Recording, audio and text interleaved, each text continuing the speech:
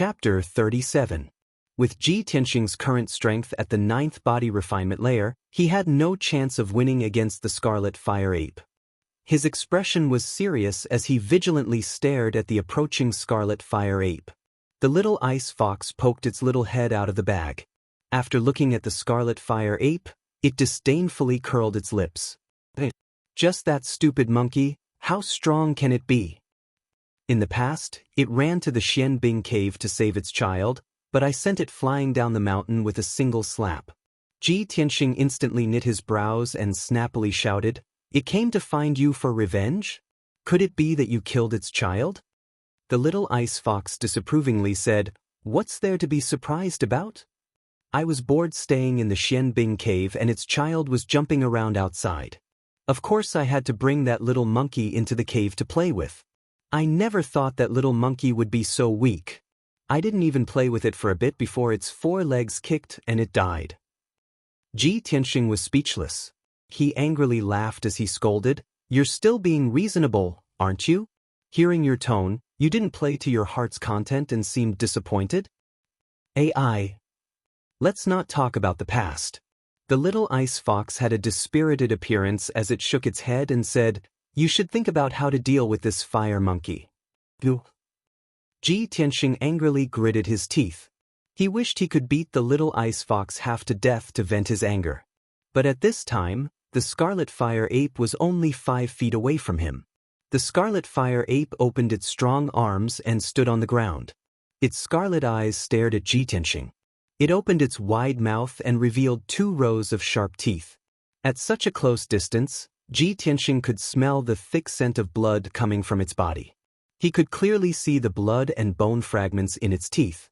He secretly gripped the blood dragon sword and his muscles tightened as he accumulated all his strength. The Crimson Fire Ape suddenly let out a low roar and suddenly jumped up. Like an arrow leaving the bow, it pounced towards Ji Tianxing with its huge claws. Ji Tianxing immediately moved 3 meters away, narrowly dodging the Crimson Fire Ape's attack. Bang bang! The Crimson Fire Ape's huge claws slammed onto the ground, shattering a huge rock the size of a water tank. This Red Fire Ape is actually so powerful. Ji Tianxing was shocked. He waved his sword with all his might and slashed at the back of the Red Fire Ape. The Crimson Fire Ape turned around and swung its arms to hit the Blood Dragon sword, sending it flying. With a whoosh sound, it stabbed into a tree not far away. Ji Tianxing was also sent flying 10 feet away and fell on the grass. His right shoulder was numb and stinging, and for a moment he couldn't exert any strength. The Crimson Fire Ape's figure flashed and pounced over. With a bang, it slapped Ji Tianxing. Ji Tianxing was immediately sent flying more than 20 feet away. He crashed into a big tree and rolled into the bushes. The clothes on his back were torn apart by the Crimson Fire Ape's sharp claws. His entire back was covered in blood and burning pain. After being slapped by the Crimson Fire Ape, he felt that all the bones in his body were about to break. He was so dizzy that he couldn't get up at all. The bag on his back was also sent flying by the Crimson Fire Ape. It fell into the grass and all the food inside spilled out. However, the little ice fox was safe and sound. Seeing that the situation wasn't good, it had already jumped out of the bag and onto the top of a tree. The Crimson Fire Ape didn't chase after Ji Tianxing. It stared at the little ice fox on the top of the tree with its blood-red eyes and bared its fangs as it growled. Roar! It jumped again with all its might and leaped more than 10 meters high. It waved its claws and pounced on the little ice fox on the top of the tree. With a kacha-kacha sound, the thick tree branches between the Crimson Fire Ape and the little ice fox were all smashed into pieces. Seeing that there was nowhere to hide, the little ice fox's silver eyes were filled with rage as it let out an angry roar. It roared, "Damn old monkey, go to hell." It waved its front claws with all its might and shot out a 2-foot-long icy blue light. It shot towards the Crimson Fire Ape like a sword. The Crimson Fire Ape had just pounced in front of the little ice fox and couldn't dodge in time. It was instantly hit in the chest by the icy blue light. Bang! With a muffled sound, the Crimson Fire Ape flew back from the top of the tree. It drew an arc in the sky and landed on the grass a few meters away with a plop. There was a big hole in the grass. Dirt, stones, and grass were mixed together and splattered everywhere. When the Crimson Fire ape struggled to get up, its chest was already stained with blood. There was a fist-sized bloody hole. The little ice fox had released an icy blue light and severely injured the Crimson Fire ape. However, the icy blue brilliance had already exhausted its power, and it immediately fell from the tree into the bushes in a dispirited manner. Seeing this, the Crimson Fire ape's eyes shone fiercely. It roared and pounced on the little ice fox. Ji Tianxing saw that the little ice fox couldn't escape or resist. He subconsciously rushed over to save it. However, his blood dragon sword was sent flying. Without a weapon in his hand, how could he block the Crimson Fire ape's attack? At this critical moment, he suddenly recalled the scene in the Xianbing cave last night. At that time, he was bound by the little ice fox's icy blue light. He struggled with all his might and managed to force out the 12 streaks of sword qi in his body. They circled around him and danced. Thinking of this, he activated the sword qi in his body with all his might and forced the 12 streaks of sword qi out of his body. Swish, swish, swish, swish. 12 streaks of golden sword qi instantly appeared and danced around him. Go! Ji Tianxing roared and controlled the 12 streaks of sword qi to attack the Crimson Fire ape that was 3 meters away. The Crimson Fire ape's chest was severely injured. Its strength was greatly reduced, and its speed of attack was also much slower. It had just rushed to the little ice fox's side and raised a pair of fan-sized palms to slap the little ice fox. At this moment, the 12 streaks of sword qi pierced over at lightning speed. It was immediately forced to withdraw its palms and quickly retreat. Swish, swish. The sword qi slashed the Crimson Fire ape's shoulder and neck, leaving behind 3 thin and long wounds. Dark red blood flowed out. Although the Crimson Fire ape's injuries weren't serious, the 12 streaks of sword qi that were flying around it made it unable to get close to the little ice fox.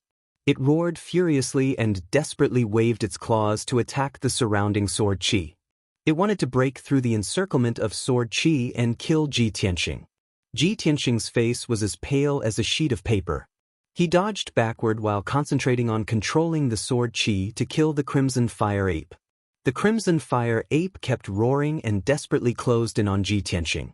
However, it was pierced by the sword qi again and again. There were more and more wounds on its body. Ji Tianxing fought with it for a while and was drenched in sweat. He was so tired that he almost fainted. It was only now that he realized that controlling the 12 streaks of sword qi to fight was extremely taxing on his mind. With his current strength, he could only hold on for about 30 breaths before fainting. Fortunately, the Crimson Fire ape was severely injured. After being pierced by the sword qi, it was bleeding profusely and its strength was quickly weakening. It only held on for about 20 breaths before it roared in grief and indignation. It turned and fled into the forest. Ji Tianxing had already exhausted his mind and physical strength. He couldn't chase after the Crimson Fire ape. He quickly withdrew the 12 streaks of sword qi and sat on the grass, panting heavily. Chapter 38. The Crimson Fire ape had escaped, and the forest was quiet again. Ji Tianxing lay on the grass and looked at the sky with misty eyes. The orange sunset was gradually falling to the horizon. The sky was getting dark, and the moon would rise in at most 2 hours. He knew that time was tight, but he did not have the energy to get up. He did not even want to move his fingers. Too tired. The tiredness that came from the depths of his soul made him realize the consequences of overexerting his mind. Although I can control the sword energy to kill enemies within 10 feet of me, this is an effect that can only be achieved by someone at the 7th stage of the true energy realm. But this consumes too much energy. If I use it a few more times, I might become mentally weak and become a fool. It seems that I have to be careful in the future and only use it at critical moments to save my life. He closed his eyes and thought silently, waiting for his physical and mental strength to slowly recover. At this moment, the little ice fox poked its head out from the grass. It looked around cautiously. Seeing that there was no danger around, it picked up the bag not far away and dragged it to Ji Tianxing. Old Ji, didn't you bring many pills in your bag? Quickly use the pills to recover your energy. It's getting dark. We have to leave this place quickly. As it spoke, it took out 4 or 5 small white jade bottles from the bag and lined them up in front of Ji Tianxing. Ji Tianxing stretched out his hands and picked up a small jade bottle with the words, "Energy Nourishing Pill," on it. He opened the bottle and poured out a few red pills. He stuffed them into his mouth, chewed twice, and swallowed them. Suddenly, he realized that something was wrong. He looked at the little ice fox in confusion. "Little fox, why are more than half of my pills gone? Did you secretly eat them?"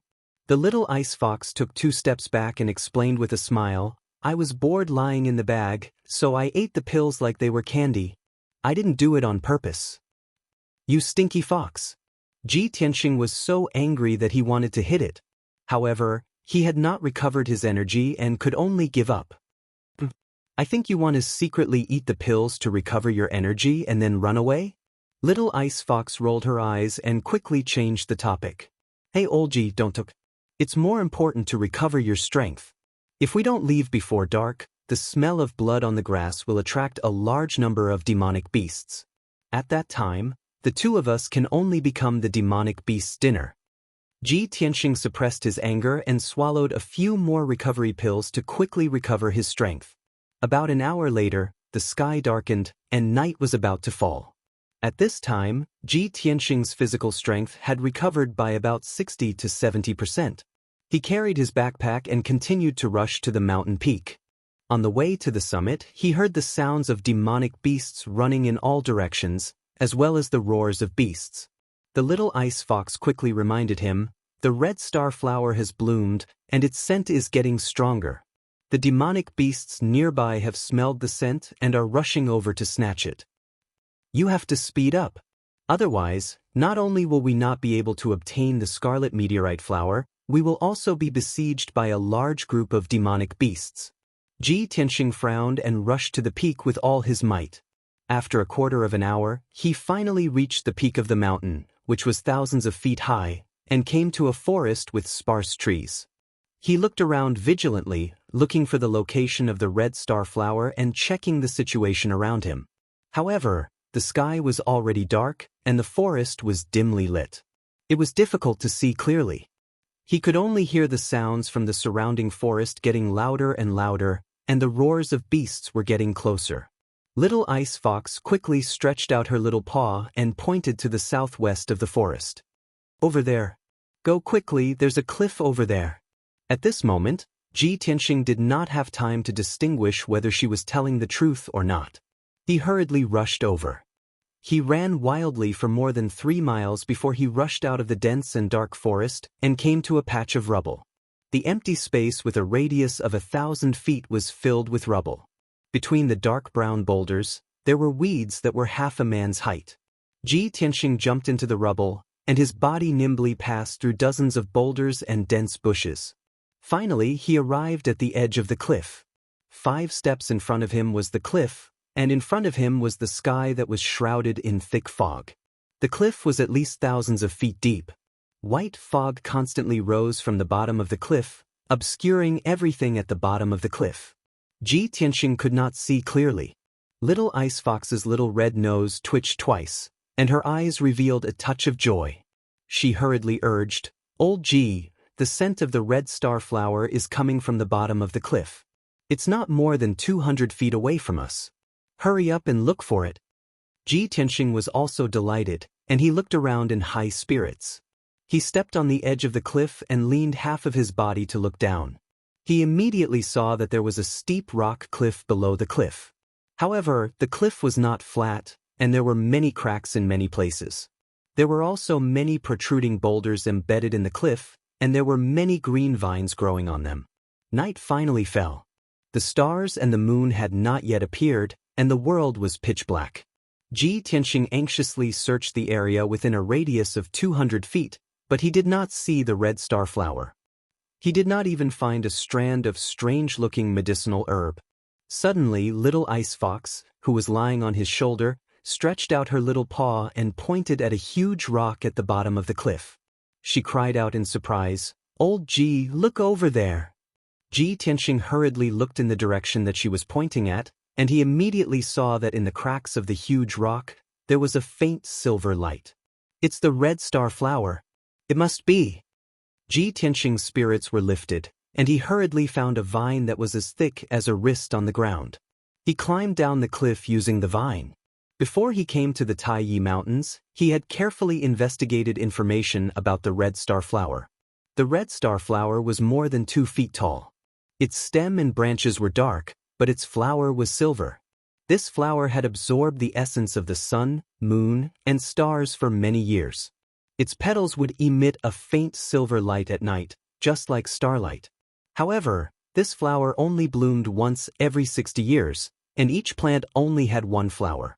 The flower would only bloom for 6 days before it wilted. Not long after, Ji Tianxing crawled along the vines until he was about 10 feet below the cliff. His feet stepped on a big rock that protruded from the cliff. However, he was still more than 40 feet away from the huge rock where the red star flower grew. With his strength, it was impossible for him to jump over. The cliff between the 2 huge rocks was bare, and there was no place for him to lean on. There was only a cluster of dark green vines growing on it. The vines were only as thick as chopsticks, and they looked very weak. They could not support his weight at all. He had no doubt that if he climbed those vines to pick the red star flower, he would definitely fall off the cliff and be smashed into pieces. At this moment, Ji Tianxing's face revealed a helpless, bitter smile. The red star flower was not far in front of him, but he could not pick it, and he could not even get close. Moreover, he could clearly hear the footsteps of demonic beasts running from the rocks above the cliff. At least 3 demonic beasts had already rushed to the edge of the cliff. Chapter 39. What should I do?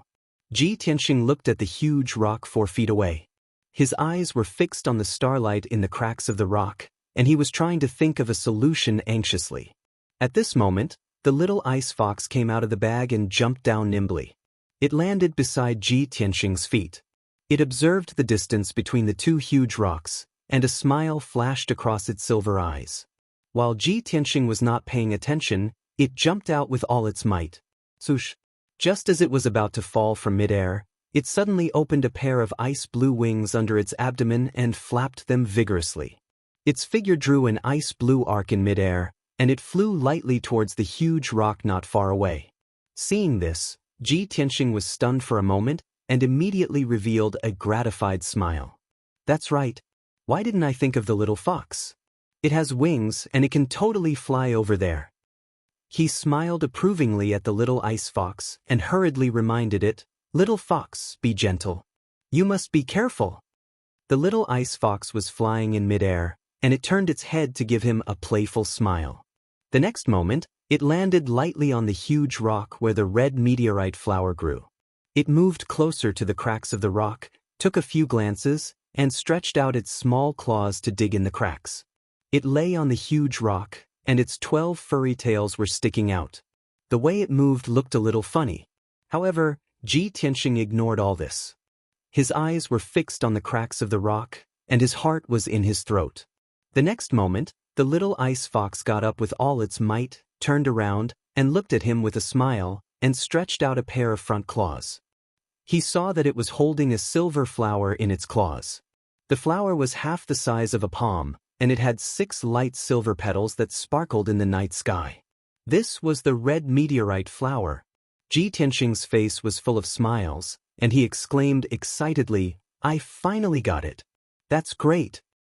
Little fox, thank you. However, the little ice fox held the red meteorite flower, but it did not intend to return to his side. Instead, it sat on the huge rock. It looked at Ji Tianxing with a smile, its silver eyes full of ridicule. "Old Ji, do you think I will give you the scarlet star flower? Hee, I'm not your pet." The smile on Ji Tianxing's face suddenly froze. He glared at the little fox and said coldly, "Little fox, what do you mean? Don't tell me you want to snatch my scarlet star flower?" The scarlet star flower is used to repair the dantian and meridians. It's only effective for humans. It's useless for you. The little ice fox smiled and nodded. "Yes, of course I know. I don't need this scarlet star flower, but I won't give it to you so easily. Unless you can promise me 3 things. Ji Tianxing was so angry that his face turned pale. He pointed at the little ice fox and scolded, You cruel and unscrupulous fox. I just saved your life, and now you want to negotiate with me? The ice fox laughed even more proudly. She even said in a sweet voice, "Oh, old G, don't be like this. I have no choice. I want to save my life. After all, you don't trust me. I'm also afraid that you will abandon me one day, or kill me with a sword. Don't worry. My conditions are very simple. You will definitely agree." Ji Tianxing also understood that with the ice fox's cunning and intelligence, she would definitely have a backup plan. Therefore, he suppressed his anger and said with a dark face, "Then tell me your conditions first. I will consider it." That's more like it. Old G, you are becoming more and more to my liking. The ice fox nodded with a smile and said her conditions in a serious tone. The first condition is that no matter when or what the situation is, you will never abandon me. Ji Tianxing furrowed his brows and pondered with a gloomy face. Seeing that he was silent, the ice fox played with the scarlet star flower with her claws. She shook her claws and tore off a light silver petal. Oh, why did a petal fall off? She pretended to be surprised and called out, but her tone was full of undisguised laughter. After saying that, she took the petal and waved it at Ji Tianxing a few times. When Ji Tianxing saw that a petal was torn off the scarlet star flower, his heart skipped a beat and his face became even more gloomy. I promise you. The ice fox nodded with satisfaction and continued, the second condition is that no matter when or what the situation is, you will never kill me. Ji Tianxing stared at her with a face full of anger and shouted angrily, I promise you. Very good. The ice fox nodded with satisfaction again and said with a smile, the third condition is that you must protect me wholeheartedly and not let me get hurt. Don't you go overboard. Ji Tianxing was so angry that he gritted his teeth. His eyes revealed a cold, murderous intent. The ice fox played with the scarlet star flower again and pretended to be surprised. Oh, it fell off again. Seeing that it was about to tear off another petal, Ji Tianxing's heart ached. Without hesitation, he shouted coldly, Don't! I'll agree to your request. The ice fox looked at him with a smile but still refused to believe him. It held the scarlet star flower with its little claws and extended it to the sky outside the giant rock. It looked like it was going to throw it down the cliff. Old G, unless you swear to heaven and earth, I will only believe you. Ji Tianxing was so angry that his lungs were about to explode. He stared at the ice fox with a pale face. If looks could kill, the ice fox would have been torn into pieces. Hurry up and swear. The ice fox urged with a smile.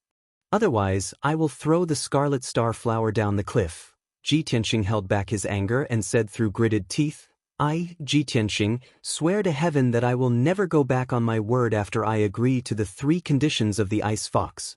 The ice fox sat on the giant rock and looked at him with a smile. After listening to him, it said, That's it? Old G, you are not sincere. You haven't finished the second half of your sentence. What are you talking about? What are you talking about? Ji Tianxing was so angry that he almost vomited blood. With a black face, he scolded, Stupid fox, are you done? The ice fox did not continue to pester him. It nodded with a smile and said, All right, seeing that you are sincere, I will believe you for now. Sigh, I am too kind and soft-hearted. Old G, you must remember the promise between us. After it finished speaking, it flapped its wings and slowly flew back to Ji Tianxing. Ji Tianxing grabbed the scarlet star flower that it was holding and carefully put it into a sandalwood box together with the petal that was torn off. Stupid fox. Just as he was about to grab the little ice fox and give it a good beating, the little ice fox was prepared for it. It immediately flew 20 feet into the air. Old G, don't be angry. Look above us first. Ji Tianxing was so angry that he did not pay attention to the situation above the cliff. Now that he had calmed down, he turned his head and looked above the cliff. His expression changed instantly. He saw that on the edge of the cliff 10 feet above him, more than 10 heads of monsters had popped out. More than 10 pairs of cold eyes were staring at him with murderous intent. Chapter 40. The dozen or so gigantic demonic beasts were all mid-tier demonic beasts. Any one of them was as powerful as a martial artist at True Element Realm LV5. With Ji Tianxing's current strength, he could not even defeat one of the demonic beasts, let alone a dozen of them. Most importantly, he was trapped on a huge rock at the bottom of the cliff. He could neither reach the sky nor the ground. The dozen or so demonic beasts were lying on the edge of the cliff, waiting for him to escape. "I'm dead." Ji Tianxing's face darkened. The joy of obtaining the red meteorite flower had disappeared immediately. He secretly held the blood dragon sword tightly and stared at the demonic beasts on the cliff. Although the demonic beasts could still restrain their desire to snatch the red meteorite flower, Ji Tianxing was still worried. If he dragged on for too long, the demonic beasts would pounce on him without regard for their lives. What should he do then? Just then, the ice fox's voice sounded behind him. "Old Ji, you only have two choices now. Either you climb up and be eaten by the demonic beasts, or you jump off the cliff and die. However, there are demonic beasts at the bottom of the cliff. In the end, your body may still be eaten." Ji Tianxing was so angry that his teeth itched. He shouted angrily, "Cut the crap and think of a way. If I don't live, do you think you can escape?" "Of course." The ice fox smiled proudly. "Old Ji, are you stupid? I can fly." As it spoke, it flapped its little wings proudly and flew around Ji Tianxing. Ji Tianxing was so angry that he almost vomited blood.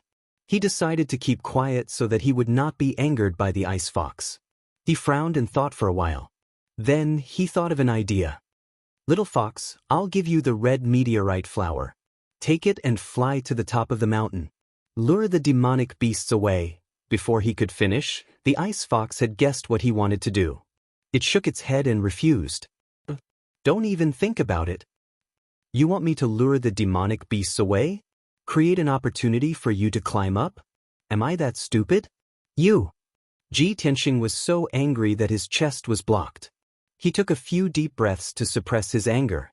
At this moment, Little Ice Fox suddenly pointed to the sky and cried out in surprise, "Hey, old Ji, look! Big-breasted chick is here to save you." "What big-breasted girl?" Ji Tianxing glared at it and looked up at the sky. In the sky above the cliff, a huge white spirit crane suddenly flew over. The spirit crane flapped its wings gracefully and slowly descended towards the rocks on the cliff. Although the night was dark, Ji Tianxing could still vaguely see a beautiful woman in a white dress standing on the back of the spirit crane. It was Yun Yao. She stood proudly on the back of the spirit crane, holding a sword with a black scabbard in her left hand. Her waist-length black hair danced in the wind, making her look like a fairy that had descended to the mortal world. There was a commotion among the demonic beasts on the edge of the cliff. They all showed strong hostility and roared at the spirit crane. At this moment, the spirit crane landed in the air 10 feet away from the ground. Yun Yao suddenly made her move. She held the sword with her right hand and pulled out the sword with a clang. In the dark night sky, a 5 feet long cold light suddenly lit up, like a pool of autumn water. Swish, swish, swish, swish. Yun Yao waved the sword in her hand and slashed out 6 3-feet-long cold sword light towards the demonic beasts in the rocks.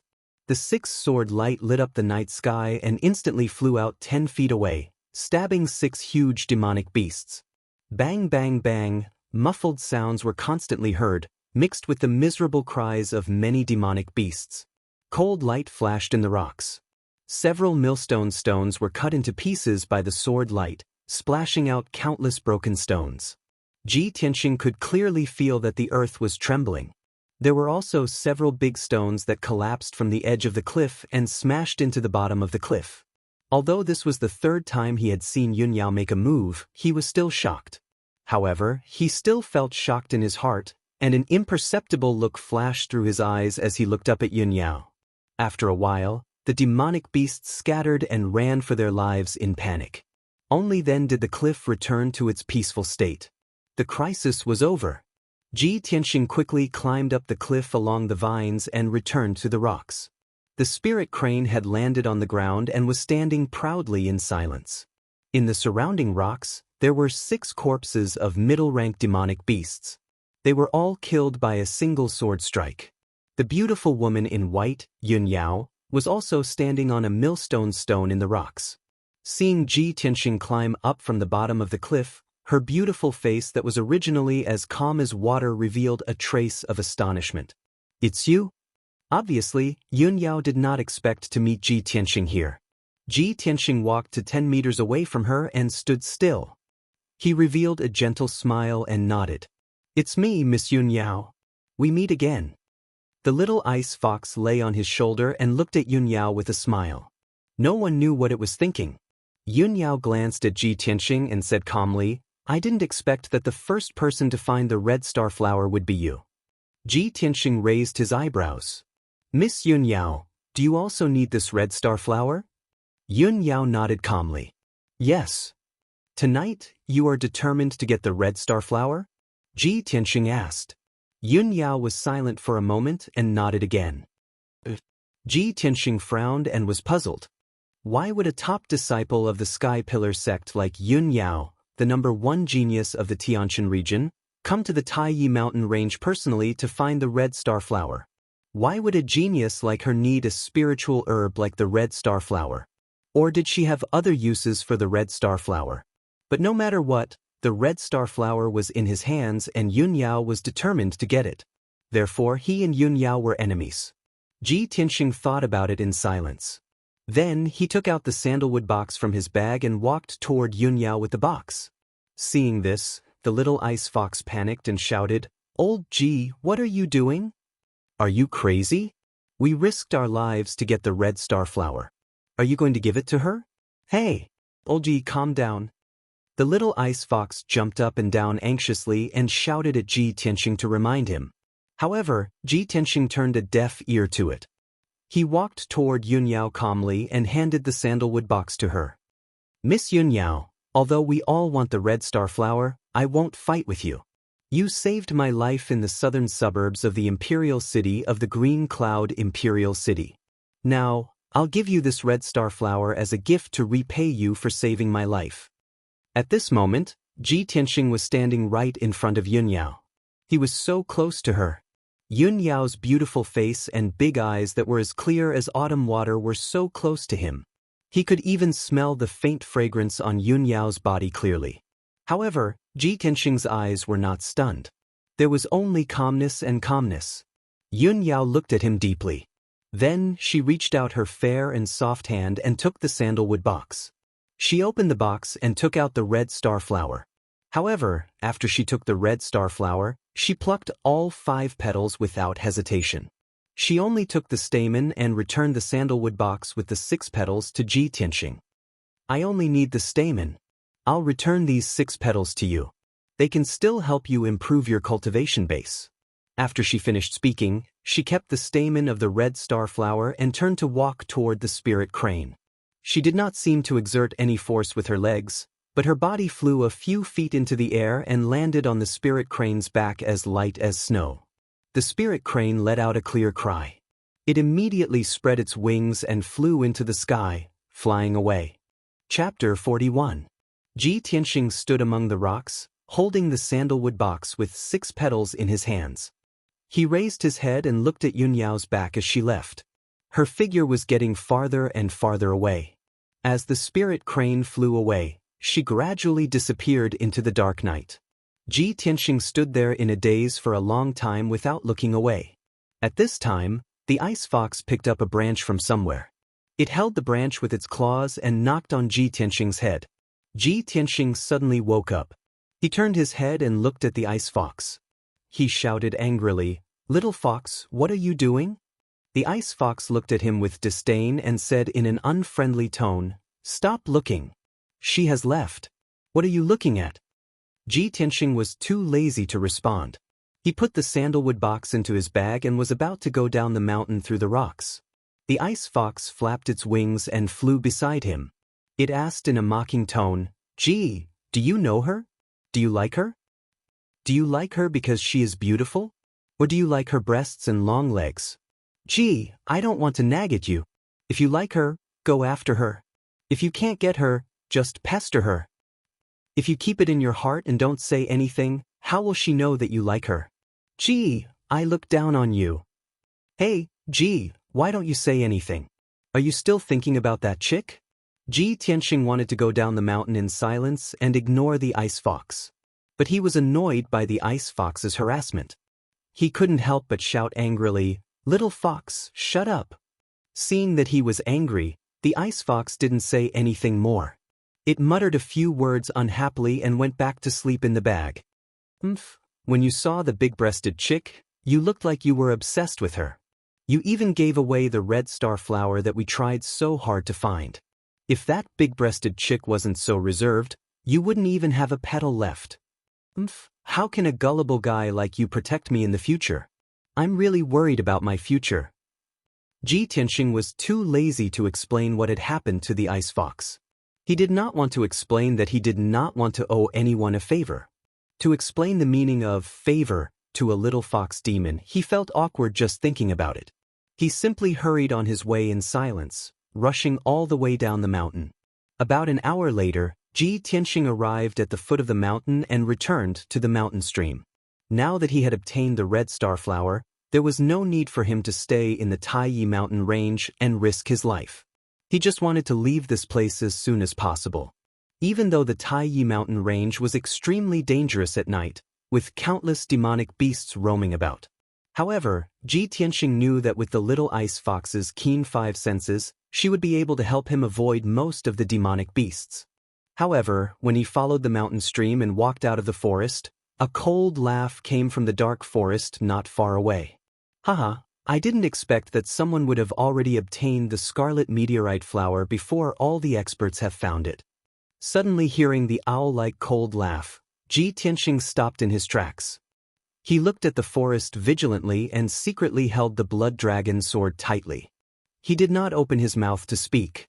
His eyes were searching in the dark forest, and his ears were listening to all the sounds within a radius of 30 meters. In the next moment, the hoarse and unpleasant voice sounded again. I'm lucky enough. Not only can I take your head to receive the reward, but I can also get the scarlet meteorite flower. Hee.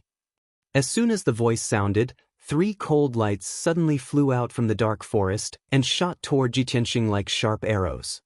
Hidden weapons. Ji Tianxing's pupils constricted. With a step, he moved 3 meters away. At the same time, he waved the blood dragon sword and slashed out a sword light. Ding ding! 2 crisp sounds burst out. 2 cold lights were slashed by the blood dragon sword and bounced off, landing in the grass.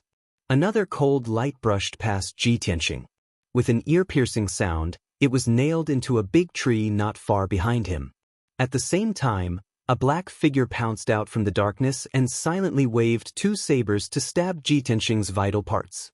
The black figure's movements were very swift, like a ghost in the night. He held the 2 sharp sabers tightly in his hands. The blades were also black and would not shine with a cold light to attract attention. Ji Tianxing instantly understood that this black figure was definitely an assassin whose job was to kill people. Swoosh! Swoosh! The 2 black sabers were in front of Ji Tianxing. Before the blades arrived, a biting cold force hit his face, causing his cheeks to hurt. At the moment of life and death, his expression was extremely grave. He waved the blood dragon sword with all his might to block the assassin's assassination. Ding ding dang dang! The sabers and swords of both sides clashed several times, producing crisp sounds of metal clashing. Sparks flew from the sabers and swords. Ji Tianxing was also pushed back by the majestic force. His arms were numb and stinging. 3rd level of the true energy realm? Or 4th level? He muttered to himself and roughly judged the black-clothed assassin's strength. Although he did not have much of a chance of winning against an assassin of such strength, he would not be killed so easily. 10 Mysterious Sword Technique. Ji Tianxing clenched his teeth and unleashed his ultimate sword technique with all his strength to fight fiercely with the black-clothed assassin. His muscles swelled up, and his bones made crisp cracking sounds. It was obvious that he had pushed his strength to the limit. The 2 figures kept jumping and moving in the forest. Every time they got close, there would be clashing sounds. It was difficult to tell who was the winner. Ji Tianxing had used up a lot of his strength. He was sweating profusely and his face was pale. Even his left arm had been hit by a saber, leaving behind a chopstick-sized wound. However, he still clenched his teeth and fought with all his might. He would not back down easily. The black-clothed assassin attacked Ji Tianxing continuously for more than 10 moves. His two sabers left a few wounds on Ji Tianxing's body, but he still could not kill Ji Tianxing. He was a little impatient. His eyes were bloodshot and turned dark red. In anger, he unleashed all his strength and used a fatal move. Golden Rainbow Slash. He roared with murderous intent. His two sabers slashed out 9 pitch-black saber shadows toward Ji Tianxing's 9 vital points. It looked like there was a towering tree behind Ji Tianxing. Ji Tianxing had nowhere to retreat due to the saber images. At this critical moment, he did not hesitate to use his trump card. Sword Chi out. Following his shout, 12 golden sword chis immediately flew out of his body and stabbed towards the black-clothed assassin with a swish, swish, swish. The rapidly rotating sword chi collided with the 9 saber shadows, causing a series of crisp sounds to ring out. Although the 9 saber shadows did not dissipate, they were knocked out of their original directions. They all slashed into the towering tree and the grass. In a split second, deep dents were left on the thick tree trunks. Several gullies were also cut into the grass. Dust flew everywhere. Sword chi? There are actually so many of them? The black-clothed assassin was stunned. His eyes widened in shock.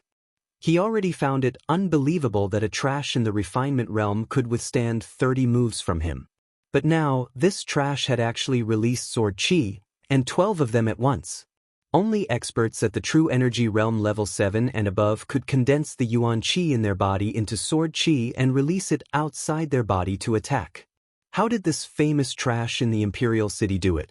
Could it be that his strength did not fall to the Refinement Realm and he was still a genius at the True Energy Realm level 7? Chapter 42. The black-clothed assassin could not understand, nor did he dare to believe this fact. While he was still in a daze, 12 streaks of sword chi had already arrived in front of him like lightning. Swish, swish.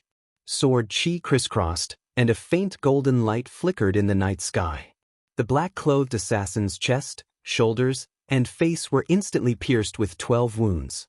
Dark red blood spurted out from the wounds. When experts exchanged blows, they couldn't afford to be distracted or hesitate. The 12 wounds on his body were the result of being in a daze.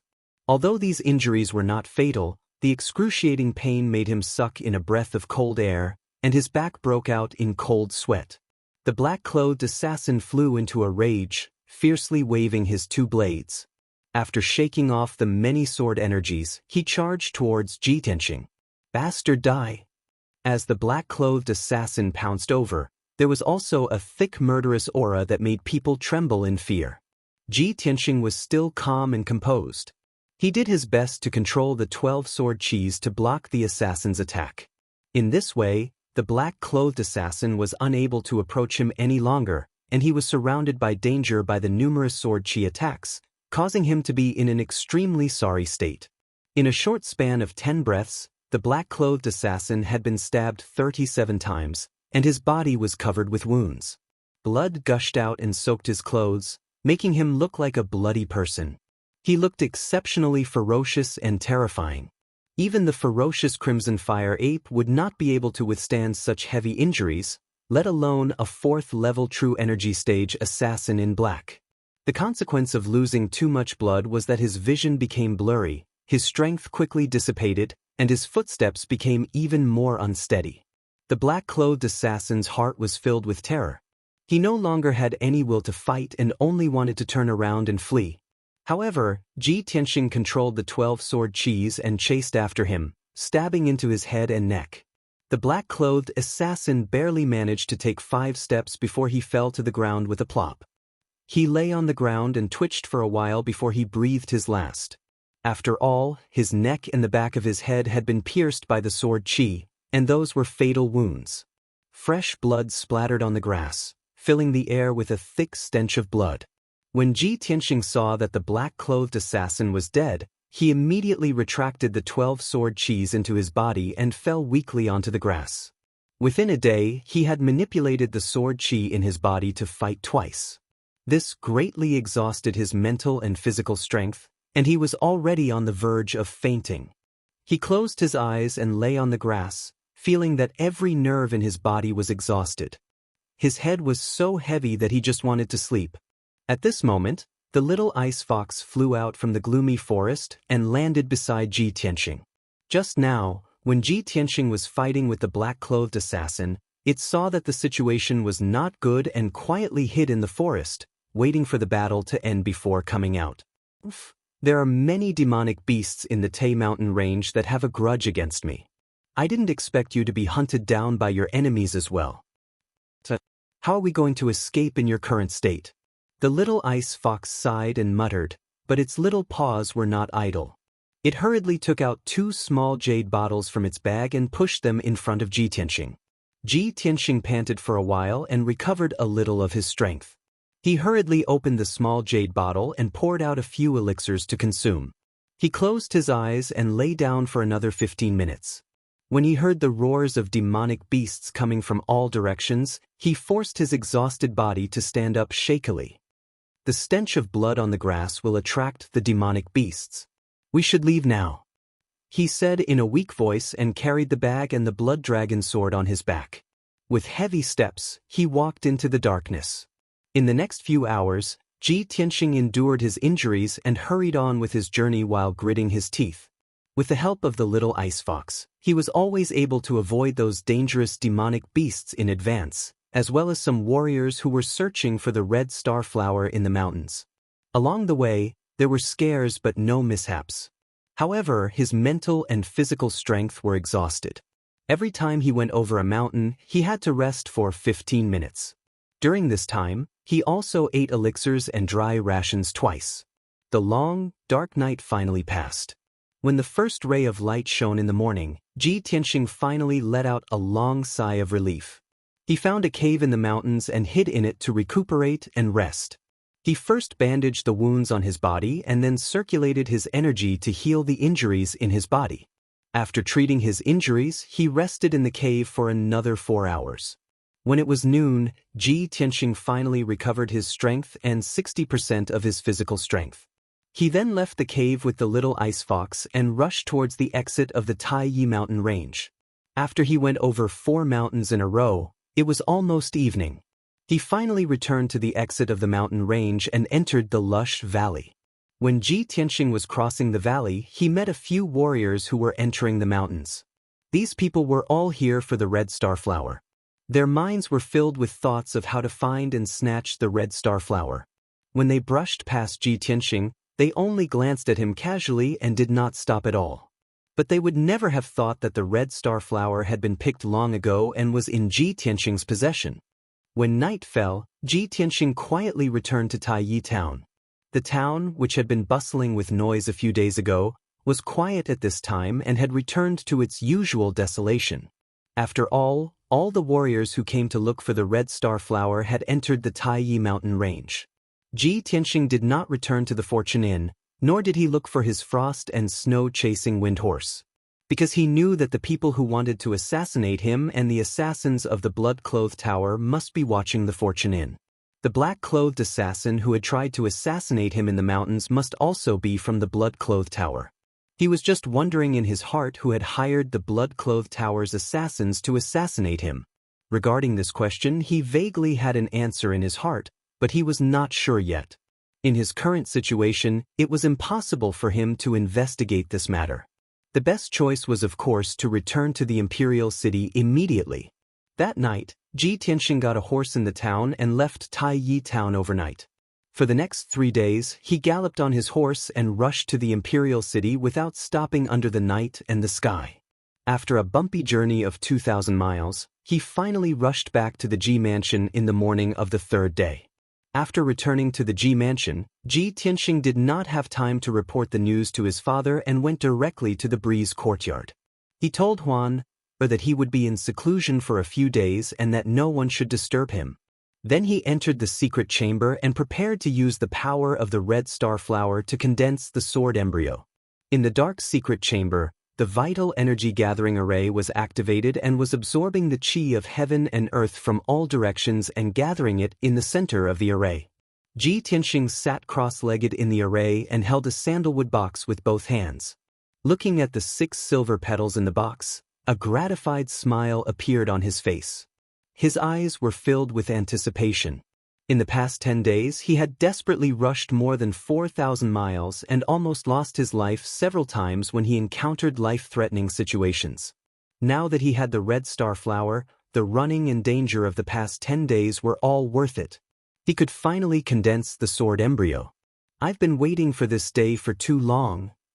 Looking for your support and recommendation tickets, I'm begging everyone. Chapter 43. Ever since he started cultivating the sword heart, Ji Tianxing had been looking forward to this day when he could condense a sword embryo. With his current strength at the 9th level of the body refinement realm, when he attacked with all his might, his combat power was comparable to a martial artist at the 1st or 2nd level of the true element realm. If he used his trump card and manipulated 12 streaks of sword chi to attack, he could even defeat a martial artist at the 3rd or 4th level of the true element realm.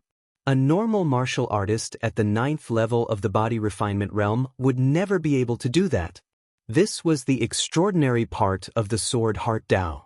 Ji Tianxing had yet to condense a sword embryo, but he already had such a powerful combat power. If he could successfully condense a sword embryo, how powerful would his combat power be? According to the description on the tombstone, only by condensing a sword embryo can one be considered to have stepped into the sword heart Dao and truly enter the world of sword Dao. After I condense a sword embryo, I will be able to embark on a unique sword Dao. Ji Tianxing murmured in a low voice. His expression and eyes were incomparably firm. Success or failure depends on this. He took out 6 red star petals from the box and held them in his palm. He opened his mouth and took a deep breath. The 6 petals immediately turned into streaks of silver light and entered his mouth. Suddenly, a surge of majestic energy exploded in his stomach and rushed to his limbs and bones. Ji Tianxing's face instantly turned red. He felt as if a volcano had erupted in his body. His body immediately became boiling hot and he was drenched in sweat. White steam even rose from his body. Shit! I was too impatient. I took 6 petals at once.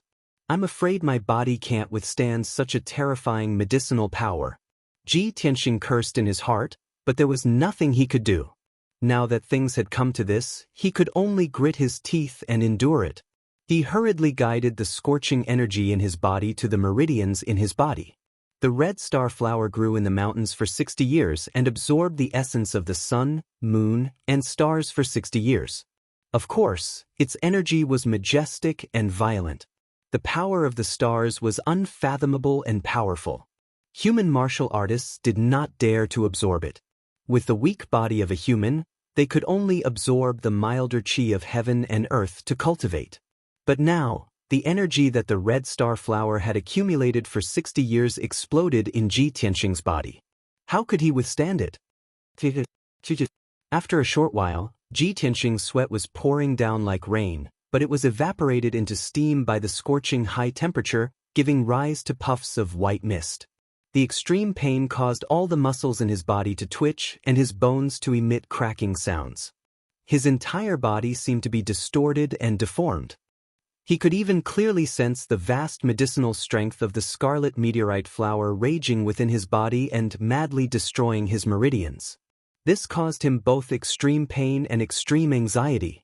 Initially, he wanted to consume the red star flower to strengthen his meridians, but he didn't expect that his weak meridians would be completely destroyed, broken, and twisted into a mess. What should he do? How was he going to cultivate in the future? Could it be that his martial arts foundation was completely destroyed and he could only be a cripple for the rest of his life? Ji Tianxing's heart was filled with a strong sense of unwillingness and anger. He tried his best to circulate his energy to disperse and guide the vast medicinal efficacy of the scarlet meteorite flower. However, when he managed to disperse the medicinal efficacy of the scarlet meteorite flower, guiding it into dozens of scorching torrents and spreading it to every part of his body, the situation became even worse. Earlier on, the medicinal efficacy of the scarlet meteorite flower had only destroyed his meridians. Now that it had spread to his limbs and bones, it had destroyed all the meridians in his body. Ji Tianxing was filled with despair. He was so angry that he almost vomited blood. However, he was already powerless to stop the medicinal efficacy of the scarlet meteorite flower. He could only allow the meridians in his body to be destroyed. He felt a warm sensation in his throat. He couldn't help but open his mouth and spit out a mouthful of hot blood. Following that, the skin all over his body started to crack. Numerous cracks and wounds appeared and countless drops of blood seeped out from them. It's over. My physical body can't withstand the medicinal efficacy. Am I going to explode and die? Ji Tianxing screamed in his heart. His consciousness started to become hazy and blurry. In just a short few minutes, his mental and physical strength were completely exhausted. Intense fatigue surged from the depths of his soul, and he was about to fall asleep. Am I going to die? But I can't accept this. I have yet to avenge the Ling family. I have yet to clear my name as a useless person. I have yet to eliminate the Ji family's internal problems. I have yet to heal my father's injuries. The intense unwillingness in his heart made Ji Tianxing's willpower stubbornly hold on. Although he wasn't unconscious, his consciousness was muddled and he was on the verge of being half asleep. He couldn't even control his own body. He could only sit stiffly in the array and allow the medicinal efficacy of the scarlet meteorite flower to wreak havoc in his body. He didn't know how much time had passed. It could have been a day or a month. His consciousness started to wake up slowly. He realized that the burning pain in his body had disappeared. The violent and scorching medicinal efficacy of the scarlet meteorite flower seemed to have calmed down. He slowly lowered his head and looked at his body. I am not dead yet? I am still alive. Not only was he not dead, but his physical body was also in perfect condition. Ji Tianxing was instantly energized. His eyes lit up with the flames of hope. As long as he was alive, there was still hope. Although his entire body was sore and numb, he could still feel the tearing pain left behind after his meridians were destroyed. However, he endured the pain and lowered his head to size up his body. The black robe he was wearing was covered in a layer of blood and dirt. It had actually become stiff like a piece of mud. He saw that the bloodstains on his arms and legs were actually black. His entire body was also covered in a thick layer of dirt. How could this be? Why was the blood I vomited and the blood that flowed out from my wounds black? Ji Tianxing was filled with doubts and couldn't figure it out for now. At this moment, he suddenly felt a numbing sensation all over his body. It was unbearably itchy. However, his entire body was sore and numb. He couldn't move at all. It was wishful thinking to reach out and scratch the itch. Ji Tianxing could only endure the numbness and itchiness and calmly sense the situation in his body. Soon, he realized that the damaged and twisted meridians in his body were actually healing rapidly. The majestic medicinal efficacy of the scarlet meteorite flower was still dormant in his body. It actually turned into countless icy cold streams and wrapped around his meridians. The messy meridians were actually recovering rapidly under the nourishment of the cool medicinal efficacy. Ji Tianxing was stunned. After a while, he recovered and immediately guessed the reason. I understand now. I see. The scarlet meteorite flower is indeed a spirit herb. It actually has such miraculous effects. Is this one of the legendary Martial Dao's strange realms, destruction before establishment? In this world, legends said that there were many kinds of Martial Dao's strange realms that could rapidly increase a martial artist's strength or change a martial artist's talent. For example, bone marrow cleansing, rebirth, destruction before establishment, yin and yang fusion, unity of heaven and man, and so on.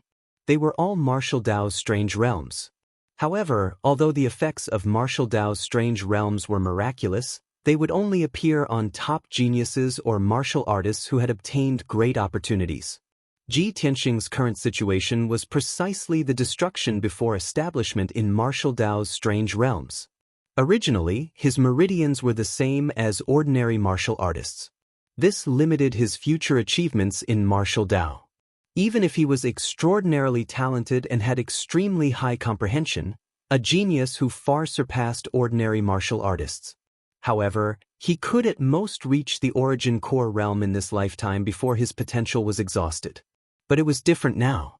The medicinal efficacy of the scarlet meteorite flower destroyed his meridians and helped him rebuild them. That's right. It was rebuilding his meridians and not strengthening them. After rebuilding his meridians, he had even more powerful potential and talent. His future achievements in martial Tao would definitely be extraordinary. I'll continue to update today. There are a total of 4 chapters. Brothers and sisters, please support me by bookmarking and recommending me. Everyone can also leave a comment. Remember to leave a 5-star review. Please, brothers? Chapter 44. Ji Tianxing had read many martial arts manuals and understood the wonders of martial arts. It was a pity that martial arts was like a legend to him, unreachable. He never dared to imagine that one day he would encounter a martial arts wondrous realm, destruction followed by re-establishment. He knew the extraordinary effects of destruction followed by re-establishment.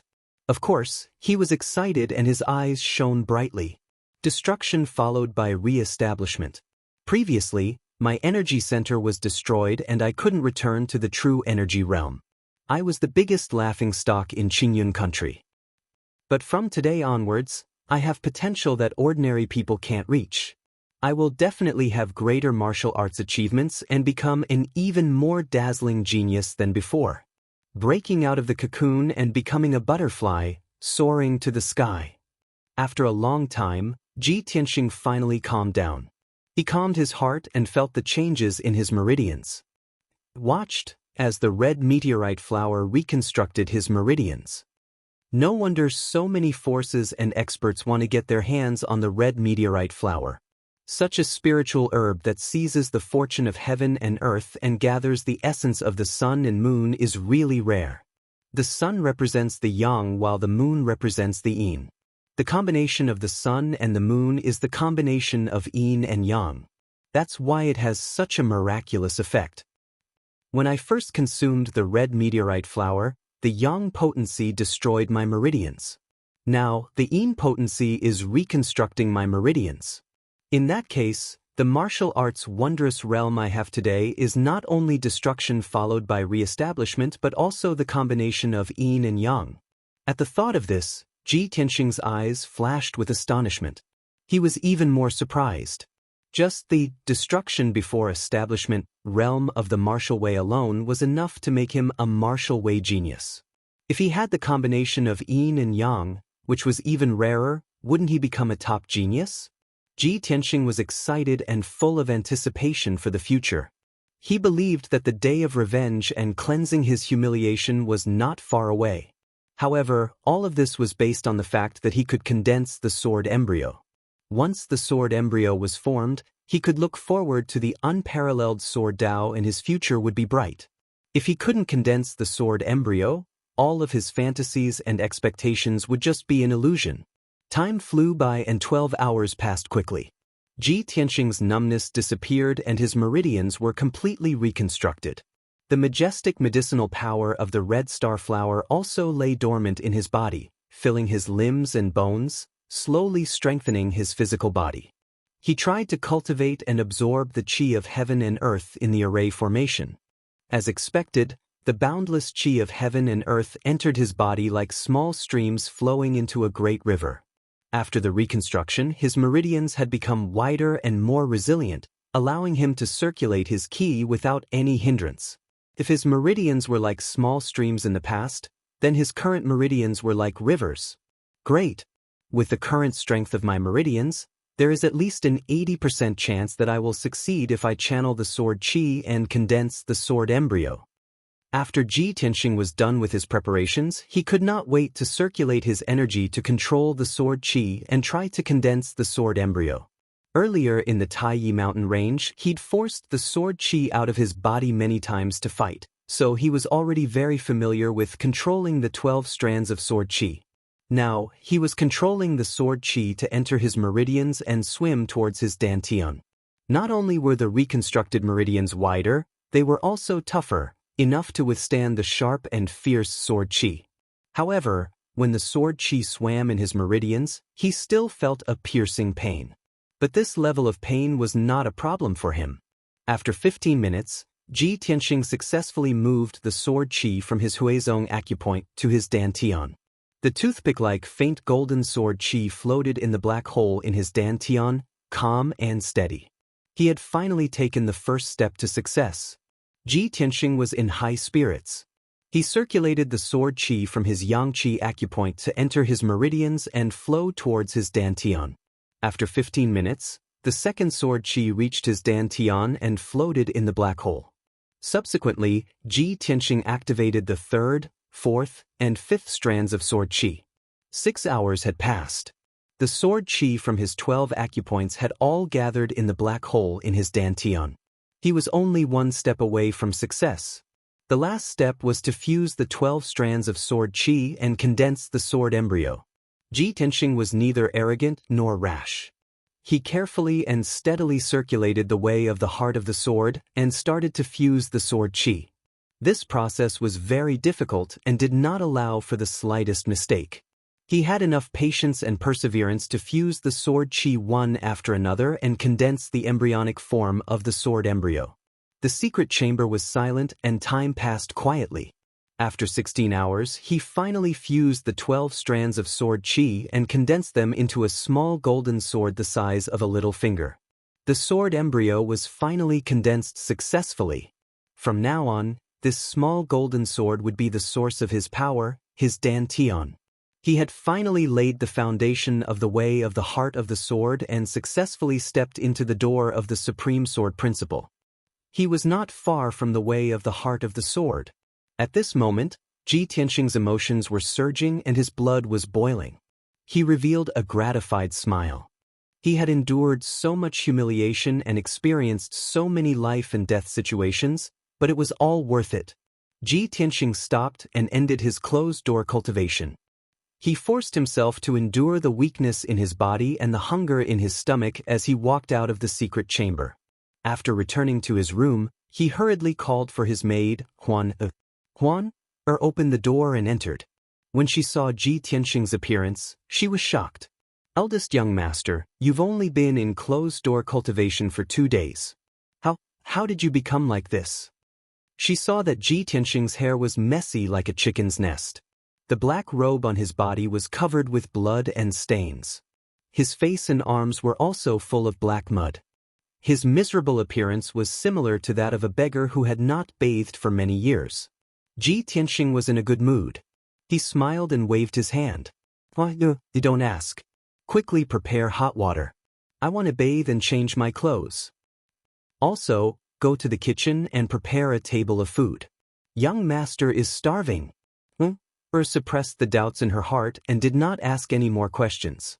She hurriedly prepared hot water and food. After 2 hours, Ji Tianxing washed off the dirt on his body and changed into a clean set of clothes. He returned to his handsome and elegant appearance. Moreover, his physical body had been cleansed by the red star flower's medicinal power. His body had become more well-proportioned and perfect. His skin was also sparkling like jade. When Huan served him the meal, her eyes always secretly glanced at him. Her face was slightly red and she secretly thought, "Why is it that after 2 days of closed-door cultivation, young master is not only refreshed and in a good mood, but even his skin has become so beautiful?" She could also feel that the confident temperament of the young master had returned. In fact, he was even more glowing than when he was the #1 genius in the imperial city. Although the large table of food was quickly disappearing, she felt that the young master's eating movements were more elegant and imposing than before. After a while, Ji Tianxing finished the entire table of food. Only then did he leave with satisfaction. After leaving Cool Breeze Courtyard, he rushed to Second Courtyard's martial arts hall to test his current strength. Chapter 45. It was noon. The scorching sun hung high in the sky and the air was hot and dry. The square outside the martial arts hall was empty. The Ji family disciples would not practice martial arts under the scorching sun. Ji Tianxing stepped into the martial arts hall. Seeing that there was no one in the hall, he walked to the high platform in the corner. Looking at the engraved stone pillar in front of him, he felt a little uneasy.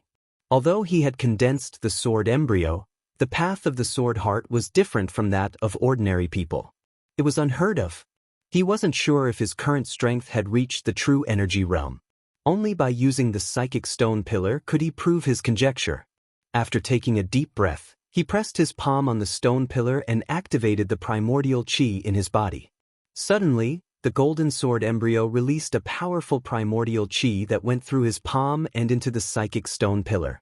The black lines on the stone pillar reacted and lit up with 2 crimson rays. The crimson rays represented the true energy realm and the 2 lines represented the second level. True energy realm.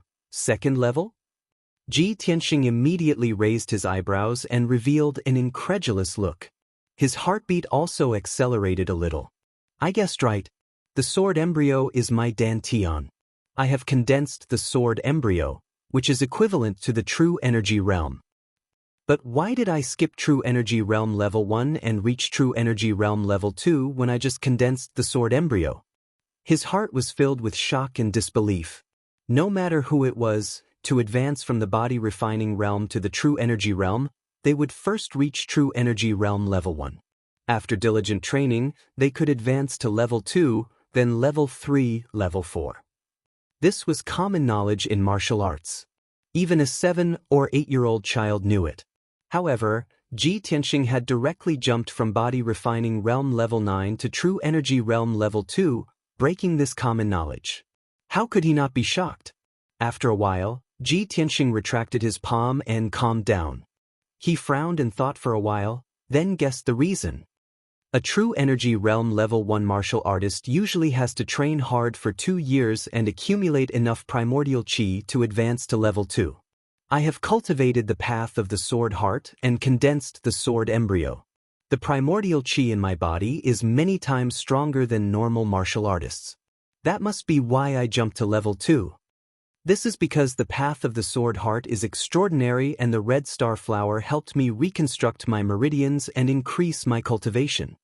Ji Tianxing was relieved. Now that his strength had been verified by the psychic stone pillar, the last trace of hesitation in his heart had vanished. From today onwards, he would cultivate the sword heart Tao with all his might and advance forward courageously. After leaving the martial arts hall, he prepared to return to the breezy courtyard. Along the way, he suddenly thought. After I came back, I locked it in the room. I didn't ask Quan to take care of it. I don't know how it is now. Back in the room, he closed the door and opened a wooden cabinet in the corner. He opened the door and saw the ice fox curled up in the cupboard, sleeping soundly. Wake up, little fox. I brought you something nice to eat. As he spoke, he extended his finger and poked the little ice fox's head. The ice fox opened its eyes and glanced at him casually, then looked at the fruit in the basket. Leave it there. I'll eat it when I'm hungry. Its tone was a little lazy. After it finished speaking, it lay down and went back to sleep. Ji Tianxing frowned and looked at it carefully. The ice fox's fur was shiny and it was full of energy. It was not as listless and hungry as he had imagined. Ji Tianxing coldly snorted, pointed at it, and asked, Little fox, tell me honestly, have you been stealing food these past 2 days? The ice fox opened its eyes and whispered, I only went to the kitchen to eat a roasted chicken. Old Ji, don't make a fuss, okay? Ji Tianxing did not believe it. He sneered, Ha! Look at the oil on your mouth. Are you sure you ate one? The ice fox raised its head and smiled at him. Admit it. I ate a total of 46 roasted chickens these 2 days. But old Ji, your house is so extravagant. It's not a big deal for me to eat a few roasted chickens when I'm hungry, right? It glanced at Ji Tianxing's face and whispered, Old Ji, you can't be so stingy, right? Ji Tianxing frowned and said unhappily, It's not a big deal for you to eat secretly. I'm just worried that you'll cause trouble in the mansion. That's right. Tell me honestly, did you cause any trouble these 2 days? The ice fox was speechless. Its silver eyes rolled around. It was obvious that it was going to lie. Ji Tianxing saw through its thoughts. He sneered and asked, Tell me, what did you do? The ice fox shrank its body and pretended to be timid. Old Ji, don't be nervous. I was bored. I peeked at a few maids bathing and glanced at a few guards practicing their swordsmanship. You perverted fox. How dare you do such a shameless thing? Ji Tianxing was so angry that he laughed. He raised his hand and was about to slap it. The ice fox quickly shrank into the corner of the cupboard. In a hurry it explained, "Old Ji, calm down. We're all girls. It's not a big deal to look at them. It's not like I'll get pregnant." "What did you say?" Ji Tianxing's hand stopped in midair. "Nothing, nothing." The ice fox waved its paws and changed the topic. "Old Ji, don't always call me a little fox. It sounds like I'm really a fox. You can call me Qian Yu, Qian Yu, or whatever. Also, you promised to protect me and take care of me. How can you make me hide in the cupboard? I also want to live in a spacious and comfortable house. I also want a lot of delicious food." Ji Tianxing's anger dissipated. He nodded and said, "Qian Yu? Are you sure you want such a girly name? I'll just call you Qian. You stay here and rest well. Don't run around. I'll find a place for you to stay." After comforting the ice fox, he left the breezy courtyard and went to look for his father, Ji Changkong. When he saw his father, Ji Changkong was handling business matters in the study. When he saw Ji Tianxing enter the study in high spirits, the tiredness on Ji Changkong's face dissipated and was replaced by a heartfelt smile. "Tianxing, you're done with your seclusion? How was it? Was the journey to the Taiyi Mountains to look for the red star flower smooth? Did you get the red star flower?" Ji Tianxing walked to his father's side. After bowing, he sat down and started chatting with his father. "Father, although there were many twists and turns and dangers on this trip to the Taiyi Mountains, I survived them all. I've got the red star flower. After 2 days of seclusion, I've refined all of its medicinal power. Now, I've recovered from my dantian and returned to the true energy realm." When he heard the news, Ji Changkong's face lit up with joy. He could not help but say, "Good. That's great. Tianxing, you've returned to the past. You didn't let me down." Chapter 46. Ji Changkong did not linger on power and wealth.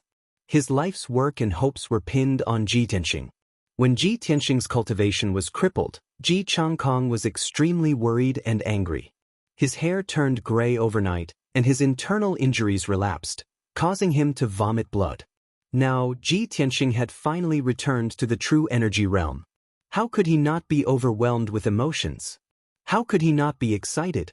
After a long time, Ji Changkong's emotions calmed down. He looked thoughtful and said in a deep voice, "Tianxing, although you have returned to the true energy realm, this news should be kept a secret for the time being. If our enemies know that you have recovered your strength, they will not be able to sleep and eat in peace. They will definitely do everything they can to deal with you." Ji Tianxing nodded and said with a dignified expression, "Father is right. I came to you today to report this matter. When I was in Tai Town, I was attacked by a black-clothed assassin and almost lost my life. I have investigated and found that the black-clothed assassin was from the blood-clothed tower." Ji Changkong's eyes suddenly turned cold and he shouted angrily, "Blood-clothed tower? How dare they assassinate you? It's just an assassin organization in the cloud state. How dare they attack my Ji clan?" After a pause, he said in a deep voice with murderous intent, "Tianxing, you don't have to worry about this. I will send someone to investigate this matter and find out who is behind it. As for the blood-clothed tower, my Ji clan's experts will flatten it within a month. Probably because my Ji clan has been hiding our strength for so many years that the major forces in Qingyun country have forgotten the bloody means of my Ji clan's Shadow Sword Hall." Hearing this, Ji Tianxing was also shocked, and a cold smile appeared on the corner of his mouth. If Shadow Sword Hall takes action, the blood-clothed tower will be destroyed. 10 years ago, Ji Changkong and Lord Sword Master fought at the Ultimate Sword Peak and lost due to internal injuries. Since then, the Ji clan had kept a low profile. However, as one of the 4 great clans, how could any force provoke the Ji clan? If the Ji clan did not have strong martial strength, how could they occupy half of the forging world in Qingyun country? The Shadow Sword Hall was a secret weapon of the Ji clan. Ji Changkong was personally in charge of the Shadow Sword Hall. The 2 vice hall masters under him were both experts at the 4th stage of the profound comprehending stage. The 36 sword envoys were all at the True Energy Stage 9. This powerful secret team had secretly helped the Ji clan resolve countless crises and eliminated countless enemies. Ji Tianxing knew that his father was really angry, so he sent the Sword Shadow Hall to raise the blood-clothed tower to the ground. As for the person behind the scenes who hired the blood-clothed tower assassins to assassinate him, he was bound to surface soon. After discussing this matter, Ji Tianxing said with a grave expression, "Father, when I was in Tai Town, I encountered an even more troublesome matter. I met Su Zifeng from the mysterious sword workshop in the eastern suburbs. He actually stole the workshop's mysterious level treasure sword and secretly traded it with someone. After I saw through this matter, Su Zifeng and his entourage swore that they would rather die than confess. Su Zifeng even committed suicide to avoid punishment." Ji Changkong's expression became gloomy again. He asked in a low voice, "Is there such a thing?" Su Zifeng's strength is low, and he acts cautiously. He is also loyal to the Ji clan. Since he did such a thing, there must be someone behind him. The mysterious sword workshop in the eastern suburbs is under the control of second brother, Ji Rufeng. This matter must have something to do with him. Ji Changkong frowned and pondered for a moment. He then asked Ji Tianxing for a few more details. After getting the answer, he whispered in a low voice, "Could it be that I've been too active recently and pushed them too hard, so he sent Su Zifeng away from the imperial city and hid in Yunzhou to do the trade?" "Tianxing, I'll investigate this matter immediately. I want to check the accounts of the workshop in the eastern suburbs and see what Ji Rufeng has been doing behind the scenes." Ji Tianxing nodded slightly and said with some concern, "Father, if second uncle is really disloyal, he will definitely fall out with you. You must pay attention to your safety." "Also, I came here today for another matter." Ji Changkong asked, "Tell me, what is it?" "Father, among the heirlooms of our Ji clan, is there a top-grade mysterious level treasure called the 100 Treasures brocade pouch?" Ji Changkong was startled for a moment, then he revealed a gentle smile and nodded, "There is indeed such an item. This treasure is the fruit of your grandfather and 12 master blacksmiths' hard work. They spent 2 years of time and effort and used materials worth 8 million taels of silver. This item looks like a palm-sized brocade pouch on the surface, but there is actually a universe inside. There is a mysterious space that is as big as a study and can store many things. When this item was refined, even the imperial clan was tempted. The emperor even wanted to confer your grandfather the title of duke and give him a city in exchange for the 100 Treasures brocade pouch, but your grandfather refused." Speaking of the 100 Treasures brocade pouch, Ji Changkong's face was filled with pride. Ji Tianxing heard that the 100 Treasures brocade pouch was so precious and hesitated for a moment before asking, "Father, I want that 100 Treasures brocade pouch. I have an urgent need." He was racking his brains to think of an excuse to explain himself. He didn't expect Ji Changkong to agree without hesitation. "Tianxing, although the 100 Treasures brocade pouch is priceless and incomparably precious, if you want to use it, I will go get it for you." Seeing Ji Tianxing's strange expression, he patted Ji Tianxing's shoulder and smiled. "Tianxing, you don't need to explain anything. Father understands that you have your own plans and ideas. Not to mention a mere 100 Treasures brocade pouch, all of the Ji clan's wealth will be yours in the future." With that, Ji Changkong left the study and returned to the secret room in his residence to retrieve the 100 Treasures brocade pouch. A quarter of an hour later, he brought the 100 Treasures brocade pouch back to the study and handed it over to Ji Tianxing. He also told him how to use it. Ji Tianxing accepted the 100 Treasures brocade pouch and thanked his father before bowing and leaving. After returning to his room in the breeze courtyard, he closed the door and carefully studied the 100 Treasures brocade pouch. On the surface, this dark red 100 Treasures brocade pouch was not much different from an ordinary pouch. Rich people would always have one hanging on their waist. However, in reality, the 100 Treasures brocade pouch was made of a very special material. It was impervious to fire and water, and it would not be damaged by blades or axes. Moreover, after Ji Tianxing opened the 100 Treasures brocade pouch, he saw that there was indeed a room as big as a study inside. There was nothing in the room, so he installed a bed, a table, and some bedding in the room. Then, he took out Qian Yu and threw it into the 100 treasures brocade pouch. Even though Qian Yu was knowledgeable and considered itself to be of noble status, after seeing such a wondrous 100 treasures brocade pouch, it was filled with shock and curiosity. It jumped up and down in the room as if it was having a lot of fun. It was very satisfied with this room and praised Ji Tianxing, which was a rare occurrence. Chapter 47.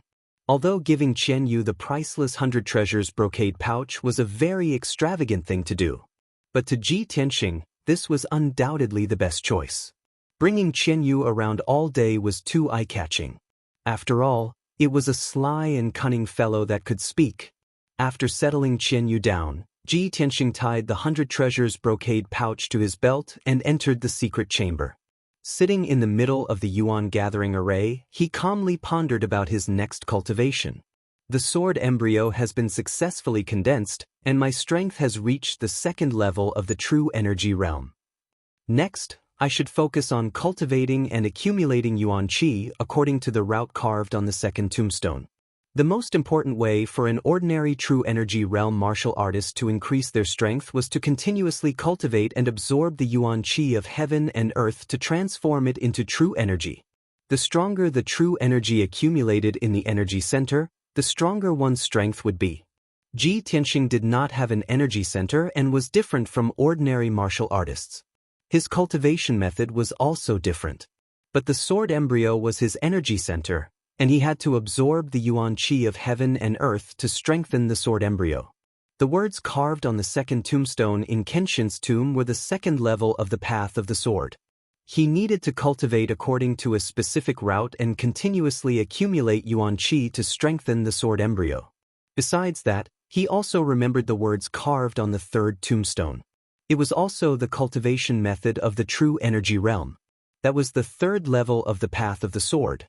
It mentioned the 9 main meridians and the method to refine the sword meridians.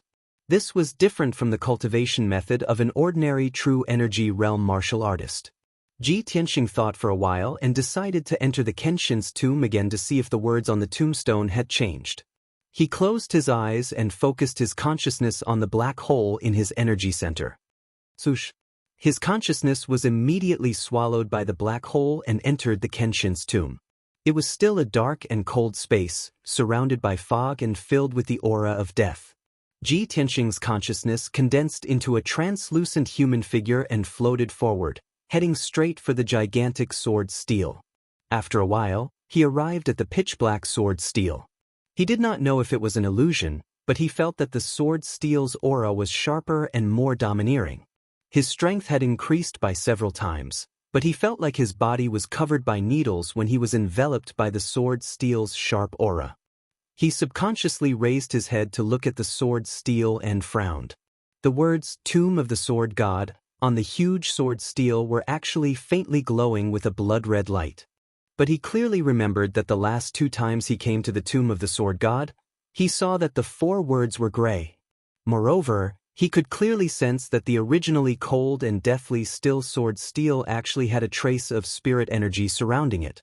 Even though that trace of invisible spiritual qi was somewhat weak, it was real. Ji Tianxing felt a little strange and couldn't help but frown. How could this be? There is he suddenly remembered that in the Xianbing cave in the Taiyi Mountains, it was Kenshin's tomb that had saved his life and swallowed Qian Yu's life. At that time, he was very puzzled. Where did Qian Yu's power go when it was swallowed by the black hole? Now that he saw the changes in the sword steel and felt the invisible spirit qi surrounding it, he vaguely guessed the result. So, Qian Yu's life's power was most likely swallowed by this sword steel? This was only his guess and conjecture. He could not verify it for the time being. Forget it, let's talk about this later. Let's take a look at my cultivation method first. He turned and walked towards the 9 tombstones on the left side of the sword steel. The 9 black tombstones had not changed. They still stood in the wilderness, exuding an ancient aura. But Ji Tianxing found that the second tombstone had also become blank. The words engraved on it had disappeared. The second level of the way of the sword has also disappeared. Then my understanding should be correct. Next, I will follow the cultivation method and work hard to accumulate spirit qi and improve my strength. He looked at the third tombstone. The words on the tombstone were still there. This was the cultivation method of the third level of the Way of the Sword. Ji Tianxing studied it seriously for a while and confirmed that he had not understood it wrongly.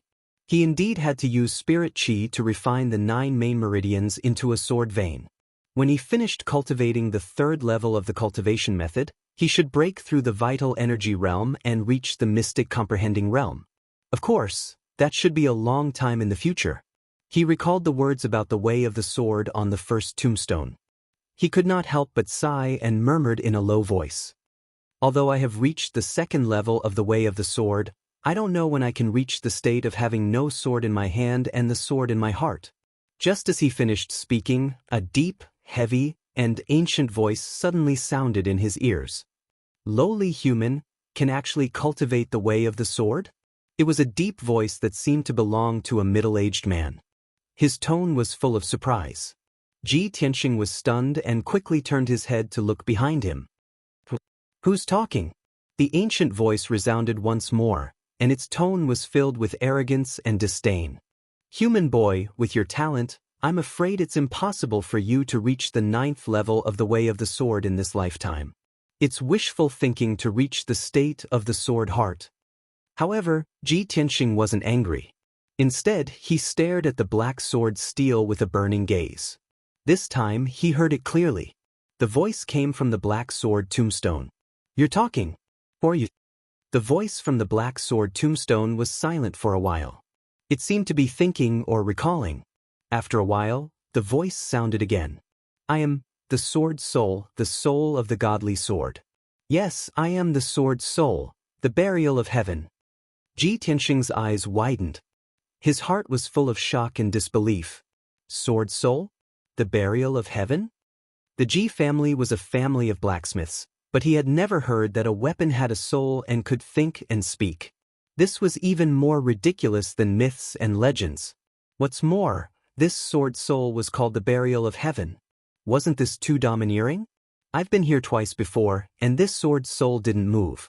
Now that the sword tombstone has swallowed Qianxian's lifetime cultivation, it's surrounded by spiritual energy. The sword soul has appeared. Ji Tianxing thought for a while. Then, he asked tentatively, Sword soul, the burial of heaven, were you sleeping before? Did you wake up after swallowing Qianxian's lifetime cultivation? The burial of heaven was surprised. How can a lowly human possess such wisdom? Human boy, I didn't expect you to be able to guess this. Interesting little guy.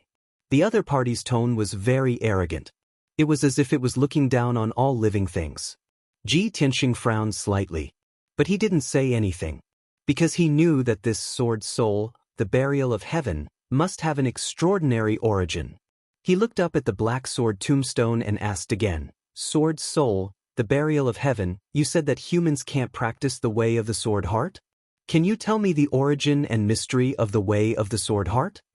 The burial of heaven said coldly, that little beast's cultivation is too weak. It can only wake me up for a short while. I don't have time to waste with you on the Way of the Sword Heart. Try to comprehend it yourself. What realm you can reach will depend on your luck. I'm going to continue sleeping. After that, the ancient and distant voice disappeared. Ji Tianxing called a few times. The burial of heaven didn't respond. He could only give up and leave the Kenshin's tomb. Swoosh. The gray fog space and the Kenshin's tomb immediately disappeared. His consciousness returned to his body.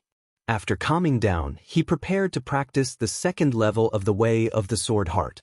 After activating the elemental gathering array, the qi of heaven and earth from all directions was attracted by the array and gathered in the secret room.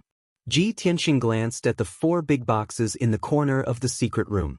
He immediately remembered that the little princess had given him those things. They were cultivation resources worth 5 million taels of silver. There were more than a dozen origin-level cultivation techniques and sword Dao manuals. There were also many elixirs and materials. He took out 4 elemental condensing pills from one of the boxes. These were top-grade origin-level elixirs. They were most suitable for true energy realm martial artists. They could provide a large amount of true energy and quickly increase a martial artist's strength. After Ji Tianxing took the 4 elemental condensing pills, he began to cultivate the second level of the Way of the Sword Heart. The elemental condensing pills were quickly refined. Boundless true energy gushed out and flowed rapidly in his body. He focused on cultivating. He guided the true energy into his meridians and circulated it through his body according to a fixed route. Finally, it gathered in the sword embryo in his dantian. This was effective. The sword embryo was replenished by the true energy and began to grow stronger. Chapter 48. The night passed very quickly.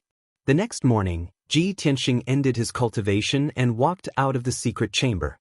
His sword embryo had grown by 30%, and his cultivation had greatly improved. His strength had also increased by a lot. He had just finished his breakfast and was about to continue his closed-door cultivation when Huan suddenly came to report that little Princess Cuckoo was here again. Ji Tianxing was stunned for a moment, then his lips curled into a playful smile. Looking at the time, she has indeed returned to the imperial city. However, she went to the Taiyi mountain range to look for the red meteorite flower, but it was a wasted trip. I'm afraid she came today for this matter? As he thought about this, he walked to the courtyard to welcome Cuckoo's arrival. After a while, Ji Ku, who was wearing a light yellow dress, walked into the courtyard with an imperial guard. She was still dressed adorably today, but there was a hint of anger and tiredness on her face. She was pouting, obviously unhappy. Big brother Tianxing, I'm back. She greeted Ji Tianxing, entered the room, and sat down. She said in a low mood, Big brother Tianxing, I'm sorry to have made you wait for so long. I was a step too late and didn't manage to snatch the red meteorite flower. I've disappointed you. Ji Tianxing already knew the result, so of course he wasn't disappointed. He smiled and comforted her. It's okay, Cuckoo. I'm already very grateful for your concern. The little princess was still very depressed. She muttered angrily, It's all my uncle's fault. He's too despicable. He actually snatched the red meteorite flower. After he consumed the red meteorite flower, he went into closed-door cultivation for 2 days and actually repaired his dantian. His strength has reached the true energy realm.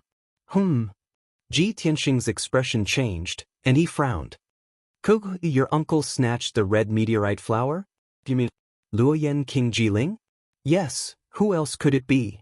The little princess nodded, and the expression on her face became even more depressed. Royal uncle is the same as my royal grandfather. His dantian was damaged, and he could not cultivate Jinyuan for the rest of his life. He could only stay in the body refinement realm. He had long coveted the scarlet meteorite flower. He controls the Luo and Yen prefectures and has recruited so many experts. Of course, it would be easy for him to obtain the scarlet meteorite flower. It's a pity that I was a step too late. Otherwise, I would have definitely snatched the scarlet meteorite flower. Ji Tianxing silently listened to the little princess grumbling, but his heart was filled with shock and doubt. The fact that Luoyan King Jiling's dantian was innately damaged was no secret. Most people knew about it. It was reasonable for Jiling to want to use the red star flower to repair her damaged dantian.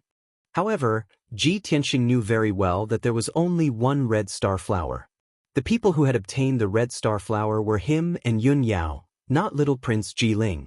Therefore, when he heard the little princess's words, he immediately thought of Yun Yao. Could it be that Yun Yao gave the stamen of the red star flower to Jiling after taking it from me? When he thought of this, he felt inexplicably stifled. He probed the little princess and asked, Cuckoo, how did you know about this? Where did your royal uncle get the red star flower? Was it given to him by someone? The little princess was simple-minded and had complete trust in Ji Tianxing. Therefore, she did not notice anything strange. She answered truthfully, Yesterday there was news from the Spirit Fire Palace. Only then did I know that royal uncle had been cultivating in seclusion for 2 days. He had already repaired his dantian and reached the true energy realm. I guessed that he must have consumed the red star flower, so I went to the Spirit Fire Palace to question him. He admitted it himself that he had consumed the red star flower. As for the origin of the red star flower, he said that the experts under him had snatched it. After that, I also secretly investigated it. That was indeed the case. Many experts in the Spirit Fire Palace can testify. When he heard this, Ji Tianxing's expression became even more serious. The doubts in his heart grew even more. With Yun Yao's status, there's no way she would personally go to Taiyi Mountain Range to help the little prince snatch the red star flower.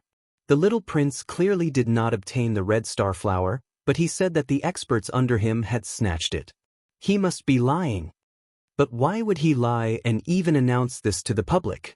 Could it be the little prince was only using the red star flower as an excuse to hide the real reason why he had repaired his dantian and reached the true energy realm?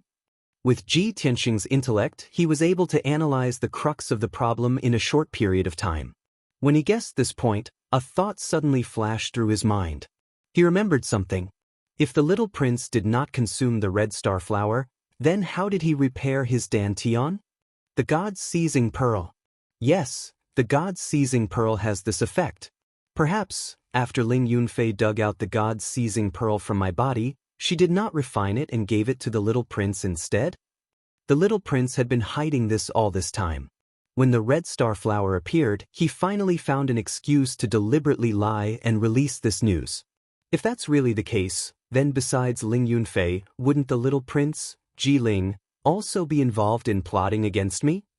When he thought of this, Ji Tianxing felt a chill run down his spine. Unparalleled fury and murderous intent surged from his heart. He had already secretly decided that he would find a chance to test Ling Yunfei's abilities. Then his deductions and suspicions would be confirmed. At this moment, the little princess noticed that he had been silent and his expression was very gloomy. She could not help but ask, "Big brother Tianxing, what's wrong? Are you all right?" Ji Tianxing snapped out of his daze. He suppressed the fury and murderous intent in his heart and calmly shook his head. The little princess looked very guilty.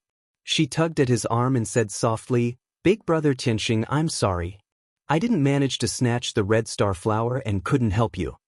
But don't worry, big brother Tianxing. I'll think of other ways to help you. Don't be discouraged.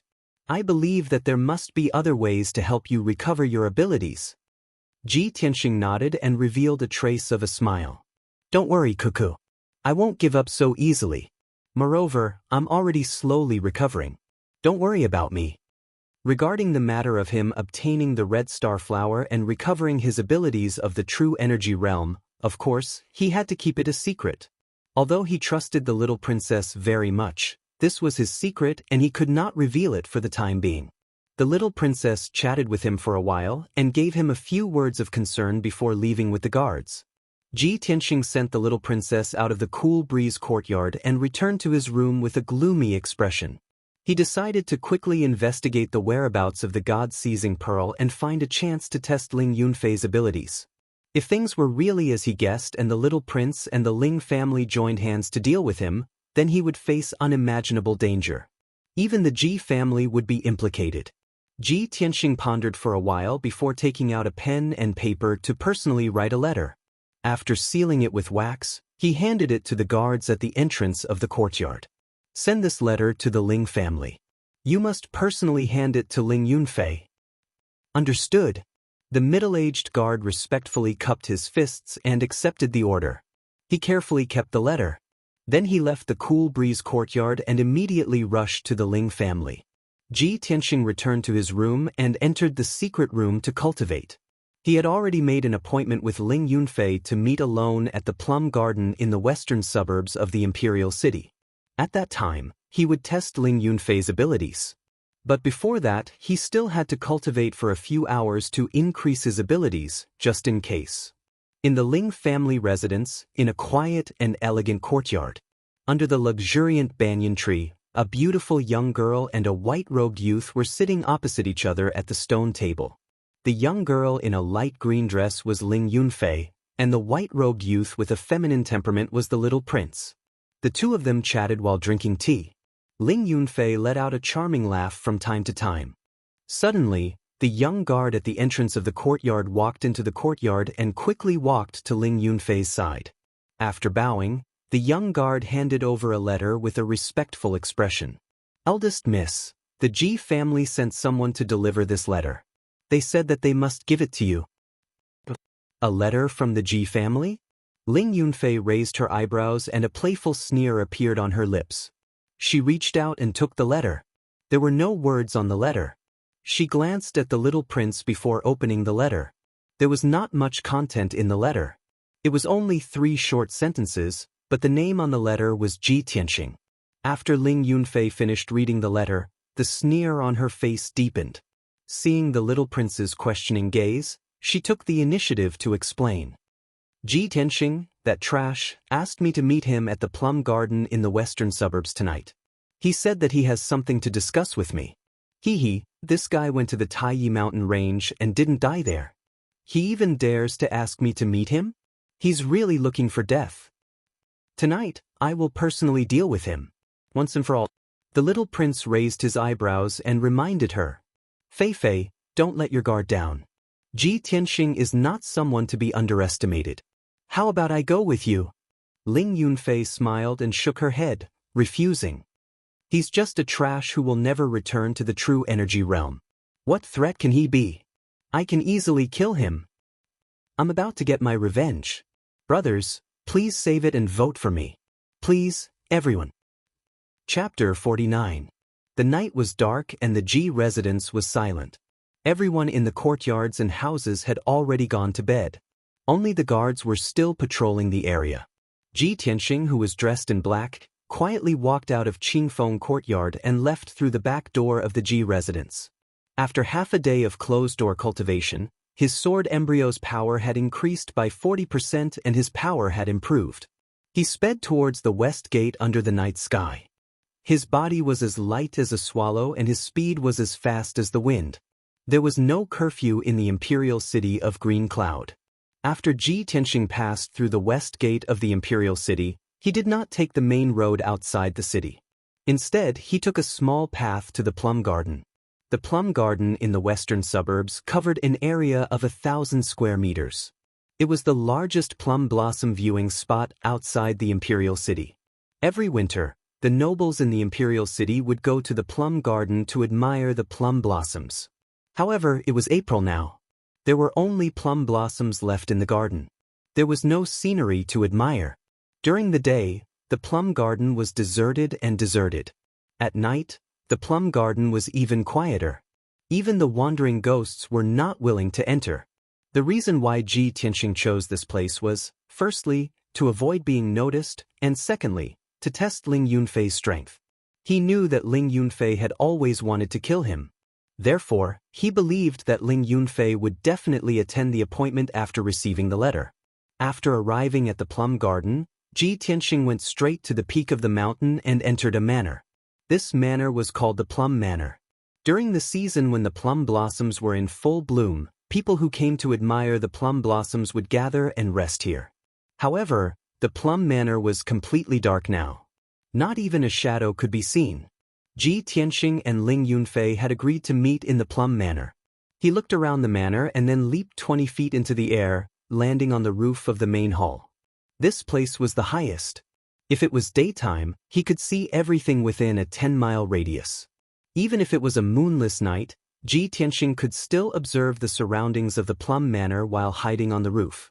If Ling Yunfei brought an expert with her, he would be able to detect it in advance and take precautions. Although the possibility of this was not high, he had to be cautious. Time passed by quietly. An hour passed by very quickly. 9 o'clock had arrived.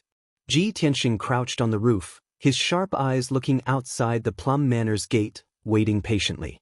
Sure enough, after a short while, light footsteps could be heard outside the door. A slim black figure quietly crossed the gate and entered the courtyard of the Plum Manor. This figure was dressed in black and wore a veil. However, Ji Tianxing was too familiar with this figure.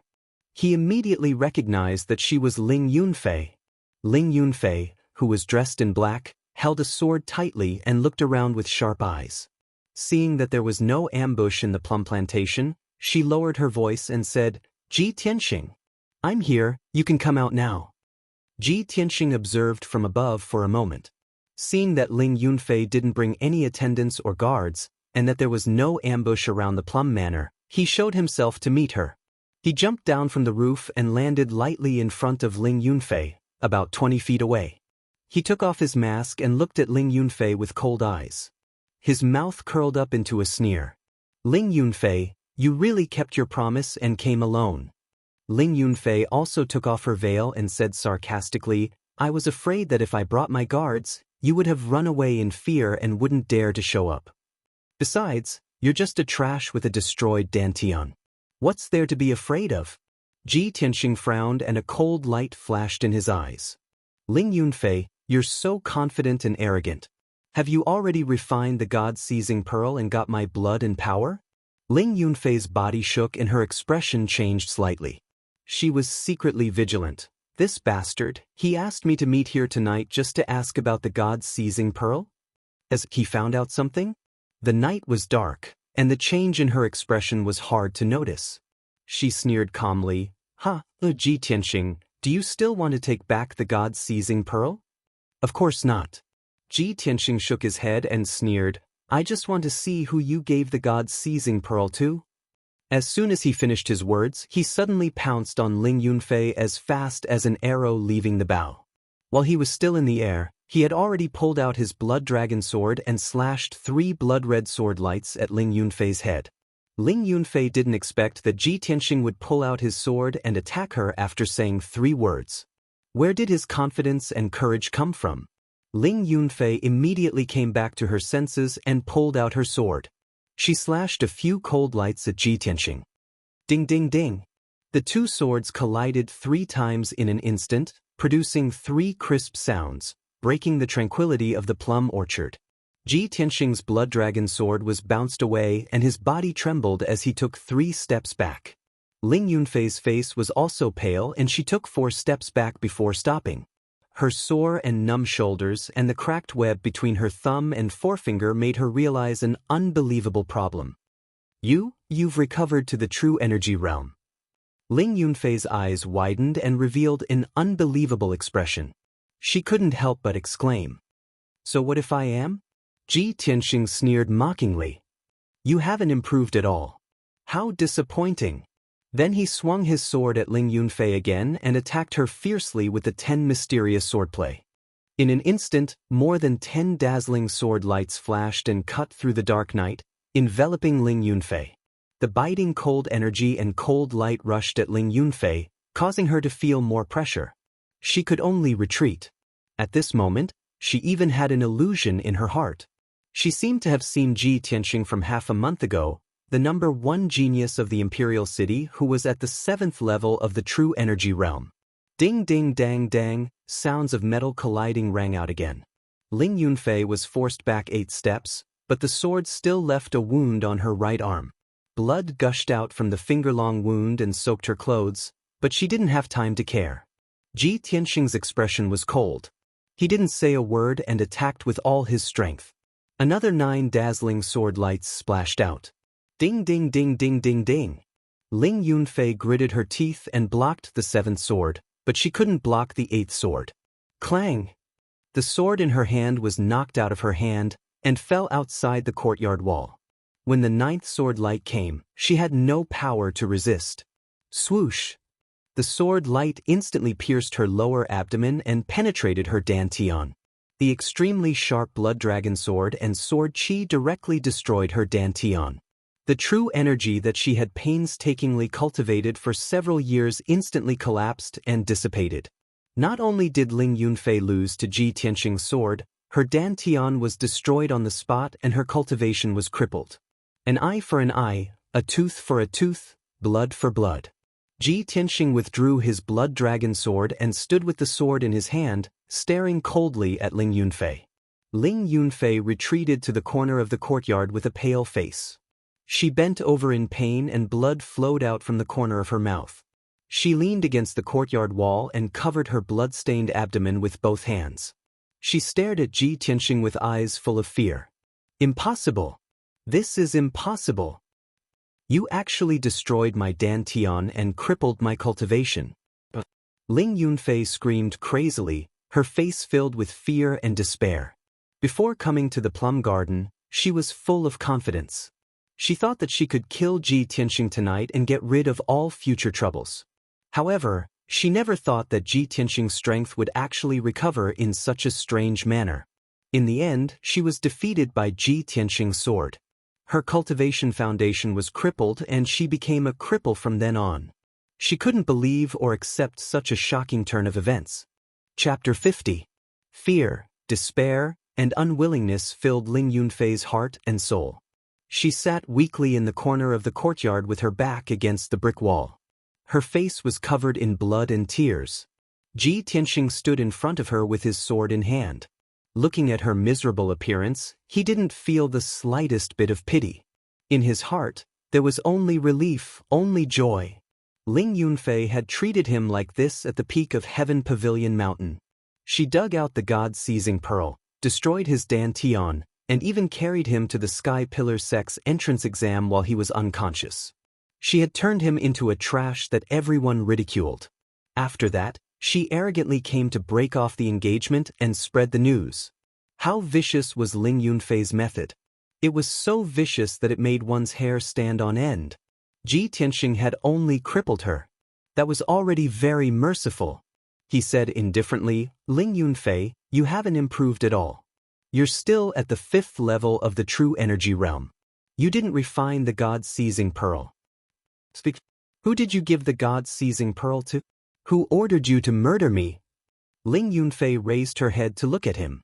Her blood-stained face suddenly revealed a disdainful sneer. Hee, so what if you've recovered your strength?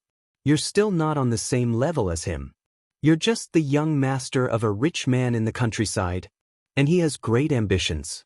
One day, he will become a true dragon that soars in the 9 heavens. Ji Tianxing's face darkened. His eyes flashed with murderous intent. Swoosh.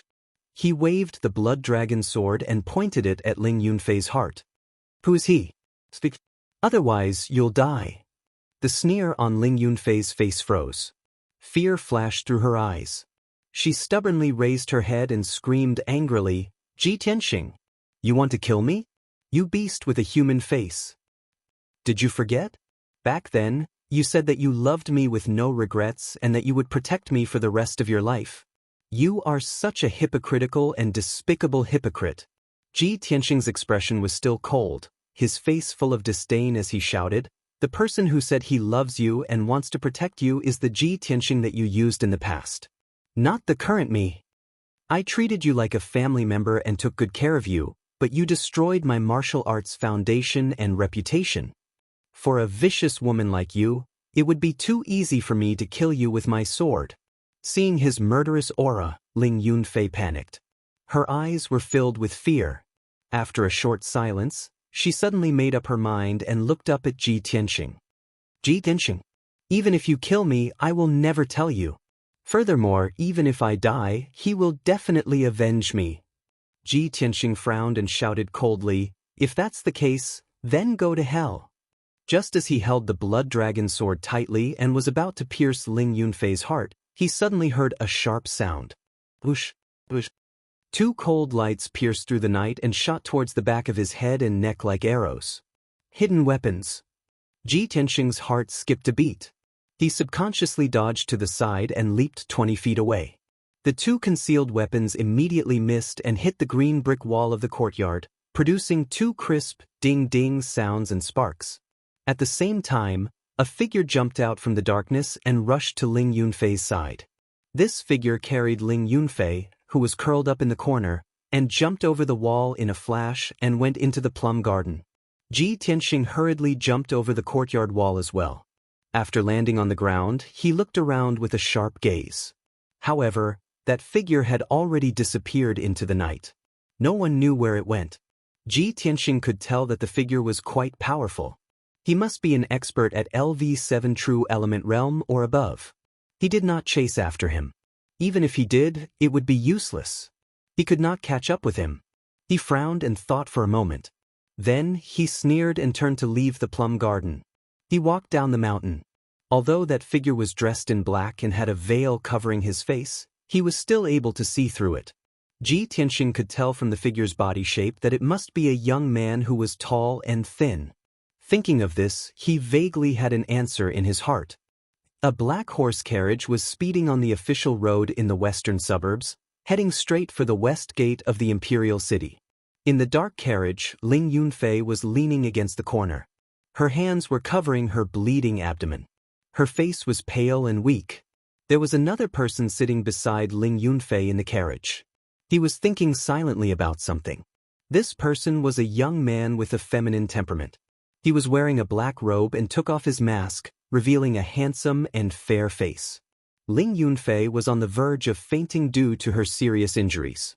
She murmured weakly, "Little prince, I'm so cold. Can you hug me, please?" The little prince was indifferent. His face was as cold as ice as he was still thinking. Ling Yunfei was silent for a moment. Then she said intermittently, "Little prince, Ji Tianxing has already recovered to true element realm. He's starting to suspect you and me. You have to be careful." Only then did the little prince gather his thoughts and a disdainful sneer appeared on his lips. So what if he recovers to true element realm? He's still not this prince's match. Fei Fei, your dantian has been destroyed. Your martial arts foundation has been destroyed. You have no value to this prince anymore. Ling Yunfei's expression froze. Her face was full of astonishment. What? Little prince? You? The little prince looked at her with a smile, but his eyes were as cold as ice. Fei Fei, you once said that you loved this prince more than yourself. You were willing to give up everything for this prince. Now, it's time for you to fulfill your promise. As he said that, he suddenly grabbed his sword and stabbed it into Ling Yunfei's heart. Ling Yunfei's eyes widened. Her face was full of fear and disbelief. She never would have thought that the little prince who had been so gentle and sweet to her would personally stab a sword into her heart. She glared at the little prince with a heart full of unwillingness. Blood kept flowing out of her mouth as she weakly asked, "Why?" The little prince still had a smile on his face. He reached out to touch her face. His movements were as gentle as always and filled with tenderness. "This will be the last thing you'll do for this prince before you die. This prince will send your body back to the Ling family and tell your father that it was Ji Tianxing who killed you. Don't worry, your father will do anything to avenge you." Ling Yunfei's eyes widened even more. Endless anger and resentment poured out of her eyes, as well as deep regret. "Ji Ling. So despicable." It was just a few short words, but it used up the last of her strength. Large amounts of dark red blood flowed out of her mouth, dyeing her clothes red. The life in her eyes disappeared. Her breathing had already stopped, but her eyes were still wide open. She was unwilling to die in peace? Today, there are still 4 chapters. Please add this book to your bookshelf and give me 2 recommendation votes. Thank you. Chapter 51. In the middle of the night, the Ling family should have been sleeping soundly under the curtain of night. However, at this moment, the main hall of the Ling residence was brightly lit. There were many people walking back and forth, making sad and angry sounds from time to time. In the middle of the brightly lit main hall, there was a bamboo mat and a brocade bedding on the floor. On the blood-stained bedding, there was a young girl in black. Her face was pale and her eyes were wide open. This corpse was Ling Yunfei, who had died long ago. A few Ling family elders were surrounding the corpse. They were discussing and cursing in a low voice.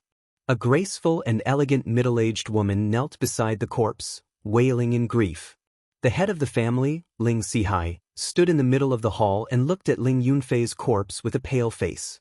He was so angry that his whole body was trembling. Everyone could see that his heart was filled with anger and killing intent. His eyes had turned blood red. Just a few minutes ago, a carriage drove into the Ling residence and brought Ling Yunfei's corpse to him. The owner of the carriage, the little prince, told him personally that Ling Yunfei was going to meet Ji Tianxing at the plum garden in the western suburbs. When he heard the news and rushed to the plum garden to save her, he only saw Ling Yunfei's corpse lying in a pool of blood. After that, the little prince took out Ji Tianxing's invitation letter and gave it to Ling Sihai. Then he left quietly. Ling Sihai could no longer hold back his anger and killing intent. He looked at the night outside the main door coldly and roared in a low voice, "Ji family. Ji Tianxing. No matter what, I will definitely kill you and cut you into pieces to pay for my daughter's life." The roar filled with killing intent reverberated in the main hall of the Ling residence. All the elders of the Ling family were also in a heavy mood. They cursed and swore to bury Ji Tianxing with Ling Yunfei. After Ji Tianxing returned to the Ji residence, he quietly returned to Qingfeng courtyard. He changed out of his black clothes and sat at the table in front of the window, deep in thought. He had already achieved his goal in the plum garden tonight. Things were just as he had guessed. Ling Yunfei didn't refine the God-seizing bead, but gave it to someone else. The person who got the God-seizing pearl was probably the man in black who saved Ling Yunfei in the plum village. He recalled the figure of the little prince, Ji Ling, and compared it with the black-clothed man. After a short moment, he had an answer in his heart, and a cold smile appeared on the corners of his mouth. A useless prince with a damaged dantian secretly colluded with Ling Yunfei and used the God-seizing pearl to steal my bloodline and power. After it's done, I'll use the red star flower as an excuse to release the news at the right time. This way, I can conceal the fact that he has repaired his dantian. Luoyan King Ji Ling, is it really you? If he had not discovered the clues and grasped the various clues, he would never have thought that this matter would involve the king of Luoyan. Although he did not have any concrete evidence to prove that the person who had obtained the God-seizing pearl was the king of Luoyan, he was confident that the king of Luoyan would be able to obtain the God-seizing pearl. However, based on the clues he currently had, he was 80% sure that the king of Luoyan was the real mastermind. The Ling family alone was already very difficult to deal with. If the king of Luoyan, who controlled the two prefectures and was even more powerful, Ji Tianxing only felt the pressure increase explosively. His heart felt heavy, as if a huge rock was pressing down on it. Tonight, I crippled Ling Yunfei, and the investigation led to the king of Luoyan. He will definitely do something. Next, my situation will be even more dangerous. If I'm not careful, I'll be doomed eternally. The thick sense of danger made his thirst for power even more urgent. He didn't dare to waste any time. He was determined to increase his power as much as possible before the crisis arrived. Thus, after he calmed down, he entered the secret room to cultivate. These 2 days of hard work had increased his power by 70%. Soon, he would be able to advance to True Energy Realm Level 3. The fourth courtyard of the Ji Mansion was the residence of the second elder, Ji Ruffing. In a dark secret room hidden underground, two people were whispering to each other. The burly Ji Ruffing, who wore a purple brocade robe, was sitting on a wooden armchair, deep in thought. In front of him stood a tall young man in luxurious clothes. It was Ji Hao. Ji Ruffing spoke with a serious expression. The matter of Tai Town has been exposed. Ji Changkong is already investigating the accounts of the workshop in the eastern suburbs. He also secretly ordered people from the Shadow Sword Hall to investigate me. You have to be more careful in the near future. Don't give yourself away. Father, I understand. Ji Hao nodded. He took out a thumb-sized scroll from his sleeve and reported in a low voice. Father, I just received a pigeon message. The Ling family's Ling Yunfei is dead. Ji Ruffing raised his eyebrows. A trace of surprise flashed through his eyes. Ling Yunfei is dead? Who killed her? Ji Hao hurriedly answered truthfully. According to the Ling family, it was Ji Tianxing who killed her. Tonight, Ji Tianxing killed her in the plum garden in the western suburbs. Ji Ruffing frowned and said with a serious expression, I didn't expect that bastard Ji Tianxing to recover his power. This is unbelievable. He pondered for a moment and suddenly revealed a cold smile. Ling Yunfei was killed. With such a big thing happening, the Ling family definitely won't swallow this. There will definitely be a good show tomorrow. Ji Hao also nodded in agreement. He sneered, I think Ling Sihai will definitely bring a large group of experts to the Ji Mansion and force Ji Tianxing to hand over Ji Tianxing, right? Ji Rufeng's eyes flashed. He said in a low voice, This is an excellent opportunity. It seems that I have to make a trip to the Ling family immediately. Ji Hao was stunned. He asked in confusion, Father, why are you going to the Ling family at this time? Ling Yunfei just died. The Ling family must hate our Ji family to the bone. Although this matter has nothing to do with us, if you go to the Ling family at this time, It's hard to guarantee that they won't vent their anger on you. Ji Ruffing looked at him with a smile and said meaningfully, "How? You're still too young. You still don't understand the logic behind this." The Ling family wants Ji Tianxing to pay with his life. Ji Tianxing will definitely risk his life to protect Ji Tianxing. However, if Ji Tianxing dies, Ji Tianxing will lose his backing and will be at the mercy of the Ling family. The Ling family's target is Ji Tianxing, and our target is Ji Changkong. If I want to join forces with the Ling family to kill Ji Changkong, do you think the Ling family will refuse my cooperation? Ji Hao suddenly understood and revealed a smug sneer. "Ha, of course the Ling family won't refuse. In fact, it's exactly what they want. Father, this move of yours is really too brilliant. This is the perfect opportunity to kill two birds with one stone. If this plan succeeds, Ji Tianxing and his son will die tomorrow and the Ji family will completely fall into our hands." Ji Ruffing nodded slightly and revealed a smug smile. He said earnestly, in the future, you must learn more and think more when you encounter problems. This way, you can obtain the greatest benefits with the smallest price." Ji Hao nodded with deep admiration and hurriedly cupped his hands. "Father, this child will remember your teachings. It's good that you remember." Ji Ruffing nodded and turned to the door of the secret room. "You stay here and wait for news. Father will go to the Ling family to find Ling Sihai." "Brothers, I've added 2 chapters today. There's a total of 5 chapters. Please recommend, bookmark, tip, and give me a 5-star rating. Little he is begging everyone. Thank you very much." Chapter 52. When the sun rose, Ji Tianxing ended his cultivation and walked out of the secret room. After a night of cultivation, his strength had increased by 30%, and the power of his sword embryo had become even stronger. He washed up and started eating breakfast. At this moment, a young guard quickly walked into Qingfeng courtyard and said respectfully, "First young master, master has sent word for you to go to the study." Ji Tianxing put down his bowl and chopsticks. He raised his eyebrows and thought to himself, "Father is looking for me? Could it be that there's a result?" He quickly walked out of the room and hurried to his father's study. When he saw his father, Ji Changkong was busy in the study. His expression was serious and focused. When he saw Ji Tianxing, Ji Changkong put down the account books in his hands and rubbed his forehead tiredly. "Tianxing, come here quickly. Father has something to tell you." Ji Changkong waved at him with a serious expression. Ji Tianxing quickly walked to his father's side. He glanced at the account books on the table and knew what was going on. "Father, is there any progress on the eastern outskirts workshop?" Ji Changkong nodded with a gloomy expression. He lowered his voice and said, "I've already checked the eastern outskirts workshop's accounts. There's no record of the goods Su Zifeng traded in Tai Town. There's also no agreement between the workshop owner and Ji Ruffing." Ji Tianxing had expected this and was not surprised. He asked, "Father, have you investigated second uncle? Was he the one who ordered this?" Ji Changkong raised his eyebrows and a cold glint flashed through his eyes.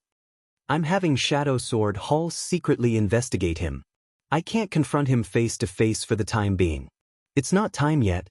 However, I'm 80% sure that he was the one who ordered this. In the past 10 years, his ambition has grown bigger and bigger. He's been doing a lot of things in secret and is becoming more and more daring." Ji Tianxing asked again, "Father, have you found out who the person who traded with Su Zifeng is?" "The leader is a middle-aged man. He has the face of a horse and his features are very distinct." Ji Changkong fell silent when this question was brought up. He seemed to be hesitating whether he should tell Ji Tianxing the results. After considering for a while, he lowered his voice and said the result. "Tianxing, the Shadow Sword Hall has found out that the person who made the deal with Su Zifeng is one of the customers of the Spirit Fire Palace. A diner from the Spirit Flame Palace?" Ji Tianxing's pupils shrank as shock flashed through his eyes. "Is it an expert that the little prince has recruited?" Diners were like hangers-on. They were capable people who were taken in by the rich and powerful. They worked hard for their masters. The little prince, Ji Ling, was a worldly person and was courteous to the wise, so he had won over many experts and talents to work for him. Ji Tianxing would never have thought that the person who secretly made a deal with Su Zifeng and bought the Ji family's profound weapon-treasured sword was actually him. He frowned and doubtfully asked Ji Changkong, "Father, the young prince has purchased many mystic weapons and treasured swords from our Ji family these past few years. Logically speaking, the officials and generals of the Luo and Yan prefectures should be fully equipped. Even if he wanted to replenish the weapons for the generals, he could go through the official accounts. Why would he need to make a deal in secret?" Ji Changkong shook his head and said with a grave expression, "The official transactions are still the same as before. They are all checked by the imperial family. There are no problems." However, the young prince did not buy the mystic weapons and treasured swords for the generals of the Luo and Yan prefectures. They are for his own personal use. "Tianxing, there is something that I haven't told you. 3 years ago, the young prince came to me in secret. He wanted to buy a large number of mystic weapons from the Ji family at a low price. His purpose was unknown. This matter is of great importance. If the imperial family found out, he would be accused of treason. Thus, I firmly refused. I thought that he had given up on this idea.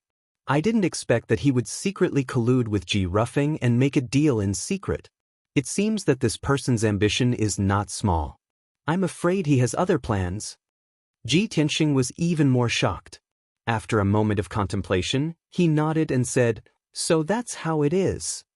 The young prince, Ji Ling, appears to be virtuous, but I didn't expect him to be so shrewd. Father, this matter must be thoroughly investigated. Otherwise, when the matter is exposed, I'm afraid that the Ji family will also be implicated and cause a great disaster." Ji Changkong nodded in agreement and said, "I understand. I have ordered the sword envoys of the Shadow Sword Hall to investigate this matter. We must get to the bottom of this." Ji Tianxing trusted his father and the Shadow Sword Hall very much. He nodded and did not say anything else. At this time, a middle-aged guard suddenly rushed to the study and anxiously reported, "Master, something bad has happened." The Ling family head, Ling Sihai, brought many experts and blocked the entrance of our Ji mansion. Ji Changkong and Ji Tianxing's expressions changed at the same time. They looked at each other and saw the doubt in each other's eyes. Ji Tianxing frowned and thought to himself, "Could it be that I crippled Ling Yunfei and Ling Sihai came to the mansion to seek revenge in a fit of rage? But that shouldn't be the case. No matter how angry Ling Sihai is, he wouldn't kill his way to the Ji family because of this, right?" Ji Changkong also frowned and asked the guard in a deep voice, "What's going on? What does the Ling family want to do? Start a war with the Ji family?" The middle-aged guard quickly cupped his hands and answered, "Master, Ling Sihai said that you must hand over the eldest young master today. He wants the eldest young master to pay with his life for Ling Yunfei. Master, quickly go and take a look." Ling Sihai brought 8 experts and said that if you don't show up, he will bring people to kill his way into the mansion. Hearing this, Ji Tianxing and Ji Changkong's expressions changed at the same time. They cried out in alarm, "Ling Yunfei is dead? She's dead?" Ji Tianxing frowned fiercely. His face became as cold as ice and his eyes flashed with deep doubt. He thought to himself, "Impossible. Last night, I only crippled Ling Yunfei's cultivation and she was rescued. With her injuries at that time, she shouldn't have lost her life. Moreover, Ling Yunfei carried healing pills with her and the Ling family is an elixir family. She can't have died. Someone must have killed her and deliberately pushed the blame to me." Of course, Ji Changkong knew that there was something fishy about this matter. He saw Ji Tianxing's strange expression and asked, "Tianxing, do you know what happened?" Ji Tianxing didn't hide it and said truthfully, "Father, last night, I met Ling Yunfei at the plum garden in the western suburbs and fought with her. I destroyed her dantian and crippled her cultivation. However, just as I was about to kill her, she was rescued by a black-clothed man. With her injuries at that time, she shouldn't have died."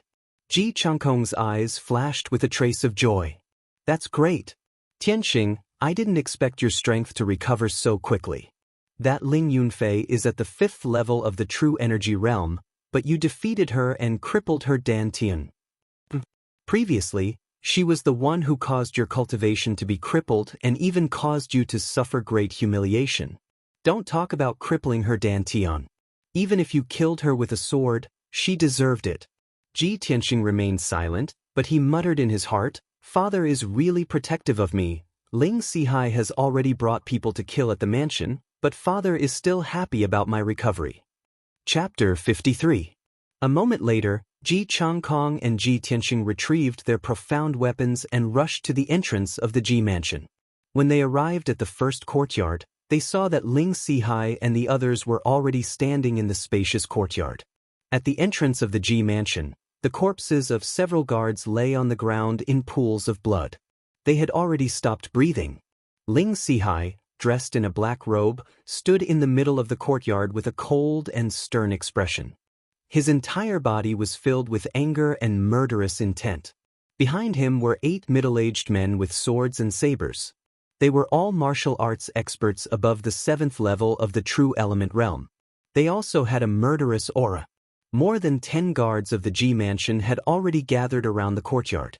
They were all holding swords and sabers as they stared at Ling Sihai and the others. Without anyone giving the order, these guards did not dare to act rashly. The second elder of the Ji family, Ji Ruffing, and several leaders of the Ji family, as well as some of the Ji family disciples, were standing at the entrance of the meeting hall. Ji Ruffing pretended to be angry as he spoke loudly. He constantly tried to persuade Ling Sihai to calm down so that he could resolve this matter peacefully. However, he was only talking. He did not take out any weapons, nor did he order the guards to attack. The leaders and young disciples of the Ji family all followed his lead. They did not have the slightest bit of the Ji family's courage. When the crowd saw that Ji Changkong and Ji Tianxing had arrived, they showed an expectant expression. Their gazes gathered on the two of them. Ji Changkong glanced at the corpses at the entrance and coldly glanced at Ji Ruffing and the others. He held his sword and walked into the courtyard. He looked at Ling Sihai with a sharp gaze and shouted with a murderous aura, Ling Sihai, you dare to bring people into the Ji mansion? Do you think that there is no one in the Ji family? Then, his gaze swept across the 8 experts behind Ling Sihai. He angrily shouted again, who was it that killed my Ji family guards? I, Ji Changkong, will make him pay with his life. As Ji Changkong's voice fell, his entire body emitted an invisible and powerful murderous aura that swept towards Ling Sihai and the others. Ling Sihai stood straight like a sharp sword in the courtyard. He was not intimidated by Ji Changkong's killing intent at all. He glared fiercely at Ji Tianxing, his eyes bloodshot with rage. He growled in a deep voice, Ji Tianxing, you killed my son Yunfei. I will tear you into pieces to comfort Yunfei's soul in heaven. As he spoke, he could no longer restrain his murderous aura and suddenly drew his sword. Swish, swish. Ling Sihai, who was at the 4th level of the Tongxin realm, brandished his sword with all his strength and actually slashed out 3 dark green sword rays, shooting towards Ji Tianxing, who was 50 feet away. Each sword ray was over 2 feet long and 3 fingers wide, containing a powerful and violent force. Ji Tianxing was sizing up Ling Sihai and the 8 experts behind him. He was not prepared for Ling Sihai to attack as soon as they met. Seeing the 3 sword lights slashing at him at high speed, his expression changed, and he subconsciously wanted to retreat. At this moment, Ji Changkong's figure flashed and rushed 3 feet away, blocking in front of him. Clang! Ji Changkong instantly unsheathed his treasured sword and unleashed a dazzling cold light that slashed towards the 3 sword beams. Bang! Bang! Bang! In a series of muffled sounds, the 3 sword lights that Ling Sihai sent out were all shattered. The sharp and violent sword chi also forced Ling Sihai to take 2 steps back, his face ashen. Ji Changkong pointed his sword at the ground and stood proudly in the middle of the field. He shouted, Ling Sihai, if you want to kill my son, Tianxing, I will chop off your head first. Ji Changkong. Ling Sihai roared with rage and glared at him. He shouted, yesterday, Ji Tianxing sent a letter to my daughter, Yunfei, and asked her to meet him at the plum garden in the western suburbs tonight. Last night, my daughter, Yunfei, was killed by him in the plum garden. A life for a life, a debt must be repaid. This is the law of heaven and earth. Ji Changkong, if you don't hand over Ji Tianxing today, don't blame me for starting a massacre. Ji Changkong immediately sneered and said, Hee, Ling Sihai, you keep saying that my son, Tianxing, killed Ling Yunfei. Where is your evidence? If you don't have evidence, then you are slandering me. You want evidence, right? Ling Sihai also sneered in response. He took out a letter from his sleeve and threw it at Ji Changkong. This is the letter that Ji Tianxing wrote to Yunfei. This is the evidence. A cold light flashed in Ji Changkong's eyes as he reached out to receive the letter without changing his expression. He opened the letter and took a few glances before throwing it on the ground. He sneered and said, Hee, what can a letter mean?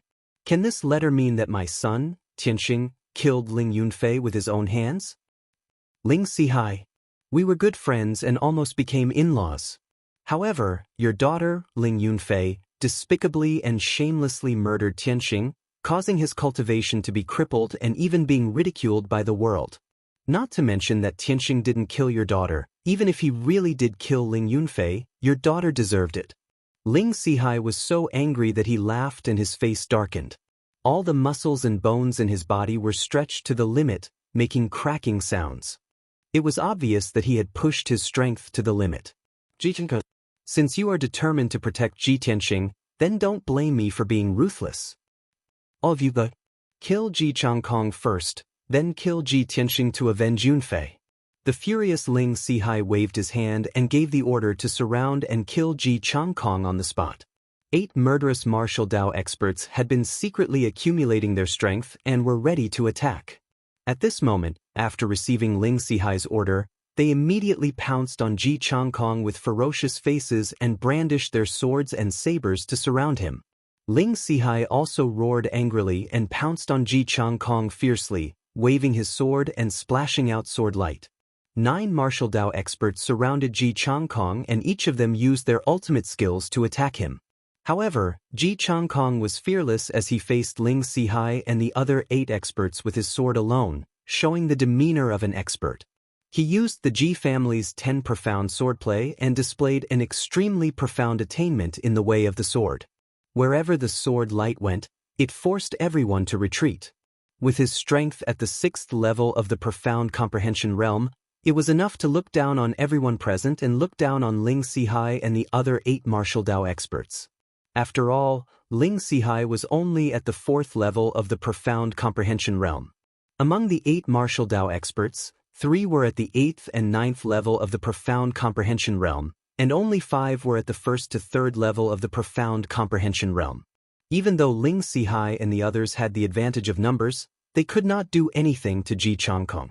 Instead, they were forced into a fluster and were in an extremely sorry state. In an instant, saber light and sword shadows appeared in the courtyard, radiating cold light in all directions.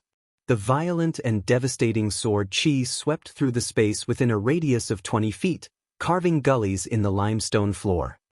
Ding ding dang dang. The sound of saber and sword colliding could be heard incessantly. The incomparably intense battle dazzled everyone from the Ji family, and they all held their breaths. In just a few breaths, the 2 sides had exchanged more than 10 moves. At this moment, Ji Changkong forced the surrounding experts back with his sword. He jumped out of the crowd and retreated 10 feet away. The battle stopped temporarily. Ji Changkong was unharmed and his breathing was still steady, but his face was slightly pale. On the other hand, Ling Sihai and the others were in a sorry state. All of them were injured. The 2 profound comprehension realm experts were the most miserable. Their chests, back, and shoulders had been stabbed. Their clothes were dyed red with blood and their hair was disheveled. The other profound comprehension realm experts also had 1 or 2 sword wounds on their bodies, but none of them were fatal. Even Ling Sihai, who was the strongest, had a sword wound on his chest.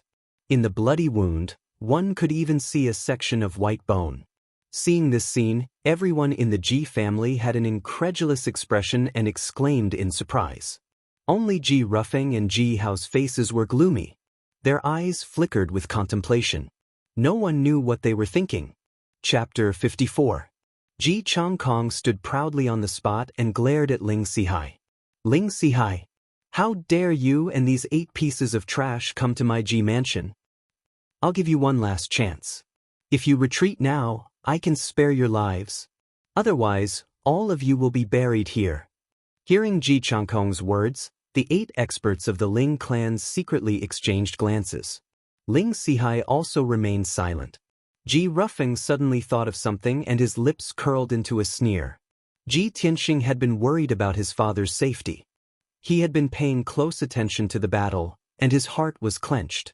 Hearing his father's words, he was shocked and thought of something. That's right. Although father is at the 6th level of the profound comprehension realm, he has hidden injuries. Recently his injuries have been acting up frequently, so he can't fight at all. Just now, he forcefully used his true origin. I'm afraid that his injuries have already acted up. He won't be able to hold on for long. Thinking of this, Ji Tianxing's heart was burning with worry. After a moment of silence, Ling Sihai suddenly raised his head and sneered, Ji Changkong. Even though you're strong enough, you suffered an internal injury from the battle with the sword sect on the ultimate sword peak all those years ago, and you still haven't recovered, right? Now that things have come to this, if you still have your strength, how could you let us go? Right now, you're just strong on the outside but weak on the inside. Ji Changkong's expression suddenly changed. He was shocked. Only a few people in the mansion know about my injuries. Who leaked the news? However, before he could think about it, Ling Sihai swung his sword and slashed several sword rays at him. The 8 experts also followed closely behind and began to besiege him. Ji Changkong had no choice but to block with his sword and fight with the 9 experts again. Ding ding dang dang. The sound of swords colliding rang out again. The hearts of everyone in the courtyard tightened once again as they stared intently at the scene of the battle. After 10 breaths, 2 true origin realm experts were heavily injured. They screamed miserably as they retreated from the battle. One of them had an arm chopped off by Ji Changkong, while the other had a leg chopped off. With such heavy injuries, he was naturally unable to continue fighting. While the 2 of them screamed and retreated, a cold, killing intent flashed through Ji Tianxing's eyes.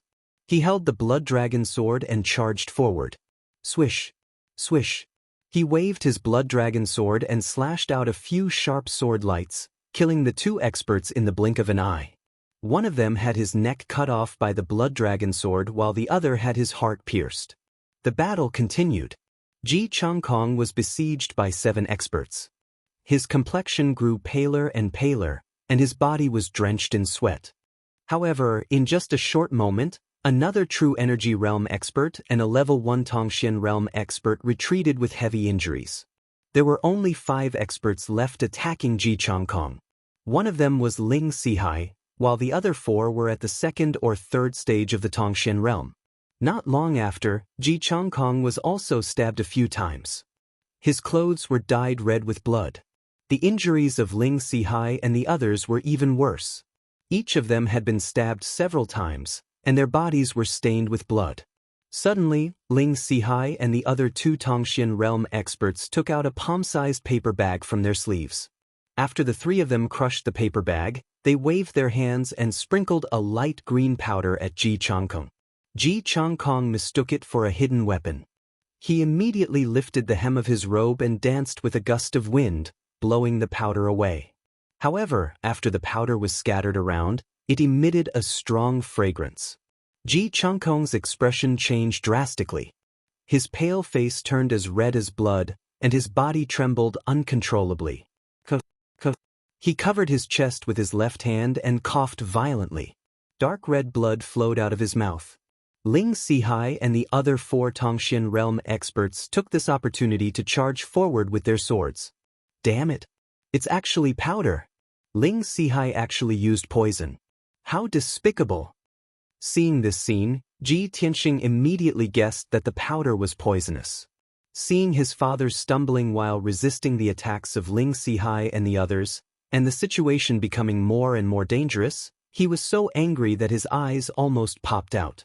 Unfortunately, his strength was too low and he did not have the qualifications to intervene in a fight between Tongxian realm experts. He could only worry helplessly. He suddenly remembered that Ji Ruffing and the other Ji family leaders were still standing under the eaves behind him. He hurriedly shouted to the crowd, "What are you waiting for? Quickly go and help the family head. The Ling family people are already at our door. Do you still want to watch the show?" However, Ji Ruffing, Ji Hao, Ji Ruffing, and the three leaders remained unmoved. More than a dozen Ji family disciples were eager to give it a try.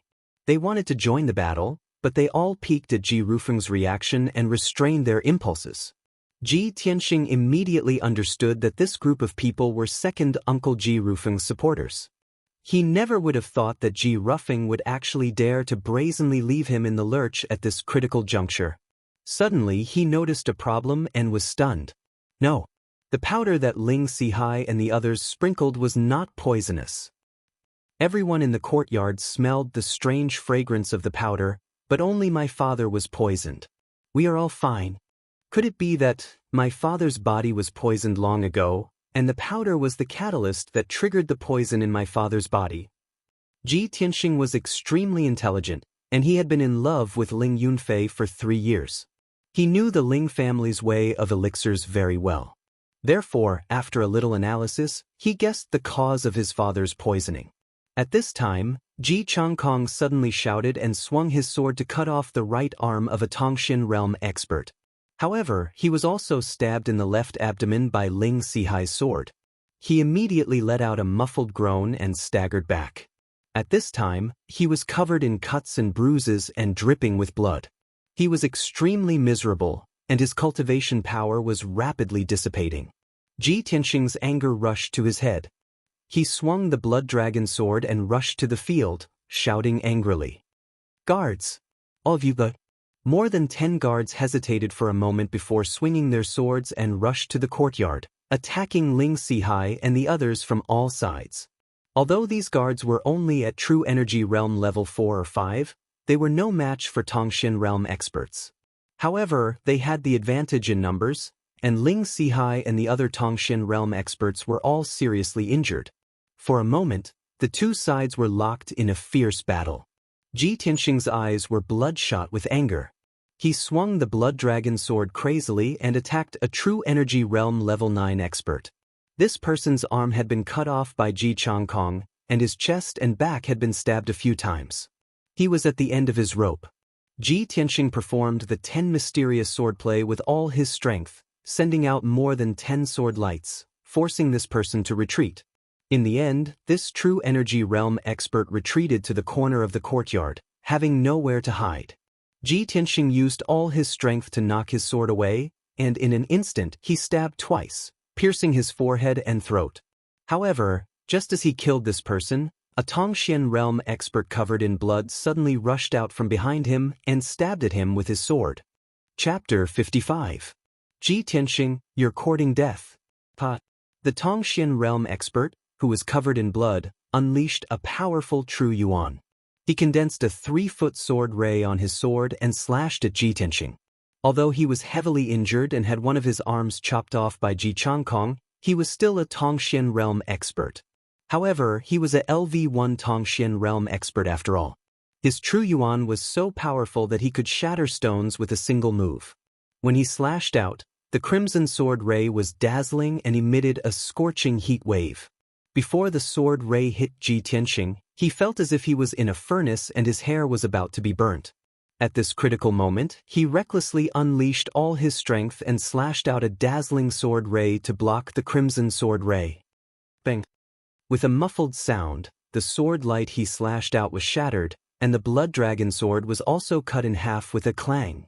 The sword blade that was broken in two flew out and inserted into the blue brick courtyard wall with a shio sound.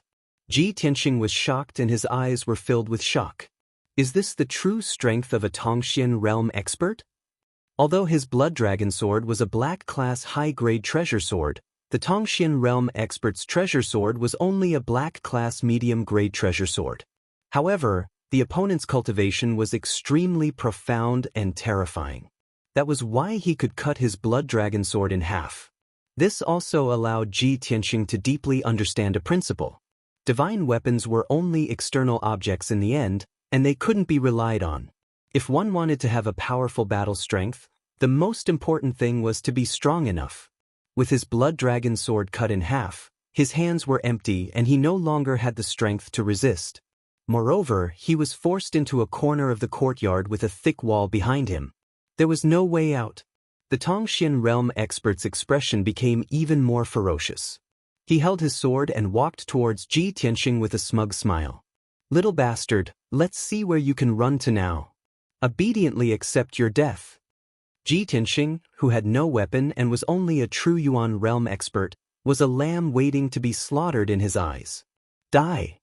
With a murderous roar, he swung his sword with bloodshot eyes, fiercely slashing toward Ji Tianxing.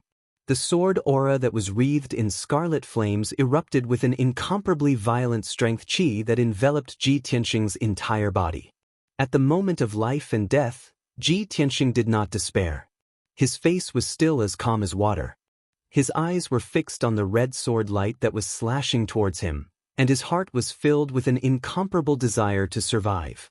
He couldn't die. Even if he had to die, he couldn't die here. No matter what, he had to survive. The blood in his entire body was boiling, and his chest was burning with a monstrous fighting spirit and fury. He did not hesitate to use his trump card. Although he no longer had his treasured sword, he still had his sword qi. Swish swish. Ji Tianxing immediately waved his palms and sent out 2 golden sword qi towards the common mysterious expert.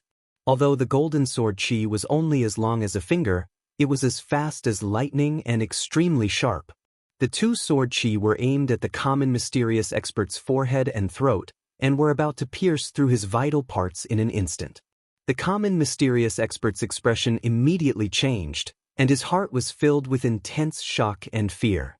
He quickly withdrew his scarlet sword aura to block the attack of the 2 sword qi.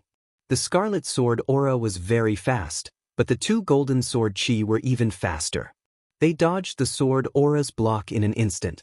An even more shocking scene appeared. Swish swish swish swish. Under the control of Ji Tianxing's mind, the 2 golden sword qi actually split into 2 and became 4 sword qi. Swish swish swish. The 4 sword qi shot out extremely fast and ruthlessly pierced the common mysterious expert's vital parts. The sword qi was so fast that it actually made a sharp sound of breaking through the air, which made people tremble with fear.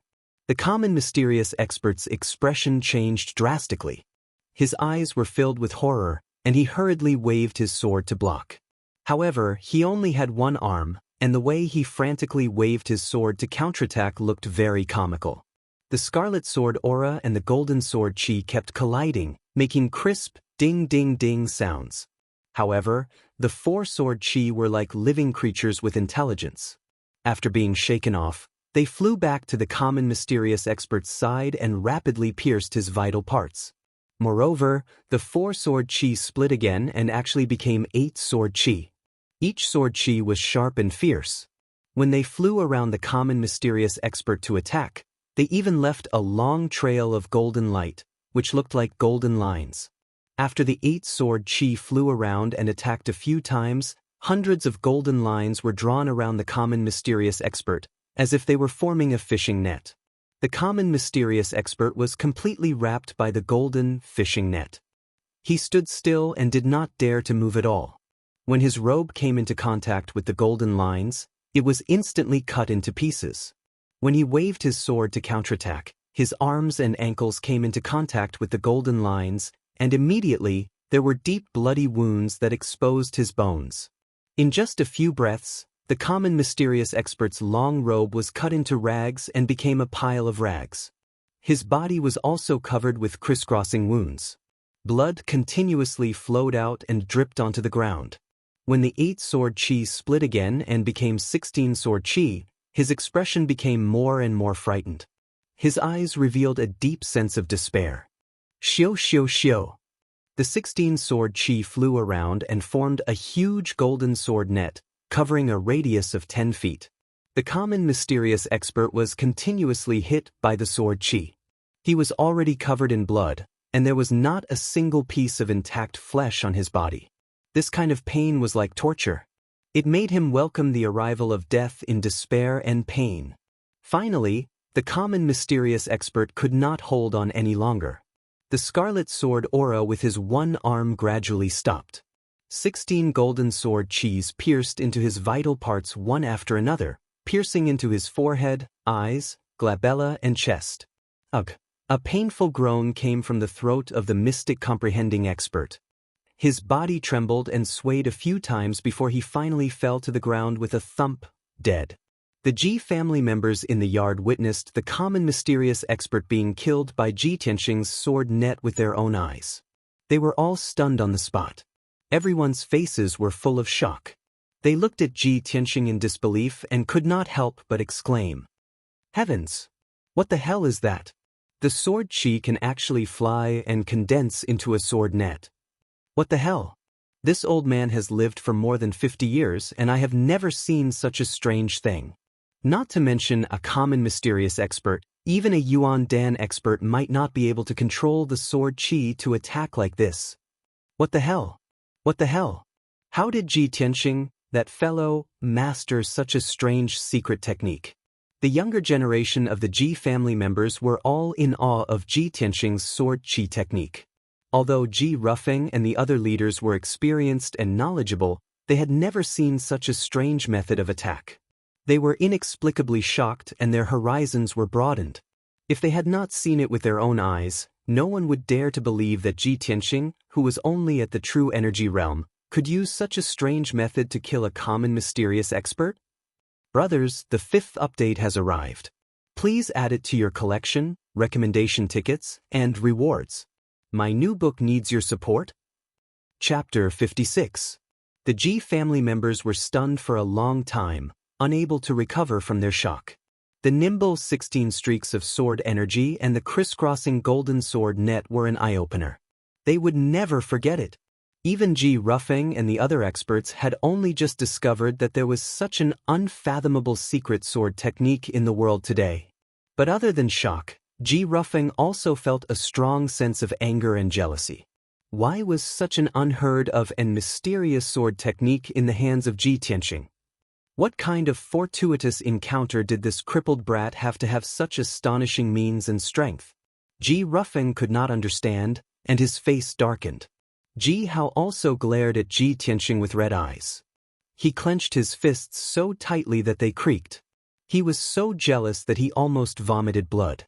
At this moment, Ji Tianxing finally let out a sigh of relief. While everyone was still in a daze, he quickly withdrew the 16 streaks of sword energy into his body. Ever since he formed the sword embryo and reached the true energy realm, this was the first time he had used his trump card and fought with all his strength. Sword energy splitting and sword energy forming a sword net were special effects of the path of the sword heart. It was definitely a unique sword technique. His first time using the secret technique and killing a mystic understanding expert on the spot, his mood was surging. Although the mystic understanding expert had lost an arm and was seriously injured, leaving him with only 40% of his strength, Ji Tianxing was still able to kill a mystic understanding expert. However, he was able to kill that profound understanding expert with his true energy realm strength. This proved that the secret technique of the sword heart was indeed terrifying and extraordinary. However, the bloody battle in the courtyard was not over yet. Ji Tianxing could not let his guard down. He turned to look at the people in the courtyard and immediately saw the situation clearly. 8 of the dozen or so brave Ji family guards had already fallen. Other than 2 who were seriously injured and unconscious, the other 6 guards were lying in pools of blood and had become corpses. The 6 guards who were lucky enough to survive were also seriously injured. They were still fighting with their lives on the line against Ling Sihai and the others. Ling Sihai's side originally had 5 people, but now only 3 were left. One of the experts who had lost an arm had been killed by Ji Tianxing.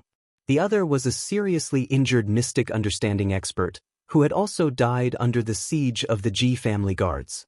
Now, only Ling Sihai and 2 other Tongxin realm experts were left.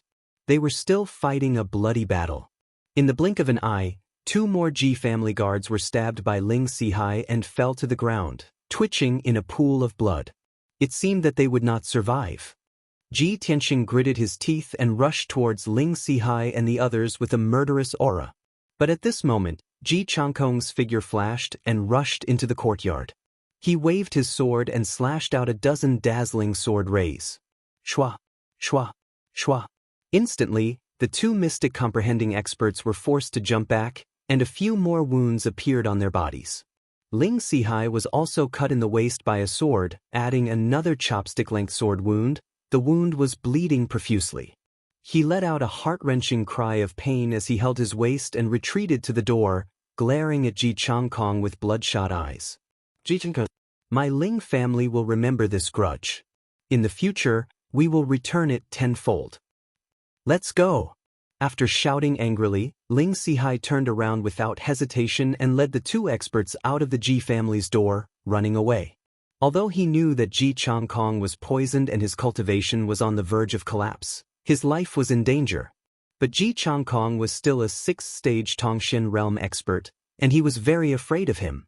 Moreover, he was seriously injured. 6 of the 8 experts he brought were dead, and the remaining 2 experts were at the end of their rope. Under such circumstances, he could only run for his life. If he was entangled for a moment longer, the experts of the Ji family's Shadow Sword Hall would arrive, and he would undoubtedly die. When the Ji family saw Ling Sihai run away, no one chased after him. Ji Changkong was also in an extremely miserable state. His entire body was drenched in blood, and his body was on the verge of collapsing, as if he would collapse at any moment. Ji Tianxing hurriedly rushed over to support him. He asked worriedly, "Father, how are you? I will take you to treat your injuries first." Ji Changkong had been suppressing his injuries. Now that Ling Sihai and the others had escaped, the crisis was temporarily resolved. He could no longer hold on. His left hand, which was covered in blood, trembled as he reached for his waist. He pulled out a dark brown token and stuffed it into Ji Tianxing's hand. From now on, Ji Tianxing will hold the Patriarch's token in my place and assume the position of Patriarch. Everyone in the Ji family must obey this order. Otherwise, they will be punished according to the family rules. Ji Changkong shouted himself hoarse. Then, he opened his mouth and spat out a mouthful of dark red blood, fainting. Everyone in the courtyard was stunned. No one would have thought that Ji Changkong would hand the Patriarch's token to Ji Tianxing at this time. He actually let Ji Tianxing act as the temporary Patriarch and exercise the authority of the Patriarch. Many of the Ji family's disciples were stunned and had yet to recover from their shock. The expressions of Ji Ruffing and the other leaders changed. Their eyes became cold and grave. Especially Ji Ruffing. He was originally full of confidence and thought that today's plan was flawless. He thought that Ji Changkong and Ji Tianxing would die without a doubt. However, the result was out of his expectations. Ling Sihai and the others suffered heavy casualties and fled the Ji mansion in a sorry state.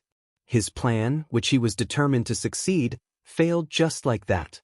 At this moment, Ji Changkong had handed the Patriarch's token to Ji Tianxing. This made him even more furious and murderous. After all, he had coveted the Patriarch's position for many years. However, he quickly realized a problem and a cold smile flashed in his eyes. Ji Changkong actually handed over the Patriarch's token. Didn't this mean that Ji Changkong's days were numbered and he was about to die? Thinking of this, his anger dissipated by more than half. He secretly clenched his fists and remained silent. At this moment, Ji Tianxing was only worried about his father's injuries. It was as if a raging fire had ignited in his chest. He was extremely anxious. He didn't think too much and quickly put away the Patriarch's token. He carried his severely injured and unconscious father back to the 3rd courtyard. After he carried his father back to his room, he quickly called for the physician in the mansion to treat his father's injuries. At this time, the news that Patriarch Ji Changkong was severely injured by the Ling family had spread throughout the Ji mansion. The entire Ji family was in a panic. Their hearts were in turmoil as they discussed anxiously. In broad daylight, Ling Sihai led his men into the Ji mansion. This matter was witnessed by many people and the news immediately spread throughout the imperial city. Such a shocking matter caused the citizens of the imperial city to discuss animatedly. Rumors and slanders were everywhere. 3,000 meters away from the Ji mansion, there was a celestial forest court. This luxurious manor was nearly 100 mu in size. It was a side courtyard under the name of the imperial family. The environment was elegant.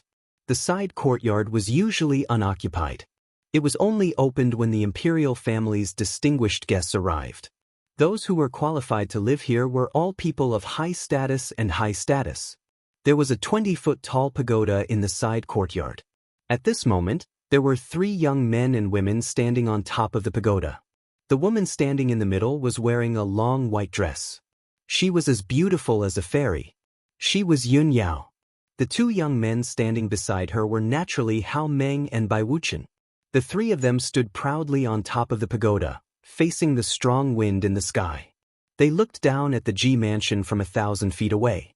They had seen the bloody battle that had just taken place in the Ji mansion's courtyard, and they had seen it clearly. However, the 3 of them only watched quietly from the beginning. Brothers, I will continue to update 5 times today. Please join my bookshelf. Please vote for me and give me tips. My new book depends on everyone's support. Chapter 57. Now, the Ling family had escaped. The Ji family's guards were cleaning up the battlefield. Ji Tianxing was also busy treating his father's injuries and did not appear again. The bloody battle had ended. Bai Wuchen retracted his indifferent gaze and glanced at Yun Yao beside him. Seeing that she was still staring at the Ji mansion's courtyard with a pensive expression, he probed, "Eldest senior sister, just now, that brat was in a life-and-death crisis and almost lost his life. Why didn't you save him?" Hao Meng had the same question and nodded. That's right. If eldest senior sister had helped, those people from the Ling family would have died. Yun Yao collected her thoughts and said calmly, "This is a personal grudge between the Ji family and the Ling family. Why should I save him?" Hao Meng grinned and did not say anything. Bai Wuchen nodded slightly and the inexplicable jealousy in his heart dissipated. Ever since he came to the imperial city, he had always felt that Yun Yao was a little strange. She seemed to be very concerned about that brat with the surname Ji and had even saved him several times. He had always admired Yun Yao in the depths of his heart and dreamed of winning her favor. However, Yun Yao turned a blind eye to his feelings and her attitude was neither warm nor cold. He did not dare to express his feelings at all. He always felt that as one of the top 10 prodigies in the Sky Pillar sect, he was not even as good as a nobody who could receive Yun Yao's favor. Now that he heard Yun Yao's explanation, the jealousy in his heart disappeared. At this moment, Yun Yao asked, "Junior Marshal Brothers, how's the investigation of the person the sect mission asked us to look for? Do you have any leads?" Bai Wuchen smiled and quickly answered, "Eldest senior sister, we have some leads on this matter. After careful investigation, we found a person who fits the description of the person the sect is looking for." "Who?" Yun Yao raised her eyebrows. Bai Wuchen smiled and said, "Young Prince Ji Ling." Yun Yao showed a trace of confusion.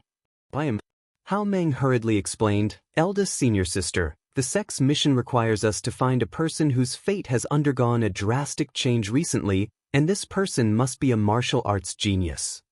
Little Prince, Ji Ling was originally a trash with a damaged dantian and could only remain in the body refinement realm for the rest of his life. However, a few days ago he obtained the Scarlet Star Flower. After consuming it, he went into closed-door cultivation for 2 days and repaired his damaged dantian, reaching the true energy stage. I've investigated his strength. He's actually at the 7th level of the true energy realm. In such a short period of time, he had undergone such a huge change. Isn't this the reversal of one's fate, a shocking change? Therefore, Senior Brother Bai and I both feel that he is the person our sect is looking for." After hearing Hao Meng's words, Yun Yao immediately frowned, and a strange look flashed in her eyes. She looked at Hao Meng with a burning gaze and asked, "How did you know that he had recovered his dantian and reached the true energy realm after obtaining the scarlet meteorite flower?" Bai Wuchen smiled and explained, "Eldest senior sister, you've always been engrossed in martial arts and don't pay attention to the outside world. Of course, you don't know about this. But this news came from the Spirit Fire Palace. Now, everyone in the Imperial City knows about it." Hao Meng continued, "Eldest senior sister, In my opinion, with little Prince Jiling's strength, he will definitely be able to defeat everyone in the sect's entrance competition in 10 days and become the champion. After the competition ends, we'll bring him back to the sect and successfully complete the mission. After saying that, he and Bai Wuchen looked at each other and smiled, as if they were proud of their ability. However, Yun Yao did not have a trace of joy on her face. She muttered with a strange expression, "That's impossible. How did little Prince obtain the scarlet meteorite flower?" Bai Wuchen smiled and said, "Eldest senior sister, how is that impossible? You only obtained the stamen of the scarlet meteorite flower. It's very likely that little Prince obtained the petals. Although he only obtained the petals, it's enough for him to repair his damaged dantian." Yun Yao was silent. She looked in the direction of the Ji Mansion's courtyard and thought to herself, "There's only one scarlet meteorite flower and it was clearly obtained by him and me." Little Prince Jiling claimed that he obtained the scarlet meteorite flower and used it to repair his dantian and reach the true energy realm. There's definitely something wrong with this King Luo Yen. I don't know why he purposely spread this news. Could it be that there's more to this matter? At this moment, Bai Wuchen and Hao Meng saw that she was silent and seemed to be thinking about something. They asked in unison, "Eldest senior sister, what's wrong?" Yun Yao shook her head with a normal expression. "Nothing. You two can leave first. I want to be alone." Bai Wuchen and Hao Meng were stunned. They cupped their hands at Yun Yao and turned to leave the pagoda. The third courtyard of the Ji Mansion. This was the residence of the Ji family's patriarch, Ji Changkong. There were guards both inside and outside the courtyard. The security was tight. The guards all had solemn expressions and were emitting a murderous aura. The Ji family members who came to visit the family head were all stopped by the guards at the door. They could only see the maids and servants carrying wooden basins and towels hurriedly entering and leaving the small courtyard. All the towels and basins that came out of the room were dyed a dark red with blood. It was a ghastly sight. The Ji family members couldn't see Ji Changkong. They could only guess the condition of Ji Changkong's injuries based on the blood-stained towels and hot water. They discussed in private with worry. At this moment, there were only 3 people in Ji Changkong's bedroom. The unconscious Ji Tianxing was sitting at the head of the bed with a solemn expression. The white-bearded old medicine master was standing at the side. Although Ji Changkong's blood-soaked robe had been changed, the room was still filled with the smell of blood. The old medicine master saw that Ji Tianxing's face was filled with anxiety and was silent. He comforted him, "Eldest young master, don't be too anxious. This old man has just treated master's injuries and used a pill to temporarily suppress the poison in his body. Now, master's life is no longer in danger. Next, you will need to let the servants take care of master every day. Also, follow this old man's prescription and give master the medicine on time.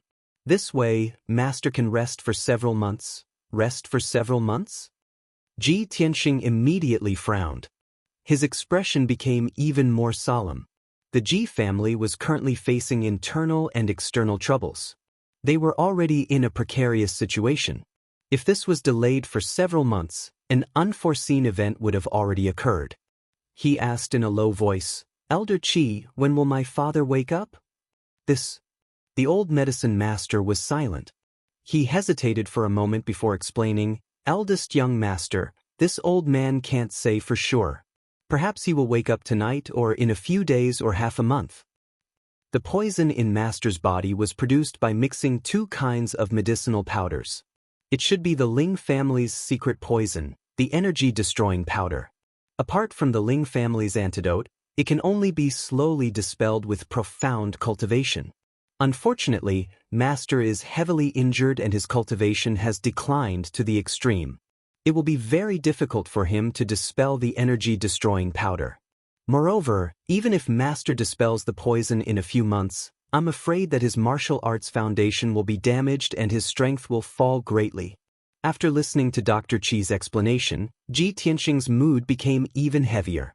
The killing intent in his eyes became even colder. Damn Ling family. And the Ji family's traitor. One day I, Ji Tianxing, will make you pay with your blood and die without a burial place. Chapter 58. Ji Tianxing had been guarding his father's room from noon to the next morning, and he hadn't left. When the first ray of sunlight shone through the window and into the room, Ji Changkong finally woke up. Ji Tianxing immediately let out a sigh of relief and said with concern, "Father, you're finally awake. How do you feel?" Ji Changkong weakly opened his eyes and looked around with hazy eyes before his gaze landed on Ji Tianxing. "Don't worry, father can still hold on. These injuries and setbacks are far inferior to the battle 10 years ago. How can it be a problem for me?" Ji Tianxing silently nodded, but his heart was a little sour. His once high-spirited, majestic and domineering father was now pale and weak as he lay on the bed. Yet he still had to endure his injuries and comfort him. Ji Changkong tilted his head to look at him and asked in a weak voice, "Tianxing, father might have to go into seclusion to heal for a few months. Even if I recover in the future, I'm afraid that my strength will fall greatly. Although father has been waiting for you to grow up and pass on the position of patriarch to you, father can't wait any longer. But I can't wait any longer, so I can only give you this important task in advance. Father knows that the Ji family is in a difficult situation right now. This burden is too heavy. However, father believes that you will definitely overcome this crisis and protect the Ji family's 100 years of foundation." Ji Tianxing naturally knew the Ji family's predicament and also felt the heavy pressure. However, at this point, he could only grit his teeth and bear this heavy responsibility. "Father, don't worry. No matter how difficult it is, I will endure it and won't let you down. In a moment, I will arrange for you to enter a secret room. You can focus on healing your injuries." Ji Changkong nodded slightly and squeezed out a smile on his pale face. "Tianxing, the Shadow Sword Hall only listens to the Patriarch's orders. You can trust them. Apart from that, you have to be careful of the others. With the Ji family's internal strife, many people might become disloyal. No matter what, you have to remember that your own safety is the most important thing. Only by surviving will there be hope." "Father, I will remember." Ji Tianxing nodded solemnly. Then he arranged for 2 guards who were absolutely loyal to his father to send his father to the secret underground room so that his father could recuperate peacefully. Ji Tianxing had just finished dealing with this matter when a guard outside the door respectfully reported, "Eldest young master, second elder has summoned you to the main hall to discuss important matters with the elders and deacons." Hearing this news, Ji Tianxing's expression suddenly changed, and a cold light flashed in his eyes. "Second uncle is so anxious to gather everyone for a meeting. It must be because of the family head command tablet. Could it be that he is already impatient?" He coldly snorted in his heart. He straightened his clothes and left his father's residence, rushing to the main hall of the Ji mansion. When he arrived at the Ji mansion's main hall, he saw a group of Ji clan's disciples gathered at the entrance, whispering to each other. Seeing that Ji Tianxing had arrived, the group of Ji clan disciples quickly shut their mouths and pretended to look around. Ji Tianxing ignored the youths of the same generation and calmly stepped into the main hall. There were already 12 people sitting in the main hall. Apart from 2 old men, the other 10 were middle-aged men with dignified auras. Ji Tianxing was no stranger to these 12 people. 3 of them were Ji Tianxing's eldest uncle, second uncle, and third uncle. The other 9 were the Ji clan's managers, each in charge of a province's workshop business. They could be said to be the Ji clan's 9 pillars. Sitting at the head of the table on the left was a stout middle-aged man with a fat head and big ears. His name was Ji Dejiang, Ji Changkong's eldest brother and Ji Tianxing's eldest uncle. However, Ji Dejiang was the most cowardly and incompetent among the 4 brothers of the Ji clan. He had no business acumen or talent for forging. He was best at eating, drinking, whoring, gambling, and enjoying life. In the past, his father treated this eldest uncle well and gave him enough money every month to support him. Therefore, he did not participate in the Ji clan's internal strife and maintained a neutral attitude. Sitting next to Ji Dejiang was second uncle, Ji Ruffing. He wore a purple robe and had a dignified aura. His eyes contained an ominous glint. As for the third seat on the left, there was a skinny middle-aged man with a dark face. He was Ji Tianxing's third uncle. Third uncle was called Ji Changhe. He was a man who took advantage of the situation and was adept at currying favor. Although Ji Changhe was not as ambitious as second uncle Ji Ruffing, he was still a restless fellow. He had secretly engaged in many petty schemes and was in cahoots with Ji Ruffing. In recent years, he had frequently disobeyed his father's orders. The four brothers of the Ji clan had different talents and dispositions, but in terms of martial arts and business talent, the fourth brother, Ji Changkong, was undoubtedly more outstanding. Therefore, Ji Changkong succeeded to the position of clan head 15 years ago. Apart from the three elders, Ji Tianxing did not have a deep understanding of the 9 managers. He only knew that among the 9 managers, 5 of them were from the Ji clan's branch families and 4 were outsiders. The 5 collateral descendants of the Ji family seemed to be closer to Ji Ruffing. On the other hand, the 4 outsiders had always been loyal to Ji Changkong. At this moment, everyone turned to look at Ji Tianxing when they saw him walk into the hall. Ji Ruffing, Ji Changhe, and the manager's eyes were clearly scrutinizing and harboring ill intentions. Ji Tianxing expressionlessly walked through the hall and headed straight for the clan head seat. Now that he held the clan head medallion and temporarily replaced his father as clan head, it was only right for him to sit in that seat. However, just as he walked to the clan head seat and was about to sit down, Ji Changhe suddenly spoke. "Tianxing, everyone present is your elder. It's fine if you don't pay your respects, but you actually want to sit in the main seat.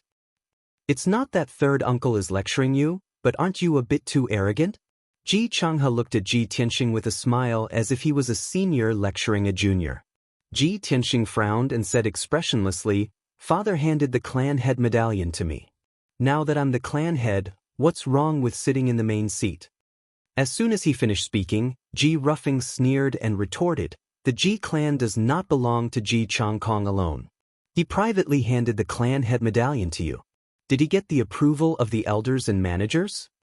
Moreover, our Ji clan's power is monstrous. Our businesses are spread across half of the imperial Qing dynasty. For such a large clan, only a strong person with both ability and integrity is qualified to be the clan head. You're just a young boy in his teens. How can we let you control the Ji clan? Isn't this child's play? If something goes wrong and affects the Ji clan's foundation and safety, can you bear the responsibility?" Ji Ruffing did not try to hide anything. It was obvious that he did not recognize Ji Tianxing as the acting clan head. Ji Tianxing's heart was filled with hatred. With a cold expression, he asked Ji Ruffing, "Second uncle, what do you mean? Don't tell me you want to seize the clan head medallion and control the Ji clan's power?" Ji Ruffing glanced at him and said with a smile, "I've discussed with the elders and managers. We all feel that you are not qualified to be the clan head. So, you have to hand over the clan head medallion today. I will temporarily keep it for you."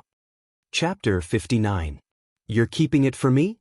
Ji Tianxing furrowed his brows as rage and hatred surged in his heart. Second uncle's reason is really dignified. Doesn't he want to seize the opportunity to seize power and become the patriarch? Second uncle used to be secretive. I didn't expect him to be so brazen after father went into seclusion to heal. His ambitions are as clear as day. He stared coldly at Ji Ruffing and asked in a low voice, "Whether I have the right to be the patriarch is not up to you. This is only your side of the story. Besides, what right do you have to keep the patriarch token?" Ji Ruffing's face turned ashen, and his eyes burned with anger. Ji Changhe hurriedly added, "Ji Tianxing, don't be so presumptuous. Before you came, we already discussed this matter with the other managers. This is everyone's common opinion and decision." As soon as he finished speaking, the other managers hurriedly refuted. "Third elder, what do you mean? I didn't agree with your point of view." "That's right. We did discuss this matter before, but we don't agree with second elder's way of doing things. We clearly disagreed. How did it become our common opinion and decision in third elder's mouth? Heh, is third elder going to ignore us old fellows?" Ji Tianxing felt a little comforted when he saw the managers helping him out of his predicament. His expression eased a lot. Second uncle Ji Ruffing secretly clenched his fists. He glanced at the managers and continued, "Since there are people who disagree, this matter will be handled according to the Ji family's rules." He turned to Ji Tianxing and said in a low voice, According to the Ji family's rules, the successor to the position of patriarch must enter the family's forbidden area and undergo a test. Ji Tianxing, you want to be the patriarch, don't you? Then you must enter the family's forbidden area and obtain the azure crystal. Only then will you have the right to succeed as patriarch. After hearing Ji Rufeng's words, third elder Ji Changhe and the other Ji managers all revealed playful smiles. The four managers' expressions changed abruptly, and they hurriedly tried to dissuade him. Tianxing, don't listen to the second elder. You can't enter the clan's forbidden area now. The clan's forbidden grounds are filled with unfathomable dangers. With your strength, you must not enter. Otherwise, it's extremely likely that you'll lose your life. Second elder, you know that Tianxing is young and only at the true element realm, yet you still forced him to enter the Ji clan's forbidden area. What are your intentions? Second elder, we strongly disagree with your opinion. Ji Tianxing had also heard about the family's forbidden area from his father, so he had heard about the dangers within. According to his father, there was an extremely ferocious demonic beast residing in the family's forbidden area. If one did not have the strength of a Tongxian realm cultivator, entering the Ji clan's forbidden grounds would only result in death. When Ji Rufeng saw Ji Tianxing's gloomy expression, he immediately revealed a complacent sneer. Ji Tianxing, these are the rules of the Ji family. You must obey them. Now you only have two choices. Either enter the clan's forbidden area and accept the test, or obediently hand over the family head token and let me keep it for you. As your second uncle, I must remind you that when your father entered the clan's forbidden area in order to obtain the azure crystal, he escaped covered in cuts and bruises and almost lost his life. With your current strength, entering the forbidden area is certain death. Therefore, I suggest that you hand over the family head token. Don't worry, I'm only temporarily keeping it for you. When your father recovers from his injuries, I'll naturally return it to him. Ha! The four elders immediately stood up in agitation and angrily rebuked Ji Rufeng. Second elder, you're truly a wolf with wild ambitions. You want to seize the family head's position while he's injured and in seclusion? Do you think that we don't know your scheme? No matter what, we won't let Tianxing enter the forbidden area. Ji Rufeng's eyes surged with a cold light as he glared at the four of them. He sternly shouted, "This is our Ji family's internal affairs. Who are you to tell us what to do?" The four elders were immediately embarrassed. They were so angry that their faces turned ashen as they powerlessly sat down. Ji Rufeng coldly snorted before withdrawing his gaze and looking gloomily at Ji Tianxing. Ji Tianxing, don't waste time. Quickly make your choice. Enter the clan's forbidden area or hand over the family head token. Ji Tianxing secretly clenched his fists as his heart surged with rage. Second Uncle Ji Rufeng's unbridled and overbearing manner caused a trace of murderous intent to quietly emerge in his heart. He could see that Ji Rufeng had secretly coveted the family head position for many years. He could no longer wait and wanted to seize power now. Yet, Ji Rufeng had openly brought up the Ji family's rules, leaving him and the four elders with no way to refute. If he didn't dare to accept the test, he would have to hand over the family head token. This was exactly what Ji Rufeng wanted. If he entered the clan's forbidden area, it was very likely that he would die there. This was also the outcome that Ji Rufeng wished for. In short, no matter what choice he made, Ji Rufeng's scheme would succeed. Ji Tianxing's expression was cold as he remained silent, caught between a rock and a hard place. The four elders were also full of worry as they secretly discussed how to deal with this situation. Unfortunately, they couldn't come up with a solution after a long discussion. Ji Rufeng, Ji Changhe, and the others all sneered like old foxes as they silently looked at Ji Tianxing. A moment later, Ji Tianxing suddenly raised his head to look at Ji Rufeng and shouted in a low voice, "You want to force me to hand over the family head token to you? Impossible. I'd rather enter the clan's forbidden area and seize the azure crystal." As soon as he finished speaking, the four elders were stunned and anxiously tried to dissuade him. Ji Rufeng, Ji Changhe, and the others were startled, then sneered mockingly. Afraid that Ji Tianxing would go back on his word, Ji Rufeng hurriedly announced, "All right, Ji Tianxing, since you've already made your decision, then prepare to enter the clan's forbidden area." Today's matter, all the elders and managers are present.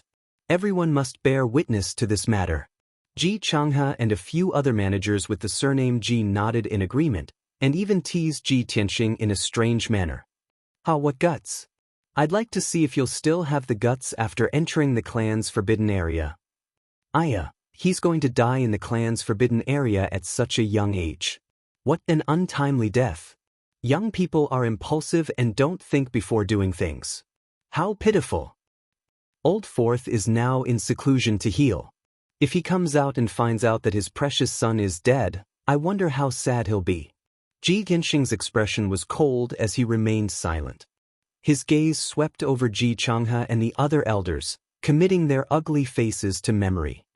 Laugh to your heart's content. It won't be long before I make you kneel on the ground and repent for your actions today. Chapter 60. The Ji clan's forbidden area was located in the depths of the Ji mansion's back garden. Ever since Ji Tianxing could remember, he had been strictly warned not to go near that area. Not only that, but apart from the master of the Ji mansion, anyone who went near the forbidden area would be severely punished. Such strict rules made the area called Yanqinghu a taboo for everyone in the Ji mansion. It was very dangerous and mysterious. Apart from the master of the Ji mansion who could enter the forbidden area, no one in the Ji mansion could enter. No one knew what kind of secrets were hidden in that forbidden area. Ji Tianxing had already made his decision. No matter how dangerous the forbidden area of Yanqinghu was, he had to give it a try. After making some preparations, he left the Ji mansion's main hall and went to the back garden. Ji Rufeng also led the elders and managers to follow Ji Tianxing to the back garden. In the large back garden, there were artificial mountains, pavilions, lotus ponds, and bamboo forests. A cool breeze blew through the garden. Flowers, grass, and leaves filled the eyes. The scenery was very pleasant. Ji Rufeng and the others sat in the pavilion and had the maids bring them tea and fruits. They chatted with smiles on their faces. Ji Tianxing walked alone into the depths of the garden. After passing through a dense bamboo forest, he arrived at an old high wall. This high wall was built with dark green stones. The wall was full of cracks and green moss grew on it. It looked very dilapidated. 10 meters in front of him, there was a 5-meter-tall bronze gate in the high wall. The bronze door was tightly shut. Green rust had already grown on it, making it look very mottled. The tall wall was surrounded by weeds that were half a man's height. It looked very desolate. Ji Tianxing had never been here before. He didn't know that the Ji mansion had such a desolate and dilapidated place. Moreover, the dilapidated stone wall and the rusty bronze door were filled with an ancient and mysterious aura. He stood in front of the bronze door and looked around with keen eyes. He saw a black stone tablet that was more than 10 meters tall in the grass not far away. There were 3 dark red words on the stone tablet. Yanqinghu. Ji Tianxing stared at the black stone tablet and murmured in a low voice, "This is the forbidden area of the Ji clan's Yanqing Lake. I wonder what kind of dangers are hidden behind that bronze gate?" With a heart full of doubts, he walked to the front of the bronze door, reached out his hands to grab the rusty bronze door knocker, and pushed the bronze door with force. However, the bronze door did not move at all.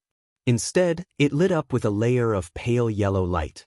It was a light curtain as thick as a palm, but it was as solid and thick as a city wall, firmly protecting the bronze gate. He immediately had a bad premonition and subconsciously wanted to loosen his grip, but it was too late. Boom! With a muffled sound, the pale yellow light screen exploded with a powerful force, sending him flying backward and tumbling into the grass 10 meters away. Ji Tianxing was dizzy from the fall, and his arms were numb and sore. He temporarily lost consciousness. He shook his dizzy head and crawled up from the grass. With a serious expression, he said, "There's actually a formation protecting it. No wonder no one is allowed to get close to this place. Only the family head can enter. If that's the case, then the family head must have a way to open the bronze gate." Thinking of this, he quickly took out the family head token hanging on his waist, and his sharp eyes searched the bronze gate. He immediately found a clue. There was a diamond-shaped groove next to the bronze door knocker. It was only half the size of a palm, and its shape was exactly the same as the family head token. Therefore, Ji Tianxing put the family head token into the groove. Sure enough, the bronze gate reacted. It slowly opened to both sides, making a muffled sound. The layer of pale yellow light curtain protecting the bronze gate also disappeared immediately. The bronze gate was completely open, and a black stone path covered with moss and weeds appeared behind the gate. Ji Tianxing stepped over the bronze gate and walked along the black stone path into the forbidden area of Yanqing Lake. On both sides of the path, there were trees full of weeds and thorns. Many green vines extended out and spread on the black stone path. Ji Tianxing walked along the black stone path for more than 100 meters. Before he reached the end of the path, he felt a cold and gloomy air blowing against his face. He looked ahead and saw a small inner lake. Judging from the mottled bluestones and countless towering trees beside the lake, this inner lake had been built for at least 100 years. There was no doubt that this was Yanqing Lake. But what surprised him was that the lake water in Yanqing Lake had frozen, and it was glowing with a pale blue light. It was noon in April, and the sun was shining brightly in the sky. But the ice on the lake was extremely thick, and it was constantly emitting cold air. Ji Tianxing's breath would cause white mist to come out. He stood beside Yanqing Lake and looked at the lake with a puzzled face. He was secretly guessing in his heart. At this moment, under the ice in the center of the lake, a huge black shadow suddenly appeared and quickly floated up from the bottom of the lake. Bang! The huge black shadow instantly broke through the thick layer of ice on the lake and appeared above the lake. Countless broken ice pieces burst out in all directions, like streaks of icy blue sword light. The entire ice surface of Yanqing Lake also cracked, and dense cracks spread out in all directions. Ji Tianxing subconsciously stepped back and dodged the countless ice pieces. When he looked up and saw the huge black shadow in the center of the lake, his pupils suddenly shrank, and he revealed a look of disbelief. That huge black shadow was a gigantic demonic beast. Its appearance was like a giant python, but it also looked like a legendary dragon. Its body that extended out of the lake and stood in midair was at least 10 meters tall. Its body was as thick as a water tank, and its surface was covered with dark scales, which were emitting a metallic luster under the sun. There was a sharp horn on its huge head, and 2 rows of black dragon whiskers on both sides of its wide and flat mouth. Under its belly that was covered with black dragon scales, there were 2 pairs of sharp dragon claws that were shining with cold light. It looked down at Ji Tianxing from above, and its dark golden eyes revealed a gloomy and cold aura. Ji Tianxing stared at it with his eyes wide open. He was shocked and excited, and his body was slightly trembling. His heart was surging, and his heart was beating faster. He thought to himself, that's not a normal demonic beast, and not a giant python, that's a dragon. It's the legendary flood dragon. Although the flood dragon only existed in legends, and he had never seen it with his own eyes, he had only seen a few descriptions and records in the history books. But the black and cold giant in front of him was incomparably handsome, and its aura was powerful and intimidating. It was definitely not an ordinary demonic beast. Therefore, Ji Tianxing dared to conclude that it was the legendary flood dragon. However, he quickly calmed down, and his heart was filled with doubts. The legendary flood dragon is a powerful divine beast that can fly in the sky and travel through the earth. It almost never appears in the mortal world. Our Ji family is just a small family in the small imperial Qing dynasty. How could there be a flood dragon in the family's forbidden area? The 5th chapter has been delivered. Please add it to the bookshelf and give me a few recommendation tickets. Chapter 61. Ji Tianxing was shocked by the appearance of the flood dragon.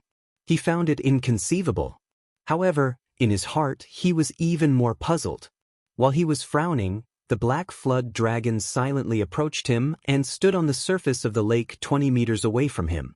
The flood dragon stared at him with its cold, dark golden eyes. It moved its mouth and spoke in a deep voice. Damn the Ji family. The flood dragon's voice sounded a little strange, and its tone was a little awkward, but it could still be heard clearly. A hint of surprise flashed across Ji Tianxing's eyes. It's actually another demonic beast that can talk? In his impression, no matter if it was a mid-level or high-level demon beast, it was impossible for them to speak. A demon beast that could speak must be at the level of a demon king. However, although the flood dragon in front of him had a powerful aura, it did not seem like a legendary demon king. Moreover, Ji Tianqing found it difficult to connect the Ji family with a demon king. The legendary demon king had the power to destroy the heavens and the earth. He could easily destroy a country. How could the Ji family control such a ferocious expert? Ji Tianqing looked up at the black flood dragon and asked tentatively, "Flood dragon, aren't you the guardian demon beast of the Ji family's forbidden area? Why do you hate the Ji family so much?" The flood dragon's eyes were filled with hatred. It sneered, "Guardian of the Ji family? I can't wait to kill everyone in the Ji family." "Boy, you are also preparing to inherit the position of family head and come to Yanqinghu Lake to seize the blue crystal, right? With your weak strength, this flood dragon can tear you to pieces with one claw." As soon as it finished speaking, it stretched out its dragon claw at lightning speed and grabbed at Ji Tianqing. The biting cold air suddenly hit his face and almost froze his body. His blood was about to solidify. His expression changed and he immediately jumped back 8 meters away from the lake. Bang! The flood dragon's black claw missed and slammed into the ice lake's shore, creating a 5-meter-wide crater on the ground and shaking the earth. Several large green millstone stones were also smashed into pieces by the flood dragon's giant claws, turning into countless pieces that shot out in all directions. Seeing this scene, Ji Tianqing's pupils constricted, and a chill ran down his spine. His heart was filled with horror.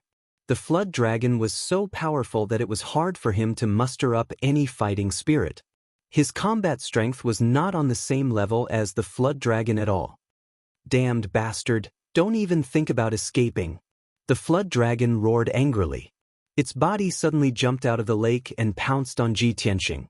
However, as soon as its 30-meter-long body flew into the air and its tail was exposed above the surface of the lake, its body stopped abruptly. Only then did Ji Tianqing see clearly that there was a black iron chain as thick as a bucket tied to the dragon's tail.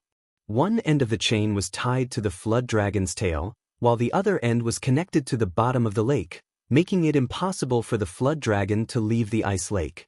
At the same time, a dark yellow barrier suddenly appeared in the sky. The huge dark yellow barrier was like a canopy covering the sky. It was like a huge bowl that was turned upside down, covering the entire Yanqing Lake. The flood dragon's huge head and body slammed into the dark yellow barrier, and a loud bang was heard. The dark yellow barrier flickered with brilliance and burst out with boundless power. The flood dragon's body trembled violently and rolled into the ice lake. Splash! In the loud bang, the ice lake was smashed into a huge wave a few meters high, and tens of thousands of ice shards burst out. Ji Tianqing, who was hiding 10 meters away from the lakeside, was also drenched by the ice-cold lake water. He was also hit by countless ice shards, causing severe pain all over his body. He looked up at the dark yellow barrier in the sky with a face full of shock. He could not help but exclaim, "It's a barrier array. I didn't expect that the ancestor would set up such a huge barrier that covered the entire Yanqing Lake. No wonder the flood dragon was imprisoned here and could not escape after 100 years. The forbidden area of Yanqing Lake was created after the Ji family's ancestor built the Ji mansion. The barrier array was naturally set up by the Ji family's ancestor. It was only with this massive formation that they were able to imprison the serpent dragon and protect the secret of the forbidden grounds. The barrier array covered everything in Yanqing Lake. Even if someone looked down from the sky near the Ji mansion, they would not be able to see the forbidden area of Yanqing Lake, let alone discover the existence of the flood dragon. Ji Tianqing's heart was full of shock. He thought to himself, "I didn't expect the ancestor of our Ji family to have such a powerful method. No wonder my Ji family could become one of the 4 great families of the Royal Azure Dynasty and still prosper for more than 100 years. I just don't know where the Ji family's ancestor, who established such a foundation, is now." At this time, the flood dragon was rolling in the ice lake for a while, rolling up layers of huge waves. It gradually calmed down after a long time. Once again, the flood dragon emerged from the lake. Its 10-meter-tall upper body stood above the lake and glared at Ji Tianqing from above. Coward as timid as a mouse. Didn't you want to succeed the family head? Didn't you want to take this dragon's blue crystal? Come on. Don't retreat and hide. Come and fight with this dragon. The flood dragon roared with a murderous aura, its eyes flashing with murderous intent. If it was before, Ji Tianxing would not be able to fight the flood dragon head-on. The flood dragon's strength was too strong. A casual swipe of its claw would be enough to crush him into pieces. But it was different now.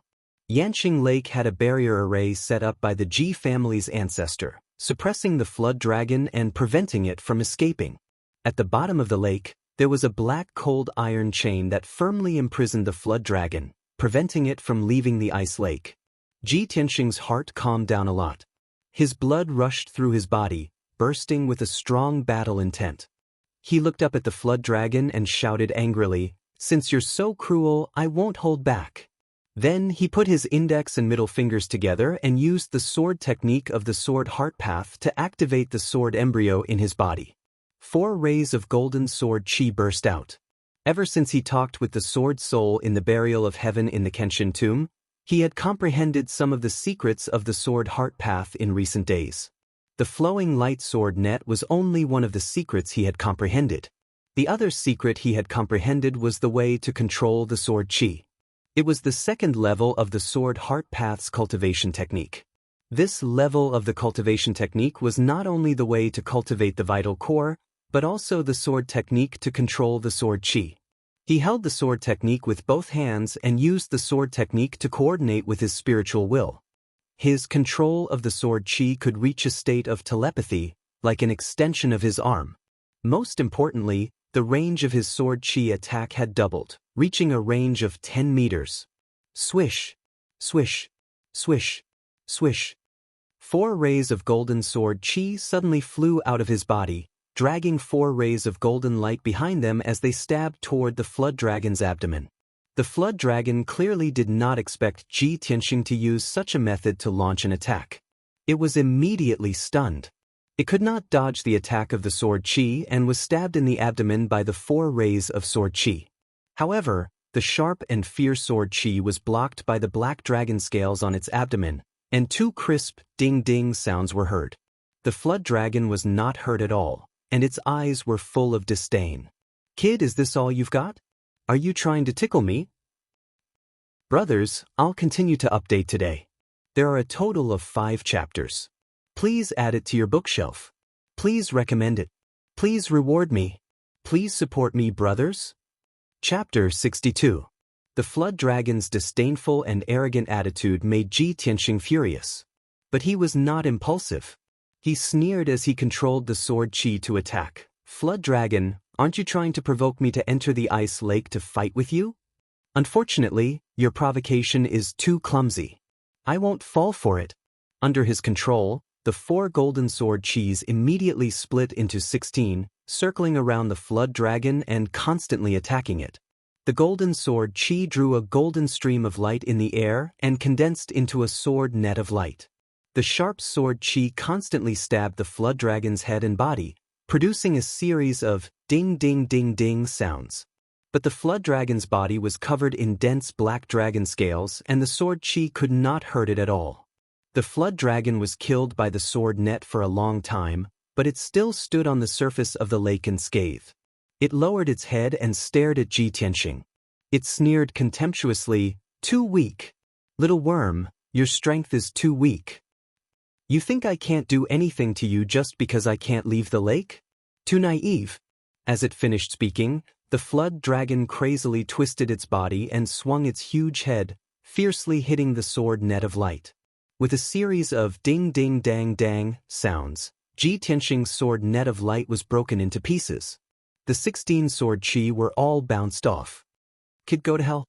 The flood dragon bellowed contemptuously. It opened its mouth and shot out 6 icy blue water arrows at Ji Tianxing at lightning speed. Swish, swish, swish. With a sharp piercing sound, the 6 icy blue water arrows instantly shot in front of Ji Tianxing. The bone-chilling cold air hit him in the face, causing his body to stiffen as if he was frozen. His dodging speed was also reduced by half. Bang bang. Even though he tried his best to dodge, he was still hit by 2 icy blue water arrows. Although the icy blue water arrows were condensed from the lake water, they contained powerful ice elemental chi. Its power was no less than the sword radiance of a mystic comprehending realm expert. Ji Tianxing's right leg and arm were hit by the arrow. Immediately, 2 bloody holes appeared on his body, and dark red blood gushed out. A bone-piercing pain came, causing his face to become as pale as paper, and cold sweat appeared on his forehead. Enduring the pain, he retreated another 10 meters and hid behind a few boulders on the shore. Weak and pitiful worm, what else can you do other than hide? The flood dragon's eyes became even more contemptuous as it mocked in a low voice. With your insignificant strength, you want to snatch this dragon's blue crystal? Compared to the previous patriarchs, you are simply a piece of trash without the strength to truss up a chicken. No matter how the flood dragon taunted, Ji Tianxing turned a deaf ear to its words. He hid behind the green boulder and hurriedly took out the hemostatic powder and gauze from his 100 treasures brocade pouch and quickly bandaged the wounds on his arms and legs.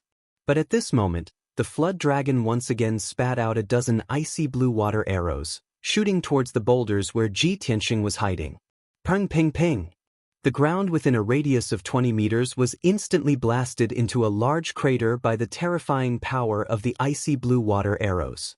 A few green boulders the size of millstones were also smashed into pieces by the water arrows. Ji Tianxing didn't even have time to dodge before he was sent flying by the violent blast. He rolled and crashed into the bamboo forest not far away.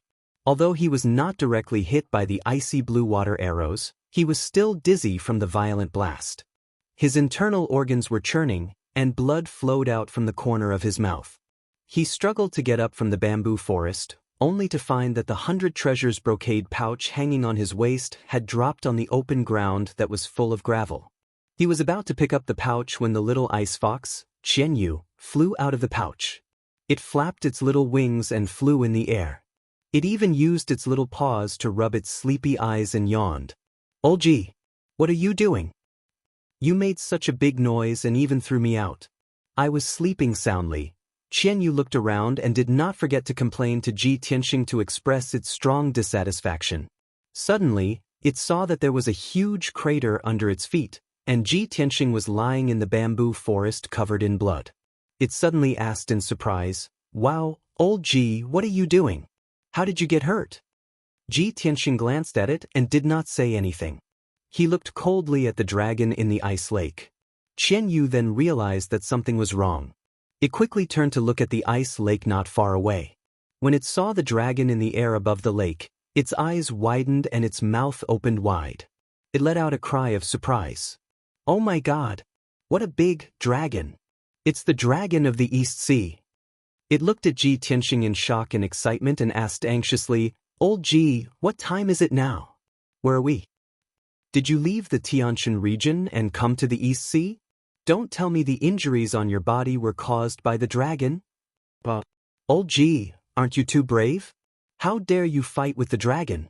Do you want to die?" Qianyu said a lot of things in excitement. Its tone was both shocked and excited. It probably did not expect that after sleeping for a few days in the 100 treasures brocade pouch, it would meet the mysterious dragon of the East Sea. Ji Tianxing looked at it jumping up and down in excitement, but he could not squeeze out a smile. Seeing that Qianyu was so excited and wanted to know the cause and effect, he could only explain. "This is not the East Sea, it's the Ji family's forbidden area. I must get the blue crystal to become the next patriarch." Qianyu was stunned. Its eyes were filled with disbelief. It pointed at the dragon and said, "Old Ji, this is clearly the dragon clan that only exists in the endless East Sea. How could it appear in your Ji family's forbidden area? Old Ji, there is definitely something wrong with your Ji family's ancestor. There must be some secret that you don't know. Otherwise, this little dragon would not appear here." Ji Tianxing nodded and said, "Qian, you are right. Our Ji family's ancestor is indeed very mysterious. However, he has disappeared for almost 100 years. No one knows why there is a dragon here. That dragon had been imprisoned in the Yanqing Lake for 100 years. During this time, it had never seen other demonic beasts, especially one that could talk like Qianyu. It had been staring at Qianyu with cold eyes. No one knew what it was thinking. When it heard the words, "Little Jiao Dragon," it immediately became unhappy. Its eyes flashed with anger and ferocious light. "Damn you stinky fox! You little thing, who are you calling a little dragon?" Qianyu turned its head to look at the dragon. It flapped its little wings and flew close to it. It said with a mocking tone, "Nonsense, of course I'm talking about you. Although you are big, you are not an adult yet. You are only an 8-year-old human child." The dragon's eyes were filled with anger.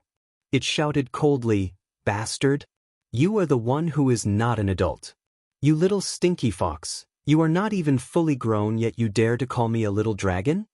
Qianyu was also angry. She shouted in a sharp voice, "You damn stinky dragon! How can you talk to a girl like that? Do you have any shame? You are a disgrace to the East Sea Dragon tribe. Moreover, I have only temporarily lost my power. I can't show my true form. In front of my real body, you are nothing more than a small black earthworm. I can smash you into meat paste with one claw." The dragon avoided Qianyu's eyes. It said in a low muffled voice, You think this is all I have? If my dragon crystal had not been taken away, my power would not have dropped so much and I would not be imprisoned in this lake." Ji Tianxing watched the two of them quarrel like children. He could not help but sneer, the dragon was so fierce just now. Now it is afraid of Qianyu. Chapter 63. The flood dragon and Qianyu continued to argue for a while, but soon, the flood dragon was at a disadvantage. With its intelligence and eloquence, it was no match for the cunning Qianyu. Moreover, the flood dragon could tell that Qianyu's bloodline was extraordinary. At its peak, Qianyu was much stronger than it. With its confidence waning, it stopped arguing with Qianyu and kept quiet. Qianyu scolded the flood dragon to vent its anger. Seeing that the flood dragon was imprisoned in the ice lake without freedom, it pitied it and began to chat with it. After talking for a while, they realized that their experiences were basically the same. They were both deprived of their lifetime's cultivation and imprisoned for hundreds of years. The flood dragon felt a sense of closeness to Qianyu and did not attack Ji Tianxing. Qianyu comforted it and flew back to Ji Tianxing's side. It looked at Ji Tianxing with a dignified expression and said, "Old Ji, no matter why this flood dragon appeared in the Ji clan's forbidden area, no matter what secret your ancestor has, you must release this flood dragon. The East Sea Flood Dragon clan must not appear in the human world. Otherwise, not only will the Ji clan suffer a great calamity, I'm afraid the royal Azure dynasty will be destroyed under the wrath of the Flood Dragon clan." Ji Tianxing frowned and shook his head. Qian, you want me to release it? How is that possible? This evil flood dragon is so powerful and has been imprisoned here for hundreds of years. It hates the Ji clan to the core. If I let it go, it will definitely destroy the Ji clan and kill everyone. Qianyu thought for a moment and came up with an idea.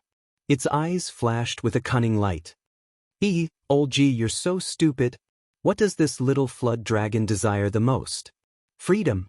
As long as you release it and give it freedom, it will definitely agree to your conditions and not take revenge on the Ji clan.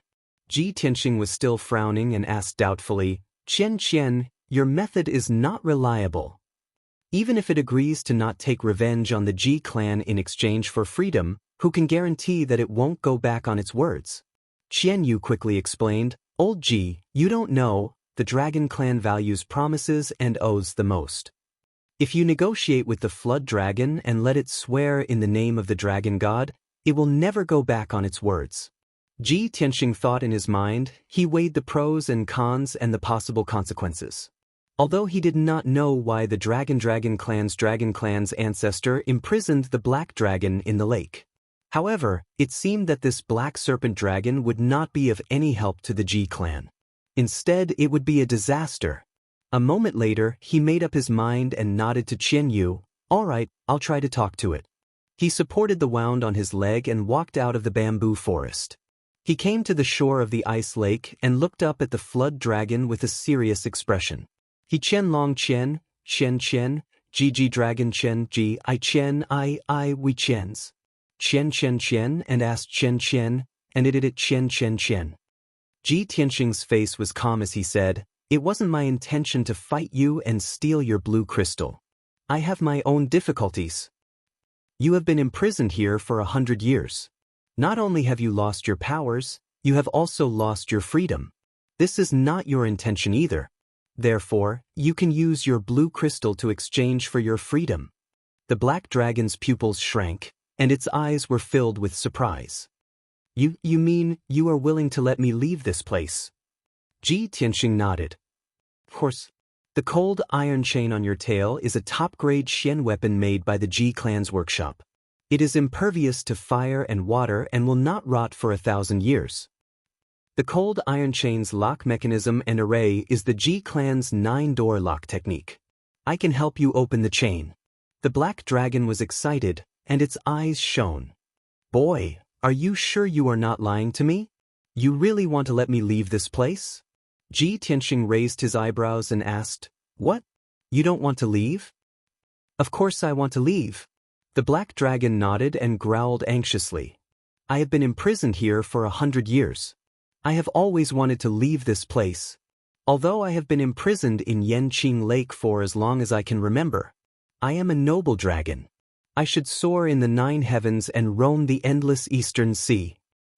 I will not be trapped in this little pond forever."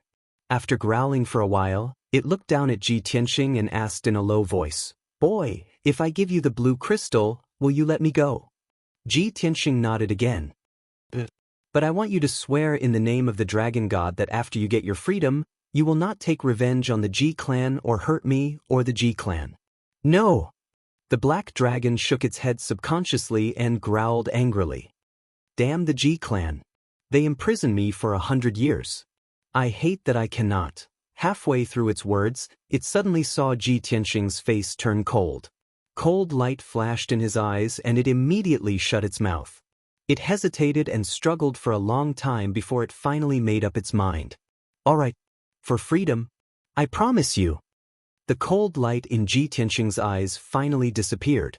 "Then swear in the name of the dragon god." The black serpent dragon was still worried and questioned him twice more. After confirming that Ji Tianxing wouldn't lie to it, it said with a solemn expression, "I swear in the name of the dragon god that if Ji Tianxing keeps his promise and lets me go, I will let bygones be bygones. I will never take revenge on the Ji family, and I will never harm Ji Tianxing and his family." The black dragon's voice was solemn and loud, revealing a solemn and majestic aura.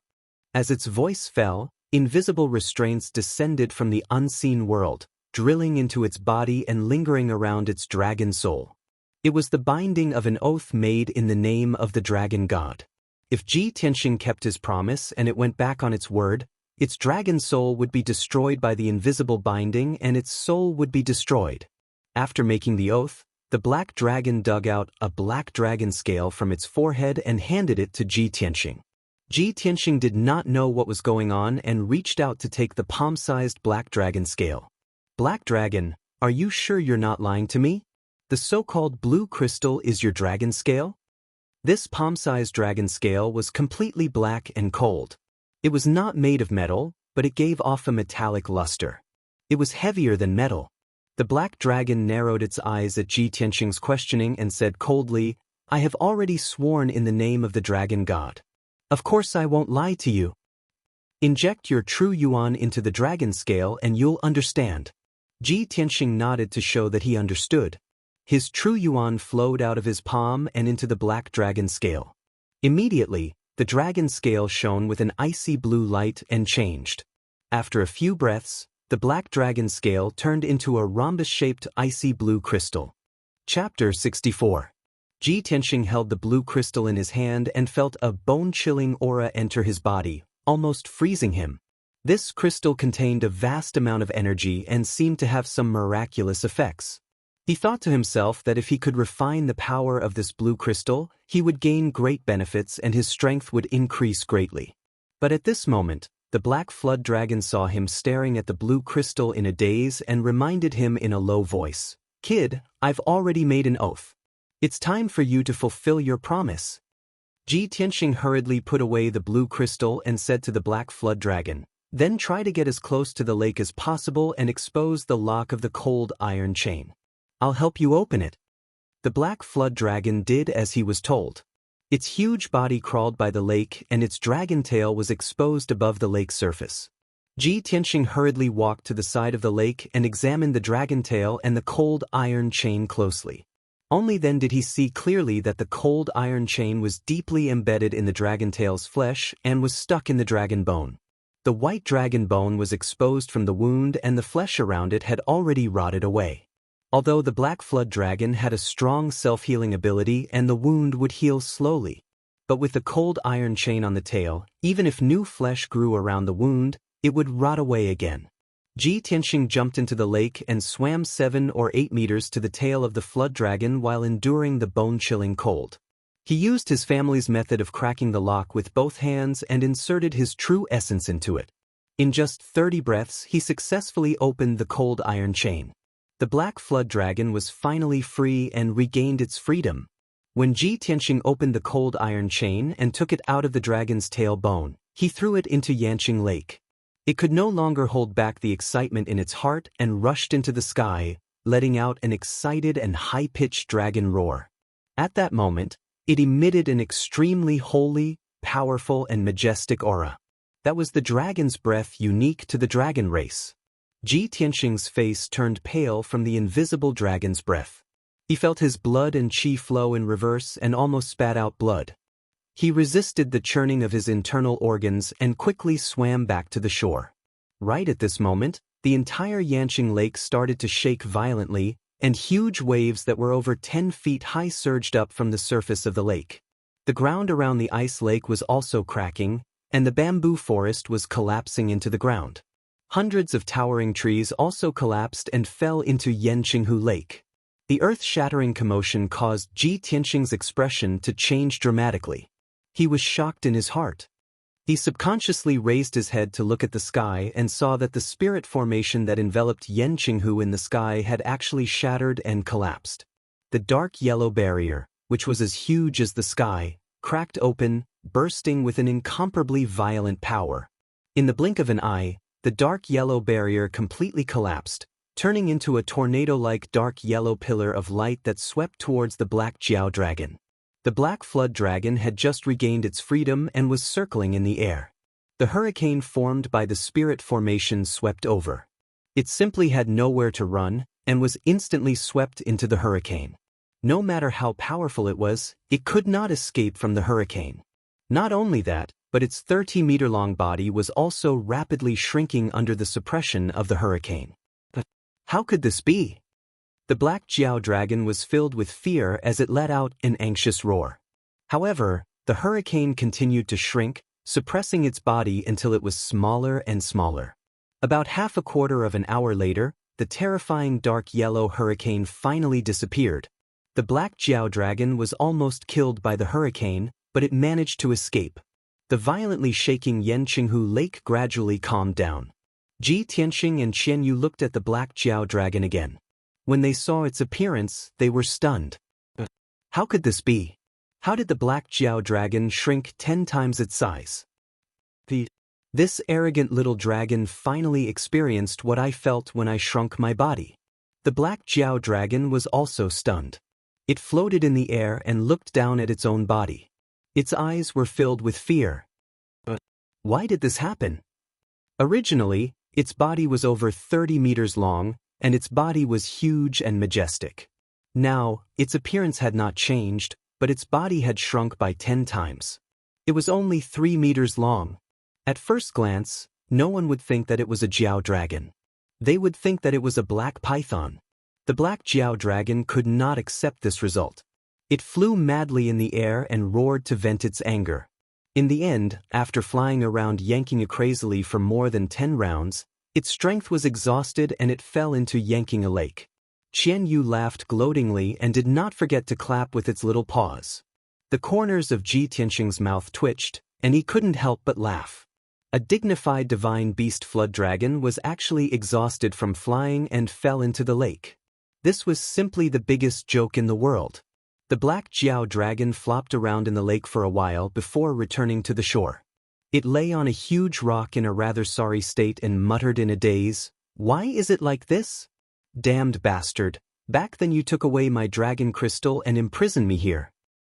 And now, you've even set up such a formation to reduce my dragon body to such a tiny size.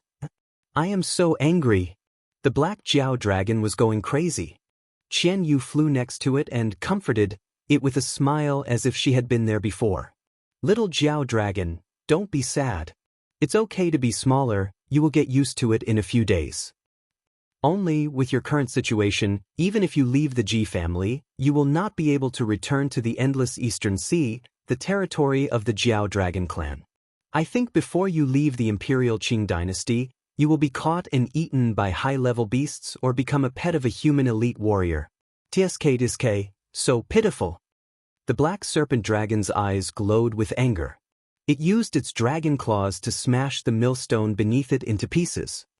"Damn it. If the ancestor of the Ji family didn't take away my dragon crystal, I would not be in this situation. My dragon crystal, the power that I have painstakingly cultivated all my life." Qian Yu rolled her eyes and a sly smile flashed across her eyes. Suddenly, she thought of an idea. "Little Jiao dragon, since you are so weak now, you will not be able to return to the Jiao dragon clan's territory in the Eastern Sea. Also, if you don't have anyone to protect you, you will not be able to survive in the human world. How about this? You stay with old Ji and slowly recover your strength. When old Ji is strong enough, he will send you back to the Eastern Sea." The black Jiao dragon was stunned for a moment and immediately revealed a thoughtful expression. Ji Tianxing frowned and quickly grabbed Qian Yu and asked in a low voice, Qian, what are you doing? Why do I have to protect it and send it back to the Eastern Sea?" The Eastern Sea is at the most eastern side of the continent. It is separated by many regions from the Tianshan region. I will not be able to reach the Eastern Sea even if I travel for my entire life. Qian Yu revealed a sly smile and used some kind of secret technique to send her voice directly to his ears. She explained, "Old Ji, are you stupid? I am doing this for your own good. This is a Jiao dragon. If you can keep it by your side, you will gain many benefits in the future. As for when you will send it back to the Eastern Sea, isn't that up to you? Maybe 50 years later, or maybe 100 years later, when you are strong enough to travel across large regions, you can send it back to the Eastern Sea." Ji Tianxing frowned and thought for a moment. He whispered, "If that's the case, it is not impossible. Let's see if it agrees." Chapter 65. Ji Tianxing always felt that Qian Yu seemed to know a lot. Moreover, Qian Yu was too cunning. With just a few words, he had the black serpent dragon fooled. When he tried to ask the black serpent dragon if it was willing to stay, the black serpent dragon only hesitated for a moment before nodding in agreement. "My current situation is just like what Qian Yu said. I can't even leave the Imperial Qing dynasty, much less return to the Eastern Sea. The only thing I can do now is to stay and slowly recover my strength." Ji Tianxing saw that it had agreed and was secretly happy. However, he did not show it on his face and said calmly, "Originally, I didn't want to take you in. After all, you are a big trouble. But for Qian Yu's sake, since you are so sincere, I will reluctantly agree to your request. I can protect you in the human world and send you back to the Eastern Sea in the future. However, you must listen to my orders and don't do anything reckless." The black serpent dragon was not stupid. It knew that once it agreed, it would lose its freedom again. Therefore, it quickly added another condition. "Ji Tianxing, I also have a condition. Other than protecting me and sending me back to the Eastern Sea, you have to help me find the dragon crystal. Of course, if you can help me find the dragon crystal, I will be able to recover all my strength. When that time comes, I will not need you to send me back to the Eastern Sea." "Help you find the dragon crystal?" Ji Tianxing frowned and instinctively wanted to reject. However, Qian Yu quickly gave him a look and secretly persuaded him to agree. Ji Tianxing listened to Qian Yu's advice and agreed to the black serpent dragon's condition. "All right, I promise you. When I am strong enough, I will help you find the dragon crystal or send you back to the Eastern Sea." Although he said it righteously, the black serpent dragon would not believe him so easily. Ji Tianxing, you must swear to the heavens before I can believe you. Ji Tianxing nodded without hesitation and said solemnly, Ji Tianxing, swear to the heavens. His tone was solemn and powerful, which calmed the black Jiao dragon's heart. Only then did it relax. The matter was thus settled. Ji Tianxing prepared to leave the Yanqinghu and take the blue crystal back to the house. The black serpent dragon, who had shrunk 10 times, flew to his side and asked, Ji Tianxing, what will happen to me if you leave? Do you still want me to stay here? Ji Tianxing stopped and turned his head to look at it. He couldn't help but reveal a troubled expression. Little black serpent dragon, although your body shrunk down to 10 times, used to you, you're still 3 meters long. You're so big, I can't just bring you out like this, right? If others see you, I won't be able to protect you. The little black dragon also felt that this was reasonable, so it remained silent and didn't say anything. A thoughtful look appeared in its eyes. After a moment of contemplation, it suddenly revealed a hint of joy. I have an idea. It forcefully twisted its 3-meter-long body, and its entire body lit up with a dazzling icy blue brilliance. Its dragon body changed again. In the blink of an eye, the black serpent dragon turned into a 1-meter-long black sword. It flew in front of Ji Tianxing. Ji Tianxing, I'll turn into a sword. This way, you can take me with you. The sword that the black serpent dragon had turned into was completely black. It flickered with a cold light and gave off an extremely sharp aura. The blade was 3 fingers wide and the hilt was like a dragon's body. The surface was covered in fine black dragon scales. Just by looking at its appearance, one could tell that this sword was a peerless treasure among swords. It was mighty and extraordinary. Ji Tianxing grasped the sword that the black serpent dragon had turned into. He examined it and couldn't help but smile. Little black serpent, this is a good idea. You can maintain your black serpent sword form in the future. Qian Yu also looked at the black serpent sword. He smiled and said, Hee, little black serpent dragon isn't that stupid. You actually thought of this idea.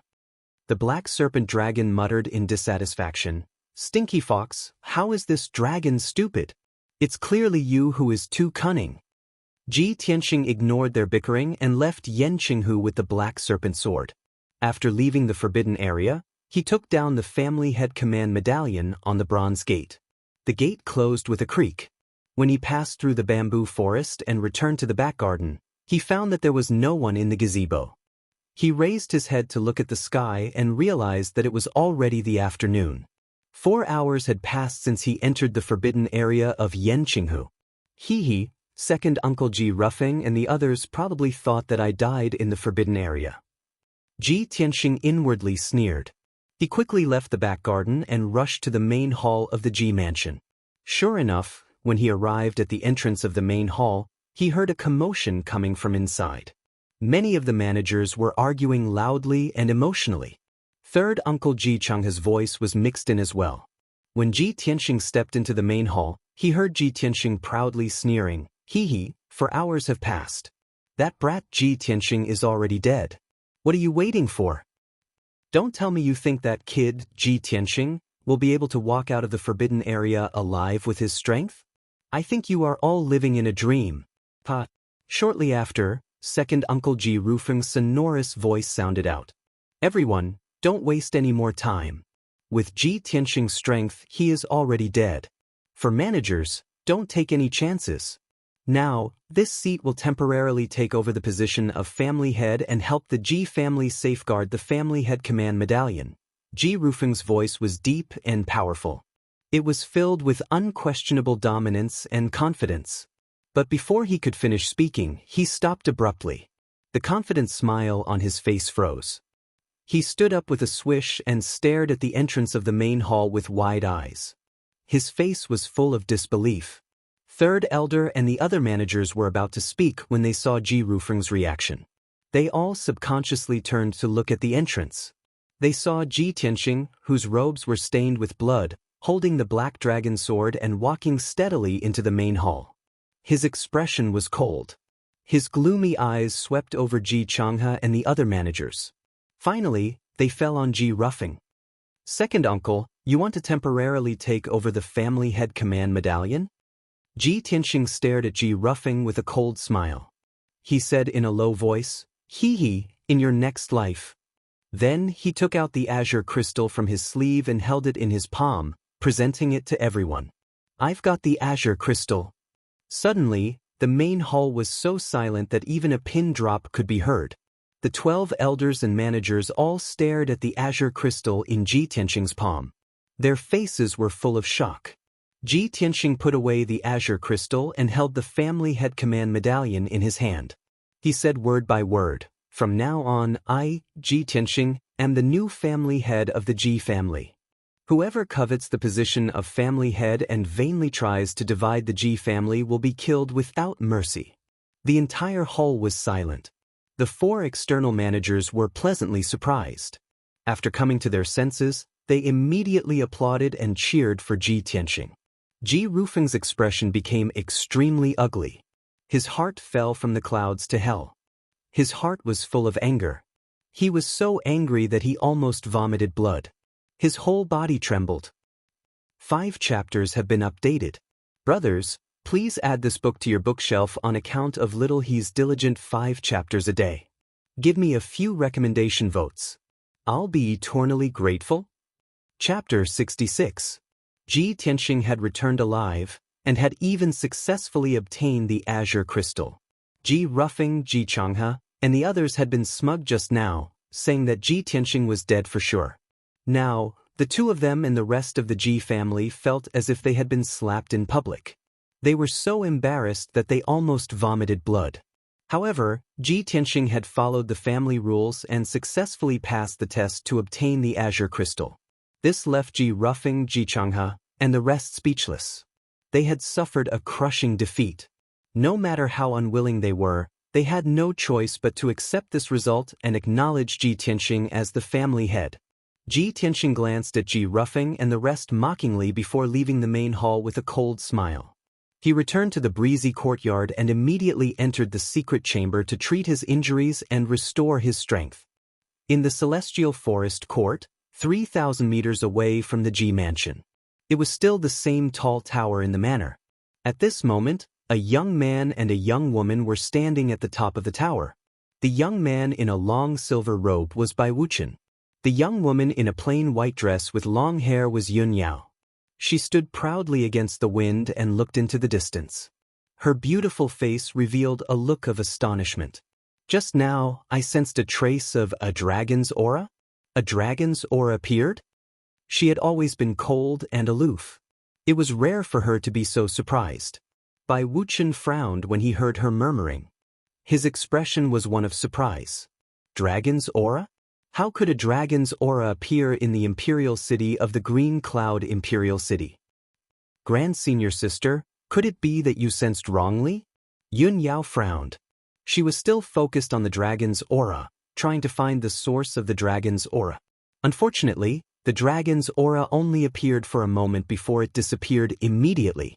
When she heard Bai Wuchen's question, she shook her head gently and said firmly, "Junior brother Bai, don't forget that I have the celestial spirit's sacred constitution bloodline. I'm very sensitive to the aura of different races. I can't be wrong." Although the dragon's aura only appeared for a moment before it disappeared, I really sensed the dragon's aura.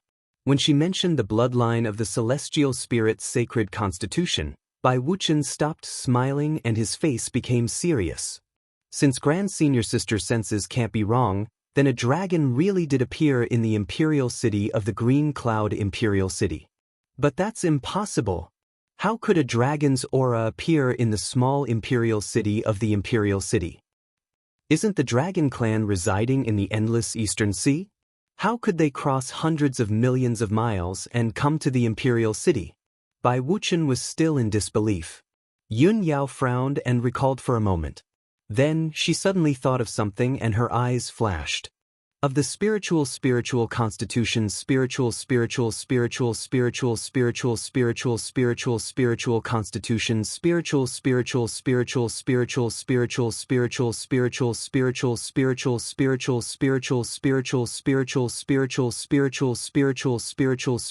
it's it the spiritual. Spiritual it. Bai Wuchen nodded and said, "The young, and region's Shenhui sect? I have also heard of this sect. It was once flourishing and controlled the entire Yong and region. 100 years ago, after the Shenhui sect went through a disaster, its strength declined a lot. However, the Shenhui sect has recovered and is still one of the top 3 sects in the Yong and region. Yes, that's true. Yun Yao nodded slightly and continued. 100 years ago, when the Shenhui sect was in trouble, many masters and elders of the sect fled the sect. No one knows where they went. Along with those elders and experts, many rare spiritual beasts and a divine flood dragon also disappeared. It's said that there's a young elder in the divine Hui sect who's good at refining artifacts. It was this person who took the divine dragon with him when he escaped from the Shenhui sect. That person took the divine flood dragon and left the Shenhui sect, then disappeared. Later, the Shenhui sect sent people to search the entire Yong'an region, but they couldn't find it. People from the Shenhui sect even came to the Tianshan region to search for it for many years, but they couldn't find anything in the end. Bai Wuchen raised his eyebrows and his eyes sparkled. He asked tentatively, "Senior sister, do you mean the dragon breath you sensed just now has something to do with that?" Yun Yao shook her head and said calmly, "I don't know if these two things are related. It's just that when I sensed the dragon breath just now, it reminded me of the past that Master told me." After a moment of silence, she said again, "Junior brother Bai, our sect's entrance competition is in 3 days. How's the preparation for it going?" Bai Wuchen smiled and said, "Senior sister, don't worry. The competition is ready. With junior brother Hao and the 3 deacons supervising it, there won't be any mistakes. But there's something I need you to make a decision on." Yun Yao looked straight ahead and asked calmly, "What is it?" Bai Wuchen explained, "Among the young disciples who passed the entrance test last month, there was a girl named Ling Yunfei. She was ranked 7th in terms of talent and strength. But she was killed a few days ago. Now there's a vacancy for the entrance competition. How will you deal with it, senior sister?" Yun Yao looked in the direction of the Ji mansion. An imperceptible light flashed in her eyes. After a moment of silence, she said indifferently, "Since there's a vacancy, we'll give those who didn't pass the entrance test a chance. Junior brother Bai, you'll be in charge of setting up an illusory weapon Xian formation in the city square and announce it to the whole city. If a young warrior can pass this formation in 3 days, he or she will get the vacancy and participate in the entrance competition in 3 days." Bai Wuchen was stunned. He didn't show it on his face, but he thought to himself, why is senior sister doing this? Could it be that she has other intentions? But he didn't ask. He just nodded with a smile and said, "Okay, I'll do as senior sister says." Then, Bai Wuchen bid farewell to Yun Yao and left the top of the pagoda. Yun Yao was left standing alone at the top of the pagoda. Her eyes were deep in thought. Her figure was extremely slender under the light of the setting sun. Late at night, the Ji mansion was very quiet. Only a few courtyards were lit with lanterns. Ji Tianxing healed himself in the secret chamber for 6 hours. When he was fully recovered, he walked out of the secret chamber. He was about to call Huan and ask her to bring some food from the kitchen. At this moment, there was a slight sound of wind in the small courtyard outside the house. 9 black figures cut through the night like ghosts and landed lightly in the courtyard. These 9 figures were all dressed in black, with masks on their faces and swords on their backs. All of them had extraordinary strength. 8 of them stood in 2 rows in the courtyard. The leader walked to the door and reported in a low voice, "Young master, Mu Shan requests to see you." Ji Tianxing had already sensed that someone had sneaked into the courtyard. He held the black dragon sword in his hand and was on guard. He thought that the other party was an assassin sent by second Uncle Ji Ruffing to assassinate him. After all, he had successfully passed through the forbidden area and obtained the blue crystal. He was now the rightful successor to the position of patriarch. Second Uncle Ji Ruffing had failed at the last step. It was very likely that he was planning to assassinate him. However, when Ji Tianxing heard the voice outside the door, he immediately let down his guard and a smile appeared on his face. He put away the black dragon sword and said in a low voice, "Come in." The man in black named Mu Shan immediately opened the door and led the 8 men in black into the room. After entering the room, Mu Shan and the others walked to Ji Tianxing and knelt down on one knee. Mu Shan, the vice leader of the Shadow Sword Hall, greets the young master. Chapter 67. The 9 black-clothed men who entered the room were the masters of Shadow Sword Hall. The tall and burly man in the lead was called Mu Shan, the deputy hall master of Shadow Sword Hall. The 8 black-clothed men behind him were all sword envoys of Shadow Sword Hall. Ji Tianxing nodded slightly and said with a smile, "Mu Shan, I've been waiting for you for a long time. Get up quickly." Mu Shan and the 8 sword envoys got up and stood respectfully. Mu Shan took 2 steps forward and came to Ji Tianxing's side. He lowered his voice and reported respectfully, "Young master, I just came back from Yunzhou tonight and was about to report to you about the blood-clothed tower. I just learned about the shocking changes in the mansion. Congratulations to you for passing the test and succeeding the position of master." Ji Tianxing waved his hand and quickly asked, "Have you found out about the blood-clothed tower?" Mu Shan said in a deep voice with a murderous look, "Young master, the blood-clothed tower has been removed from the world. The headquarters and 4 branches of the blood-clothed tower in Yunzhou were all destroyed by Shadow Sword Hall. There were 189 people in the blood-clothed tower, and 181 of them have been killed. Only 8 escaped and are still fleeing. Deputy Hall Masters will led 14 sword envoys to hunt down those who escaped in Yunzhou. I rushed back to the imperial city to report the news." After listening to Mu Shan's report, Ji Tianxing nodded with satisfaction and smiled with relief. "Very good. You did a good job. Have you found out who hired the blood-clothed tower assassins to assassinate me?" Mu Shan said in a deep voice, "Young master, this matter has been investigated. The person who hired the assassins was Gu Hao's biological mother. We have assassinated her. In addition, we have found out that Gu Hao's biological mother was in Hanging Cloud City at that time. The person who tipped her off was Ji Hao's subordinate." Ji Tianxing had never doubted the ability of Shadow Sword Hall. After listening to Mu Shan's report, a cold light flashed in his eyes, and the corners of his mouth raised into a sneer. "I didn't expect that the person who secretly tipped her off was Ji Hao. What a borrowed knife to kill. This cousin of mine is as ambitious as his father, despicable and sinister." Mu Shan did not comment on this matter. He was the vice hall master of the Shadow Sword Hall. He would only obey the orders of the clan head. After a moment of silence, he asked, "Young master, the patriarch is currently in seclusion with serious injuries. On the outside, the Ling clan has been making frequent moves, constantly targeting the various properties of the Ji clan. On the inside, second elder and third elder are colluding, conspiring to seize power. Young master, now that you've succeeded as the patriarch, what plans and instructions do you have?" Ji Tianxing frowned as he pondered, his eyes flashing with wisdom. A moment later, he said in a deep voice, "Let's deal with the Ji clan's internal strife first. Ignore the Ling clan for now. Ling Sihai is seriously injured and will not dare to invade the Ji mansion in the near future. The Ling family could only do things that were not presentable and secretly retaliated against the Ji family's various businesses. This won't harm the Ji clan's foundation, so the various managers and district masters can still handle it. Mu Shan, put those managers with the surname Ji under house arrest and guard them strictly. Don't let them come in contact with anyone. Kill anyone who resists. In addition, you have to act in secret and do your best to find evidence of their crimes. I want to remove their authority and cut off second elder's wings first, then slowly deal with him. Go, carry it out immediately." After saying that, Ji Tianxing waved his hand. Mu Shan immediately bowed and accepted the order. "Understood." Then, he led the 8 sword envoys out of the cool breeze courtyard and swiftly carried out the order. After Mu Shan and the others left, Ji Tianxing stood in the room for a moment with a thoughtful expression on his face.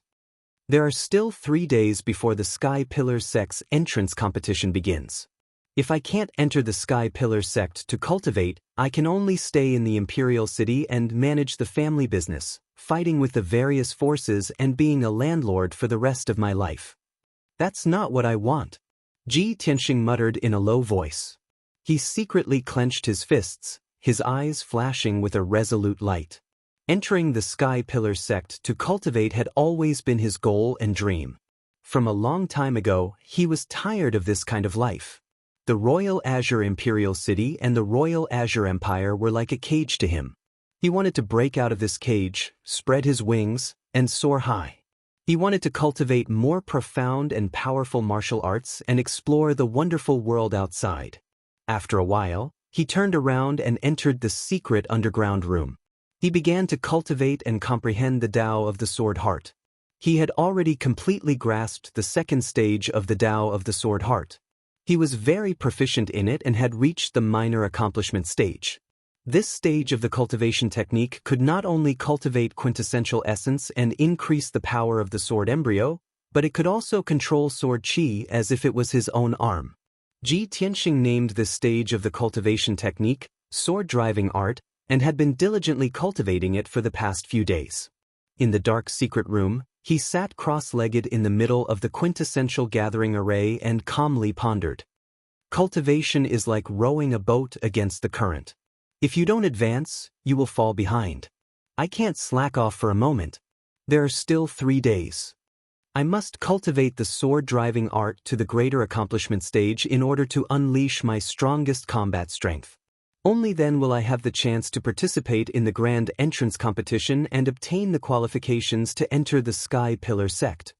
After that, Ji Tianxing collected his thoughts and began to focus on cultivating the sword-driving art. At the same time, in the fourth courtyard of the Ji mansion, in the dark secret underground room, there was only a dim oil lamp that lit up with a dim yellow light. Ji Ruffing sat on the wooden armchair with a cold expression. His hands gripped the armrests so tightly that the veins on the back of his hands were popping out.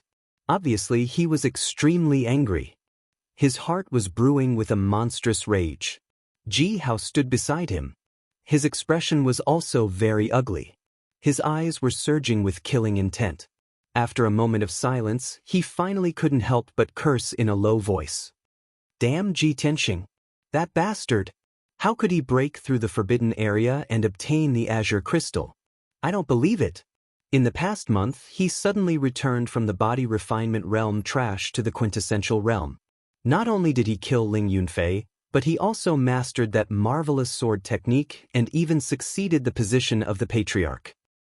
Father, there must be a secret behind this. Ji Tianxing's change is too great. His growth is too fast. There must be a problem. Ji Hao's emotions were agitated. His heart was filled with anger and jealousy. Ji Ruffing frowned and said in a low and deep voice, How? Oh, we all saw Ji Tianxing's change. It is indeed very strange, but there is no point in discussing this now. Just now, this subordinate came to report that Ji Tianxing sent people from the Shadow Sword Hall to put the managers under house arrest and strip them of their authority. He first dealt with those managers. Next, he will deal with me. Ji Hao's angry face twisted. His eyes surged with killing intent. Father, what do we do? Are we just going to sit here and wait for death? Ji Ruffing said expressionlessly, the people from the Shadow Sword Hall have returned. Even if we want to assassinate Ji Tianxing, it is impossible. For now, we can only wait and see. 3 days later, it will be the Sky Pillar sect's entrance competition. Ji Tianxing will definitely think of a way to participate. I have already informed the young prince of what happened today. Just now, the young prince sent me a secret letter and told us to wait patiently for 3 days. 3 days later, the young prince will help us deal with Ji Tianxing in the competition. At that time, Ji Tianxing will be dead. Ji Changkong will not be a threat and the position of the family head will still be ours. Hearing this, Ji Hao's expression eased a little. However, he pondered for a moment and asked hesitantly, Father, are we really going to rely on the young prince and submit to him? The young prince's ambition is too great. If it is exposed in the future, I'm afraid the entire Ji family will be implicated and executed by the imperial family. Ji Ruffing frowned. A cold light flashed in his eyes. He said in a deep voice, Those who achieve great things must have the courage to cut off all means of retreat. The young prince has the world in his heart and has great ambitions. What is a mere Qingyun kingdom? In the future, the entire 10 countries of the Tianqian region will be in his pocket. If we surrender early, we can still be relied on by him and receive more rewards in the future. Chapter 68. The night passed by quickly. Early the next morning, when Ji Tianxing finished his cultivation had increased a little, and his strength had improved. When he returned to his room, Huan quickly brought him a basin of water and a box of food. She helped him wash up and eat breakfast. While he was eating breakfast, Huan reported a piece of news. Eldest young master, I heard someone in the mansion mention something this morning. Someone from the Sky Pillar sect set up a large formation in the city square and announced that there is a vacancy in the quota for the entrance competition. As long as the young talents of the Imperial City can pass through the formation, they will be qualified to participate in the entrance competition in 2 days. Eldest young master, this is an excellent opportunity for you. Do you want to give it a try?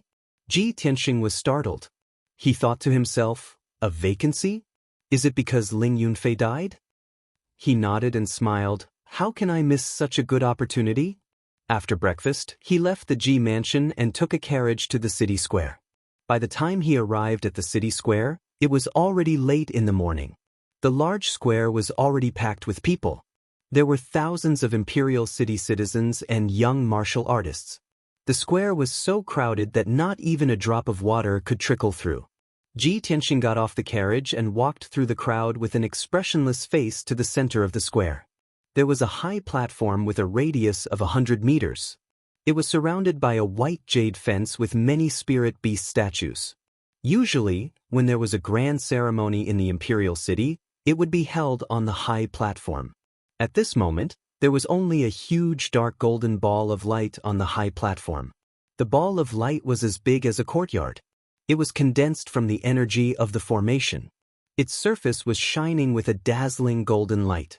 Obviously, this was the formation set up by the Sky Pillar sect. The high platform was surrounded by people.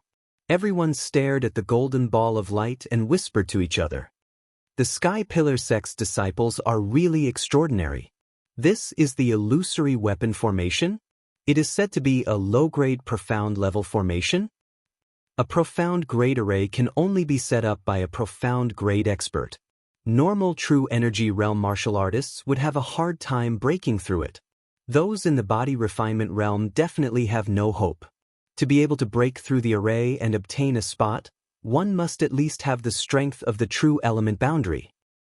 Sigh, it's a pity that we can't see what's going on inside the formation from the outside. I wonder what's so special about this illusory weapon Xian formation? Ji Tianxing passed through the crowd and arrived at the bottom of the high platform. He silently sized up the illusory weapon Xian formation and listened to the discussions of the surrounding warriors. At this moment, the dark golden ball of light on the high platform suddenly flashed with 2 golden lights. Shwa!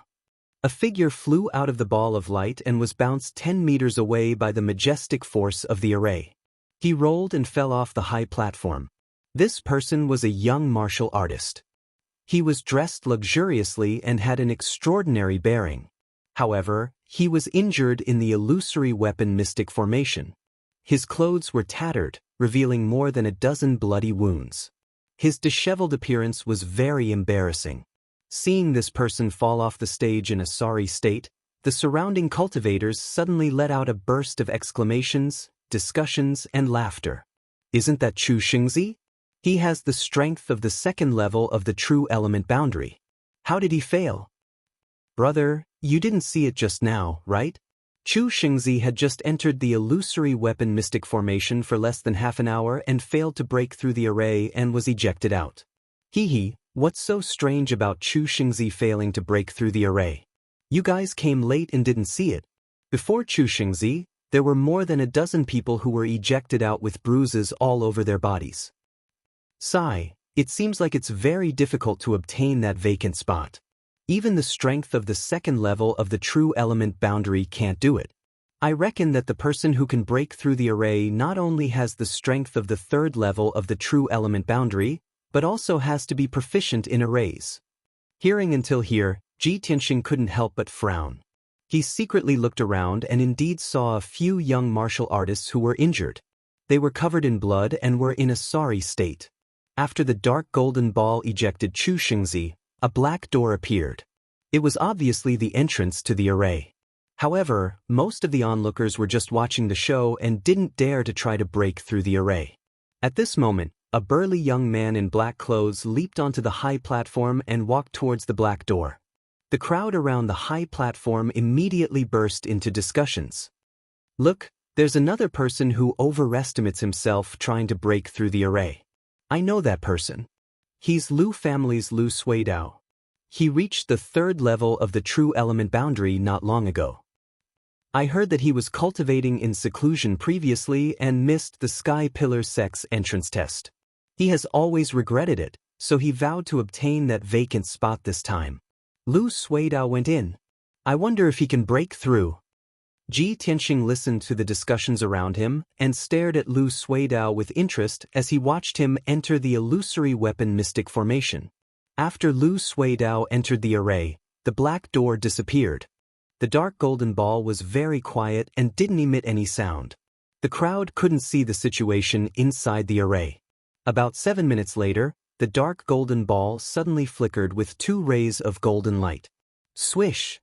Lu Suidao was ejected and fell off the high platform with blood all over his body. He lay on the ground in a sorry state. There was another burst of discussion in the crowd. Many people felt that it was a pity. After Lu Suidao struggled to get up and limped away, no one dared to go on the stage for a long time.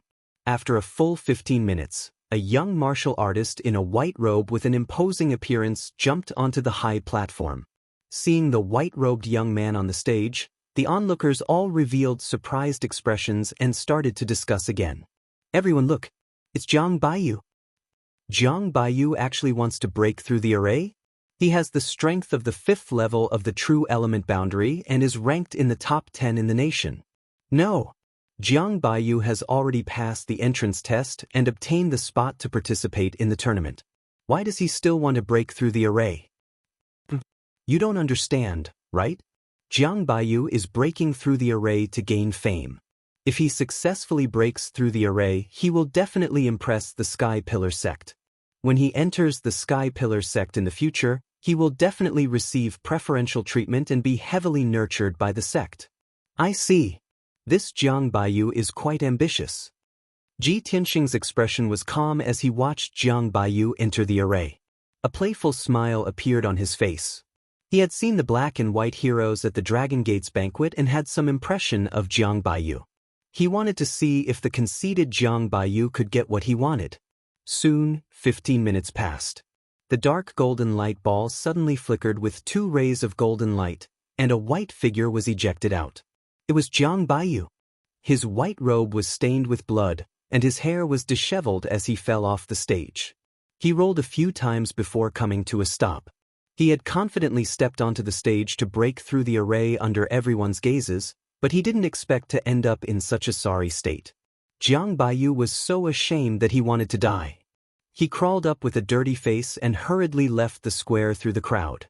When the martial artists around the high platform saw that even Jiang Baiyu couldn't break through the array, they instantly burst into an uproar and burst into discussions. "Oh my God! Isn't this illusory weapon mystic formation too powerful? Even Jiang Baiyu can't break through it? If even the top 10 geniuses can't break through it, then who can get the empty spot? Whoever can break through the array is definitely a genius more powerful than Jiang Baiyu. This kind of genius would have already passed the entrance test. Why would he need to break through the array?" Chapter 69. At the edge of the square in the city, there was a 30-meter tall pagoda. 2 young men were standing on top of the pagoda, looking down at the crowd and the high platform in the square. The white-robed young man was Bai Wuchen, and the burly young man beside him was Hao Meng. They looked at the illusory weapon Shen formation on the high platform and heard the noise from the square. They couldn't help but smile. Bai Wuchen had a playful smile on his face and said indifferently, "Some frogs at the bottom of the well are too self-righteous. They think that they can impress us by passing the illusory weapon Shen formation and get the focus of the sect's training. How ridiculous! Hao Meng grinned and said with a smile, "Yes, the illusory weapon Xian formation is just a low-grade Xian formation. Although it's a little difficult, it's not a big deal. Even if that person passes the formation, he won't be valued by the sect." Bai Wuchen's smile deepened, and he said contemptuously, "What's more ridiculous is that the self-righteous frogs at the bottom of the well failed the formation." "How ridiculous?" Hao Meng said, "Senior brother Bai, it's reasonable for that person to fail the formation. Although the illusory weapon Xian formation is a low-grade Xian formation, only those in the mystic comprehending realm can break through it. Ordinary true energy realm people can't break through it. They can only think of other ways to break the formation." Bai Wuchen stopped sneering and murmured with a deep look in his eyes, "I don't know why senior sister used this formation to test them. Does she have other intentions?" Hao Meng hesitated and said with a grin, "Senior brother Bai, I think you're thinking too much. It's completely reasonable for senior sister to ask you to set up this formation. Our sky-bearing sect is the #1 sect in the Tianjin region. How can any mediocre person enter? That place is temporarily vacant. If anyone wants to get it, they have to pay a higher price." Hao Meng was explaining when he suddenly saw a young man in a black robe walking out of the crowd in the square and stepping onto the high platform. He stared at the young man in the black robe and frowned. He said subconsciously, "Hey, isn't that the kid with the surname Ji? So many people have failed to break through the array before, and he still dares to step onto the stage?" Bai Wuchen stared coldly at Ji Tianxing's silhouette. His lips curled into a mocking smile. He, eldest senior sister, was merciful and helped that brat twice. Could it be that he still thinks that eldest senior sister will remember an aunt like him and help him again? That illusory weapon profound formation was personally arranged by me. I don't believe that you can break through it." Hao Meng tilted his head and glanced at Bai Wuchen. He had a feeling that senior brother Bai was hostile towards that young man with the surname Ji. He wanted to remind Bai Wuchen, but after a moment of hesitation, he dismissed the idea. Ji Tianxing walked out of the crowd expressionlessly and climbed up the stairs to the stage. When the martial artists around the high platform saw him, they immediately showed expressions of surprise, contempt, and disdain. Many people rejoiced in the misfortune of others. They began to discuss eccentrically and even burst into laughter. "Oh, isn't this the young master of the Ji family? He's here to break through the array too?" Last month, the useless Ji family failed the entrance test. Looks like he's not satisfied and wants to fight for the vacant spot. Tisk tsk, even a genius like Jiang Baiyu failed. A useless body refinement realm cultivator wants to break through the array? He must be dreaming. Is he out of his mind? Doesn't Ji Tianxing think that he hasn't embarrassed himself enough? Previously, he was humiliated in the entrance test and became known as a useless person. Now, he's here to embarrass himself again. This is going to be a good show. Let's see how pathetic and miserable his injuries are later. I bet that Ji Tianxing will be ejected from the array in less than 10 breaths of time. Only a few people knew that Ji Tianxing had recovered his true energy realm strength. Most of the people present still thought that he was a useless body refinement realm cultivator from last month. Therefore, everyone was rejoicing in his misfortune and talking about him without restraint, mocking him for overestimating himself. Ji Tianxing ignored everyone's discussion and ridicule. He stepped through the black door expressionlessly and entered the illusory weapon mystic array. Swoosh! A golden light flashed. Ji Tianxing entered the array and seemed to have arrived at a dark space. This space was like a spacious hall, surrounded by dark golden walls of light.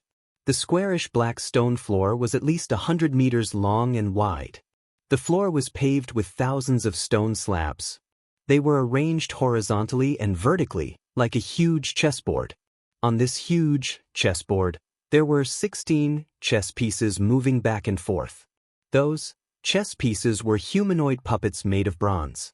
All of them were wearing armor and holding swords and weapons. They looked lifelike.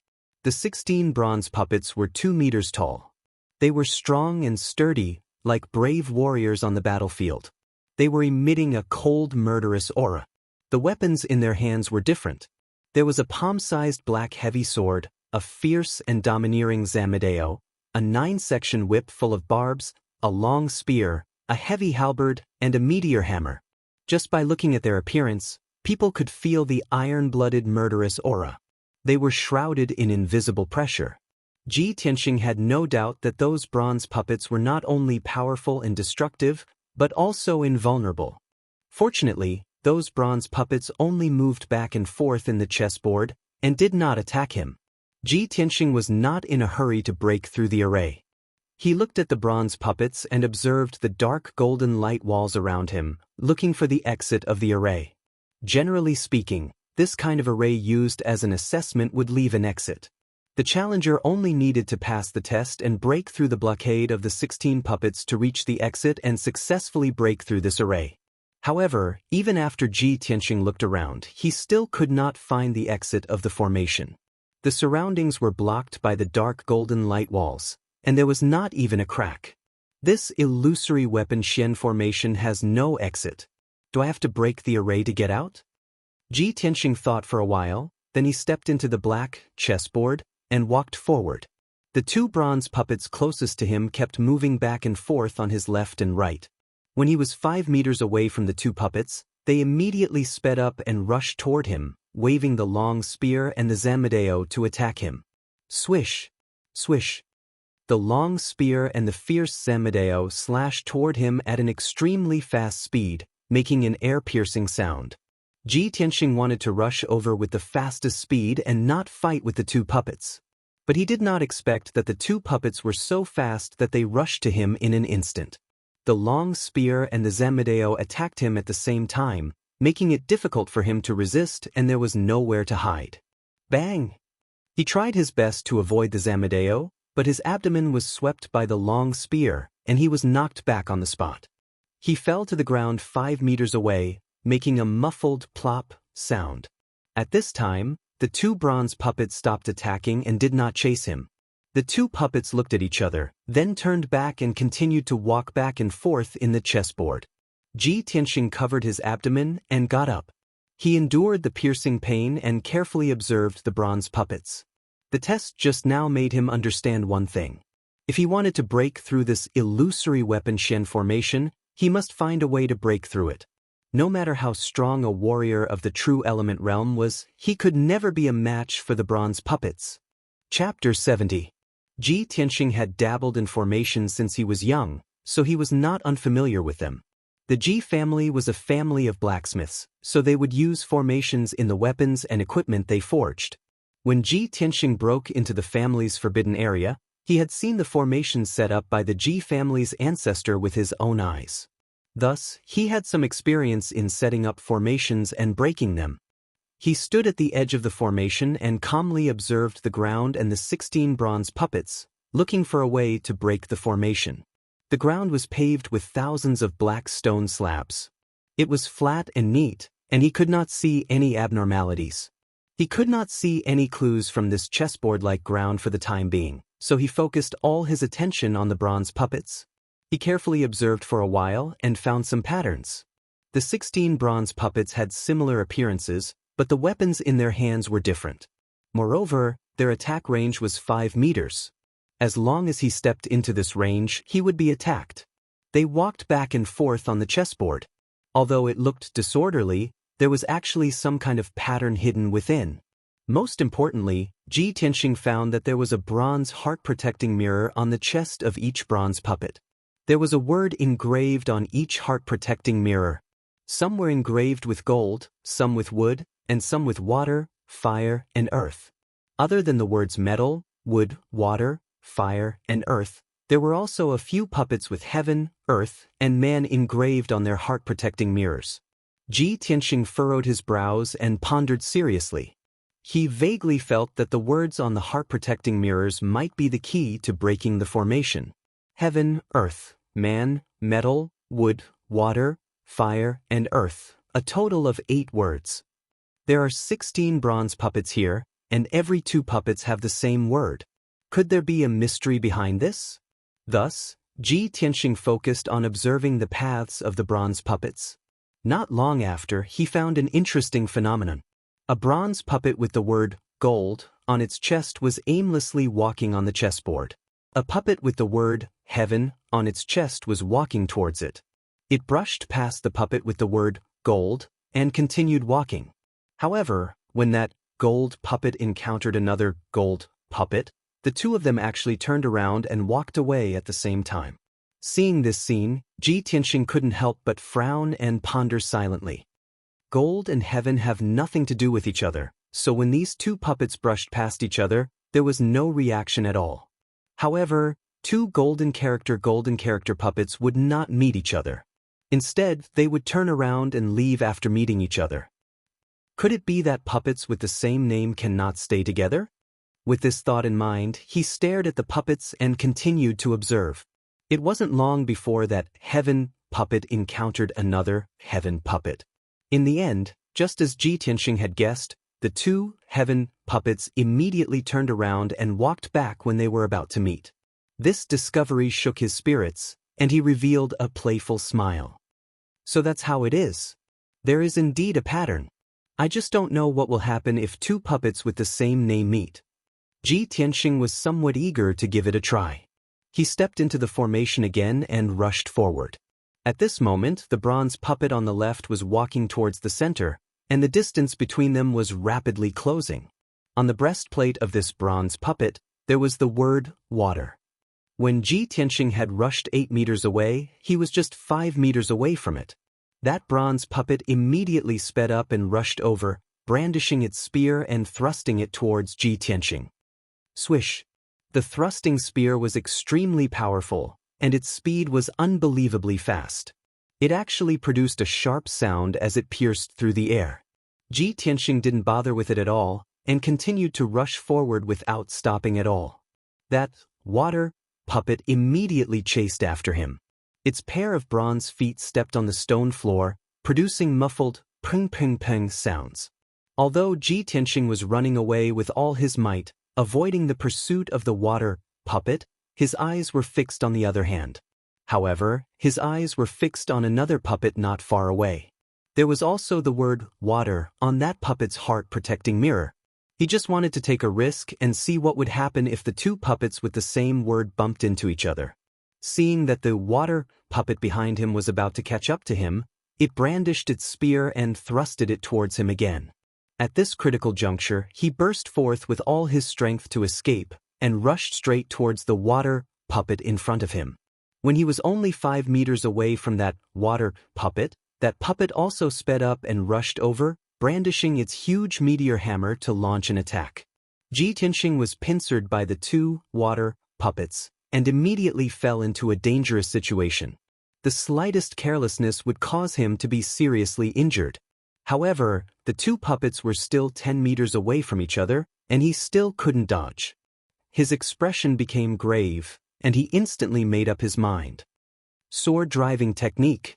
He activated 4 flashes of sword chi, and formed a sword art with both hands to control the sword chi. He condensed a sword net of flowing light to protect himself. Thump, thump, thump. Amidst the heavy footsteps, the two water puppets fiercely rushed over, raising their spears and meteor hammers high up, and smashing them down towards him. At this moment, the two water puppets were still 6 meters away from each other. The spears and meteor hammers smashed down at the same time, and fiercely hit the flowing light sword net. Ding ding ding! A series of crisp sounds of metal clashing burst out. The flowing light sword net was smashed into pieces, and the sword chi burst out in all directions. Ji Tianxing saw that the two puppets were only 4 meters away from each other, and a bright light flashed in his eyes. Now!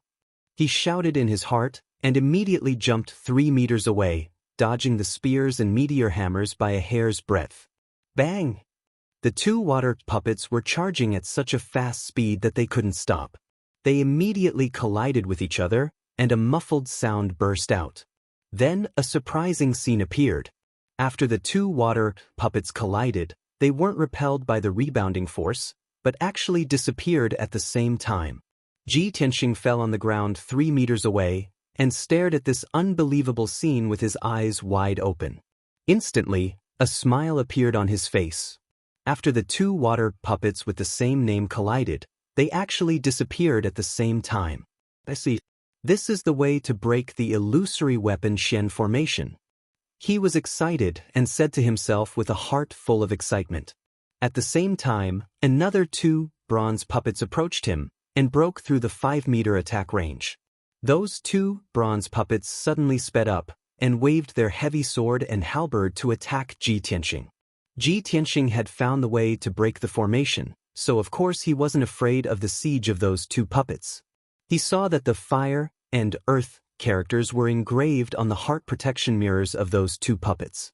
Thus, he found another puppet with the word earth on it and rushed over as fast as he could. After a short while, the 2 puppets caught up with him and launched an extremely violent attack. The other earth puppet was also alarmed and quickly rushed over.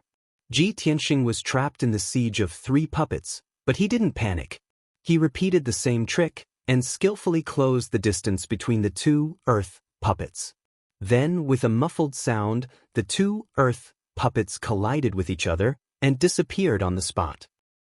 Another 5 chapters. Please bookmark, recommend tickets, and reward. Chapter 71. Ji Tianxing had mastered the method of breaking the formation, so he confidently shuttled back and forth in the formation. He was chased by several bronze puppets, and under the perilous situation, he was almost heavily injured several times. But he kept adjusting the direction of his escape, deliberately making the puppets with the same characters charge at him head-on. Moreover, he could always avoid the fatal attack at the most critical moment and make 2 puppets with the same characters collide with each other and then disappear at the same time. 2 puppets with the character of water disappeared, and so did 2 puppets with the character of earth. Then, 2 puppets with the character of fire disappeared. As time went by, pairs of puppets disappeared one after another, and there were fewer and fewer bronze puppets in the formation. After about a quarter of an hour, there was only 1 pair of puppets left in the illusory weapon formation. Ji Tianxing ran on the chessboard with all his strength, constantly adjusting the direction of his escape, making the 2 bronze puppets attack him from the front and back.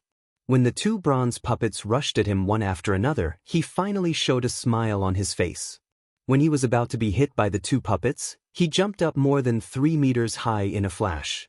Before the 2 bronze puppets could react, they collided head-on with each other. Swish! The last 2 bronze puppets disappeared at the same time. At the same time, the black stone ground under Ji Tianxing's feet disappeared and turned into white jade stone. The dark golden light wall around him also disappeared, revealing the blue sky, the golden sunlight, and the crowd around the high platform. Swish! The whole illusory weapon formation disappeared. Ji Tianxing stood on the high platform with a calm face, and his figure was proud. Originally, the high platform was bustling with noise and excitement. Everyone was talking about Ji Tianxing breaking into the formation. Almost everyone was taking pleasure in his misfortune and laughing at him. Most people believed that Ji Tianxing, a trash in the body refining realm, could never break through the illusory weapon formation. But when everyone was talking, the illusory weapon formation suddenly disappeared, and Ji Tianxing appeared in front of everyone intact. At that moment, the crowd around the high platform suddenly became silent. Everyone was stunned, revealing an inconceivable expression, and staring at Ji Tianxing with their eyes wide open. Before this, everyone had made all sorts of guesses. They guessed that Ji Tianxing would be ejected from the array and be severely injured. His body would be covered in blood, and he might even lose his life. However, what no one expected was that Ji Tianxing appeared unscathed, but the illusory weapon Xian formation disappeared. Tens of thousands of warriors looked as if they had seen a ghost. Their bodies stiffened as if they had been petrified. After everyone came back to their senses, they burst into earth-shattering discussions and cries of shock. Oh my God! Am I seeing things? The illusory weapon profound formation disappeared? Could it have been cracked? Even the genius Jiang Baiyu couldn't break through the mystic grade great array, but it was actually broken by Ji Tianxing? How is this possible? Isn't he a trash in the body refinement realm? How is it possible to break this formation? There must be something wrong. I don't believe this is true. Unbelievable. Could it be that Ji Tianxing has recovered his strength? In the crowded square, Similar cries of surprise could be heard everywhere. Those who witnessed this scene couldn't believe this result. 1 month ago, in the same square in the city, on this high platform, Ji Tianxing accepted the strength test while he was unconscious. At that time, he was only at the 3rd level of the body refinement realm. He became the laughingstock of the world and was labeled as trash. This matter spread throughout the royal Azure Kingdom overnight. Today, 1 month later, on this high platform, Ji Tianxing had cracked the great array that even Jiang Baiyu couldn't break through in front of everyone. Many people present had witnessed what happened 1 month ago. They had seen Ji Tianxing become a trash with their own eyes. Because of this, they couldn't accept this result. They couldn't believe that Ji Tianxing had recovered his strength and returned to the peak in just 1 month. Ji Tianxing stood on the high platform and looked down at the crowd. Looking at the shocked and incredulous faces, the corners of his mouth curled into a disdainful sneer. His heart was also surging with emotions, excitement. I, Ji Tianxing, am back. He roared in his heart, full of confidence and lofty sentiments. At this moment, he only felt that the humiliation and criticism that he had endured for the past month had all disappeared. The title of trash was washed away by him in front of nearly 10,000 people. However, this is just the beginning. In the entrance competition 2 days later, I will make everyone's eyeballs fall out. Ji Tianxing thought in his heart as a sneer flashed across his eyes. At this moment, a middle-aged man in a green robe walked up to the high platform and came to his side. This person was at the mystic comprehending realm and had a dignified aura. He was the deacon of the Sky Pillar sect. He looked at Ji Tianxing and said in a serious tone, Ji Tianxing, you have successfully cracked the illusory weapon mystic formation and obtained the vacant quota. Remember to come here to participate in the entrance competition 2 days later. Ji Tianxing immediately cupped his fists and bowed to the middle-aged deacon. Understood. Thank you, deacon. The middle-aged deacon nodded and turned to walk down the high platform. Ji Tianxing also walked down the high platform, passed through the crowd in the square, and returned to the Ji mansion in a carriage. The 10,000 people in the square had yet to disperse. They discussed for a long time in groups of 3 to 5 before their excited mood slowly calmed down. Immediately after, the news of Ji Tianxing successfully cracking the illusory weapon mystic formation and obtaining the qualification for the entrance competition spread like the wind. In just half a day, this news spread throughout the imperial city of Green Cloud.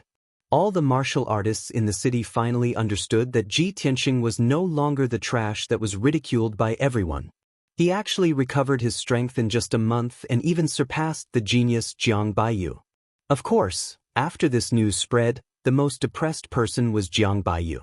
Back then, Ji Tianxing was the #1 genius in the imperial city. He was suppressed by Ji Tianxing's fame and could not stand out.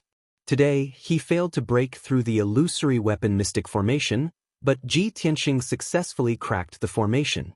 When people spread the news, they would compare him with Ji Tianxing. Ji Tianxing stepped on him again and cleared his name of trash. Jiang Baiyu was used as a stepping stone by him and was secretly ridiculed by countless martial artists.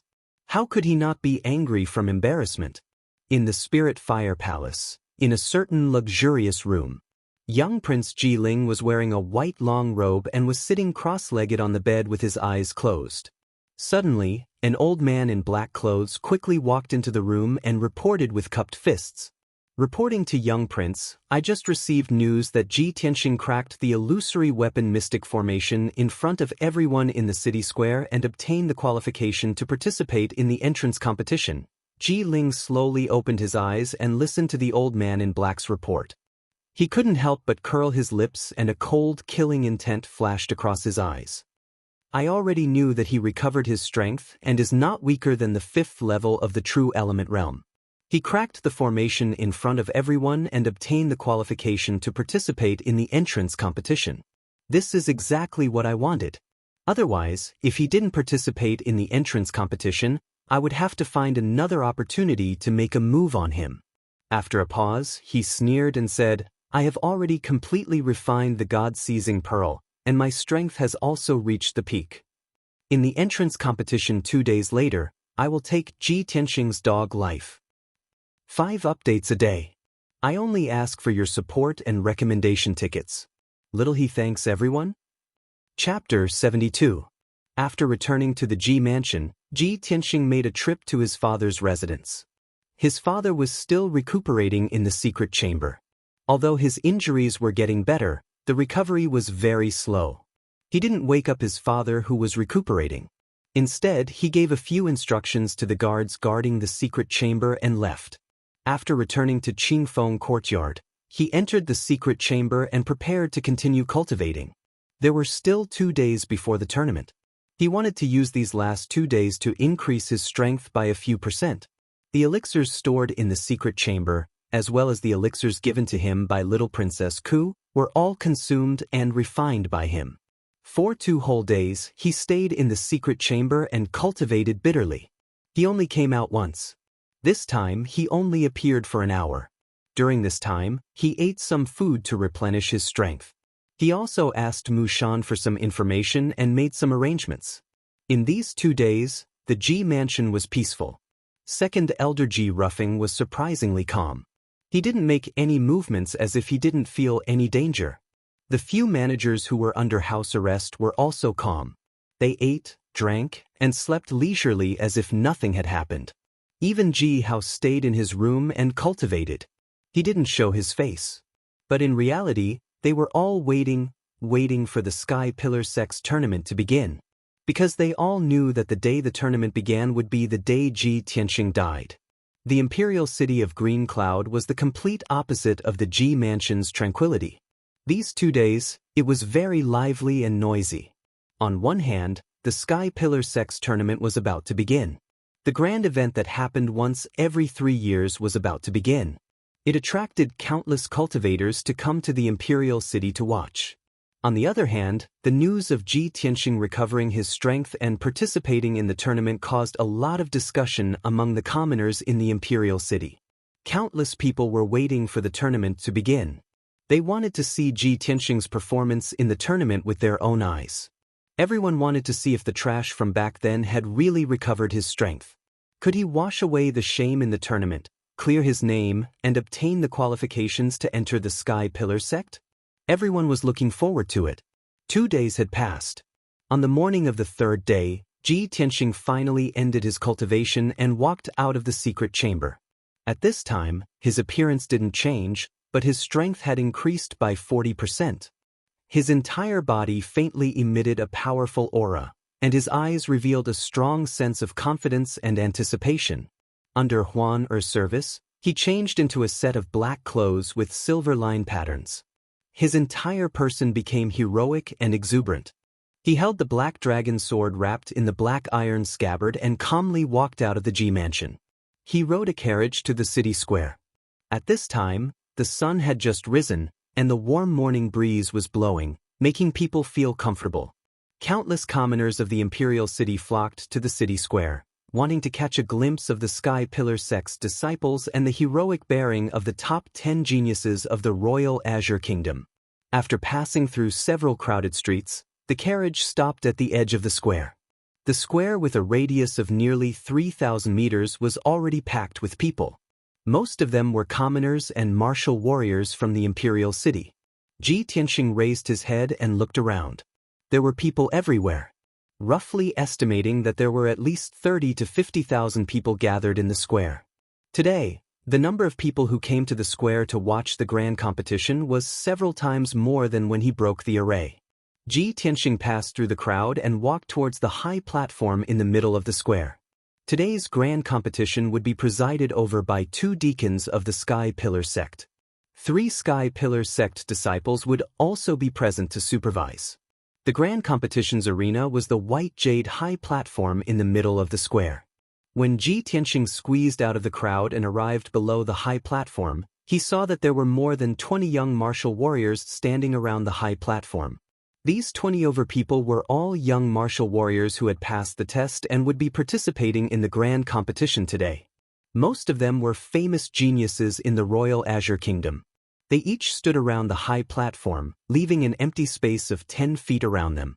No one dared to get close to them. Ji Tianxing also stood on the stone steps below the high platform, waiting with a calm expression. Some of the commoners and warriors who were watching immediately recognized him and started whispering to each other with strange expressions on their faces. In the blink of an eye, the crowd around him also retreated, leaving an empty space. Apart from the crowd's whispers, the 20 over young martial warriors also looked at Ji Tianxing with complicated gazes. Some of them were sizing him up, some of them were vigilant and alert, and some of them were indifferent. Among them, there was one gaze that was the most dazzling. It contained dense hostility and killing intent, making Ji Tianxing feel as if there was a thorn in his back. He followed that gaze and saw Jiang Baiyu, who was dressed in a white robe, staring at him with a gloomy expression. He was probably ridiculed by the entire city for the past 2 days, so he's bearing a grudge against me. Ji Tianxing sneered in his heart and retracted his gaze. He couldn't be bothered with Jiang Baiyu. After a while, more and more people gathered in the square. The young martial warriors participating in the grand competition were almost all here. Little Princess Cuckoo was also one of the geniuses who had passed the test and was going to participate in the grand competition. Under the protection of the palace guards, she passed through the crowd and arrived below the high platform. She looked around and hurried over when she saw Ji Tianxing. The little princess came to Ji Tianxing's side and whispered angrily, "Big brother Tianxing, you despicable guy." After saying that, she pouted angrily and glared at Ji Tianxing with her big eyes, showing that she was very dissatisfied. Ji Tianxing's expression was a little awkward. He smiled embarrassedly and asked, "Cuckoo, what's wrong? Are you unhappy?" "Of course I'm unhappy." The little princess glared at him angrily again and muttered angrily, "Some big liar secretly recovered his strength, but he refused to tell this princess. He made this princess worry about him all day, racking my brains to think of a solution for him. Despicable." Ji Tianxing immediately revealed an apologetic smile. He looked at her sincerely and said, "Cuckoo, I'm sorry. I didn't mean to hide this from you. I have my own difficulties. You should also know that a lot of unforeseen events have happened in the Ji family during this time." Before he finished speaking, the anger on the little princess's face completely dissipated. Her big clear eyes stared at Ji Tianxing. Seeing his guilty and sincere expression, she revealed a flower-like smile. She nodded repeatedly and said, Okay, big brother Tianxing, you don't need to explain. I understand. I know you were forced to hide the news, but you still treat me as a friend, right?" Ji Tianxing smiled and nodded, "Of course. Cuckoo, you're my best friend." I knew big brother Tianxing was the best to me." The little princess revealed a sweet smile, looking even more charming and cute. She clenched her white and tender little fist and said to Ji Tianxing, "Big brother Tianxing, today we have to kill our way into the top 10 and win the qualifications to enter the Sky-Bearing sect. When the time comes, the two of us will enter the Sky-Bearing sect at the same time. We can accompany each other day and night, cultivate martial arts together, and take care of each other." As she spoke, the little princess's big clear eyes revealed a look of strong expectation. Chapter 73. Not long after, young Prince Jiling arrived below the high platform. The 40 young cultivators participating in the tournament were all present. 2 middle-aged men in green robes walked up the high platform. These 2 men had an extraordinary aura and a noble status. They were the Sky Pillar sect's 2 deacons in green robes who were in charge of presiding over today's tournament. After ascending the stage, the tall and burly middle-aged deacon spoke first. "Everyone, I am the Sky Pillar sect's External Affairs Deacon, Han Qiuxing. I will be the host of this tournament. In this year's Grand Entrance Tournament, there will be 40 young martial artists from the Royal Azure Cloud Kingdom who will participate in the arena battles. The top 10 martial artists who emerge victorious will have the qualifications to enter our school." Han Qiuxing's expression was dignified as he introduced the meaning of this tournament and the simple rules and procedures. After that, he pointed to the thin middle-aged man beside him and introduced, "This is our sect's External Affairs Deacon, Yang Kailan. Next, let's invite Deacon Yang to introduce the rules of the tournament." Yang Kailan was a middle-aged man with a thin face and dark skin. His eyes flashed with a sharp light from time to time. he said in a deep voice. In this tournament, the 40 cultivators participating in the tournament will be drawn by Deacon Han in front of everyone to determine the order of battle. The winner will advance and the loser will be eliminated. There is only one chance. The tournament is limited to 15 minutes. Please cherish this opportunity and do your best. There are no restrictions on the methods used in the tournament. Disability is not prohibited, but external forces and assistance are not allowed. Yang Kailan's voice was not loud, but it was full of energy and clearly spread to every corner of the square. After explaining the rules of the tournament, he pointed to a tall tower at the edge of the square and said in a solemn voice, "Today, I and Deacon Han will jointly preside over the tournament. The 3 genius disciples of our sect are also present to supervise. They will definitely ensure the fairness of the tournament." Hearing his words, the tens of thousands of people in the square all turned their heads and looked at the tower that was more than 10 feet tall. They saw 3 young men and women standing at the top of the tower. Standing in the middle was a peerless beauty wearing a plain white dress. It was Yun Yao. The 2 young men beside Yun Yao were Bai Wuchen and Hao Meng. The 3 of them stood proudly at the top of the tower. Their clothes fluttered in the wind, but their bodies were as tall and straight as pine trees. They had a noble aura.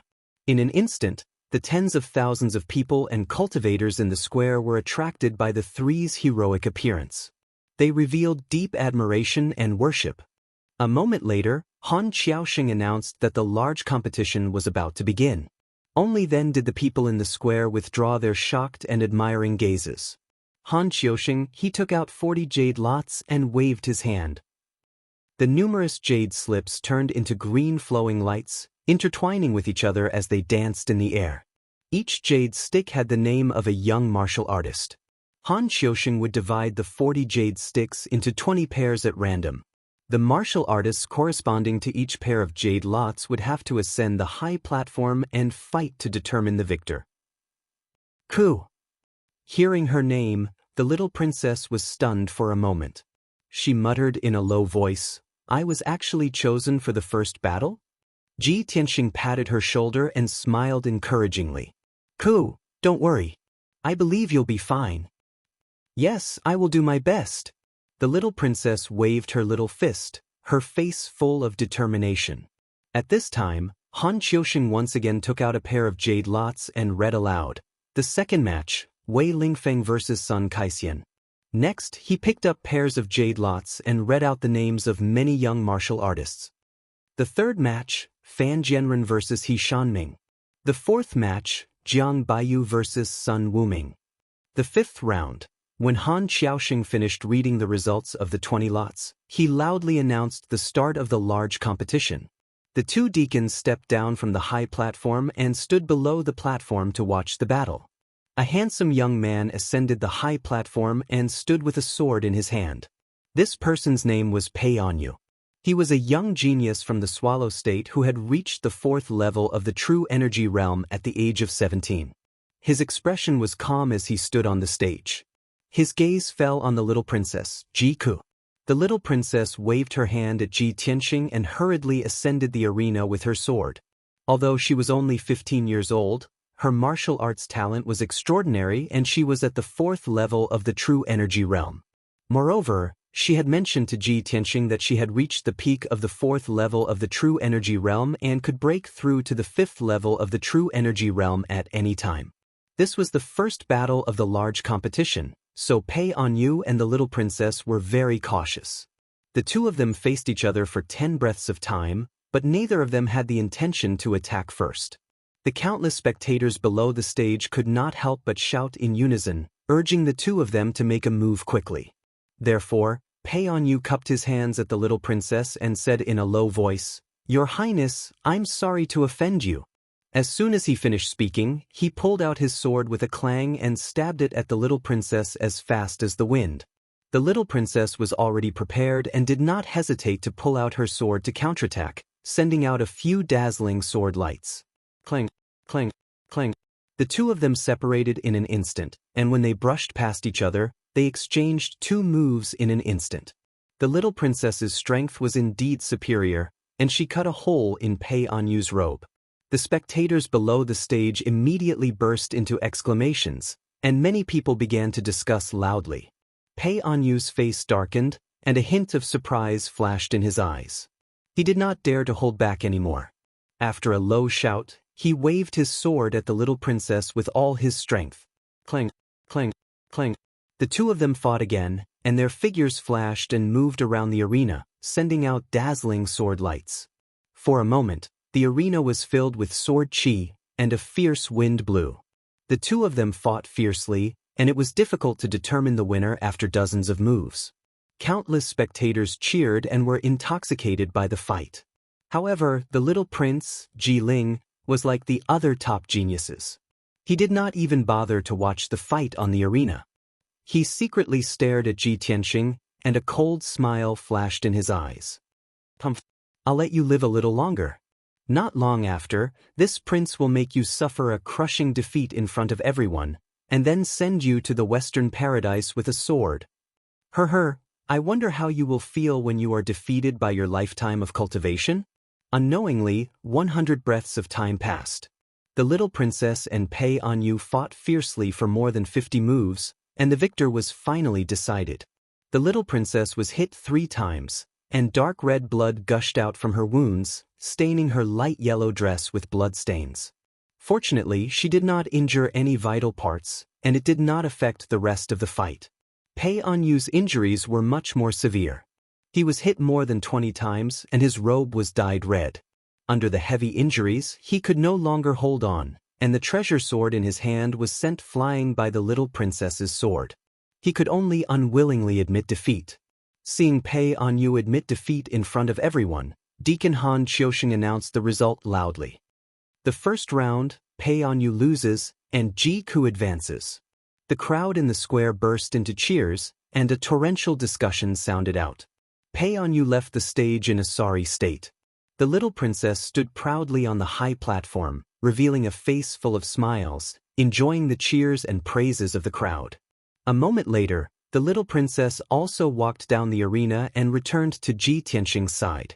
Ji Tianxing hurriedly helped her bandage her wounds, and let her consume a pill to recover her true essence. Chapter 74. Following this, the second match began. A handsome black-robed youth and a youth wearing fiery red armor walked onto the stage at the same time. That handsome black-robed youth was precisely one of the black and white heroes, Wei Lingfeng, a genius ranked in the top 10 of the Azure Cloud Kingdom.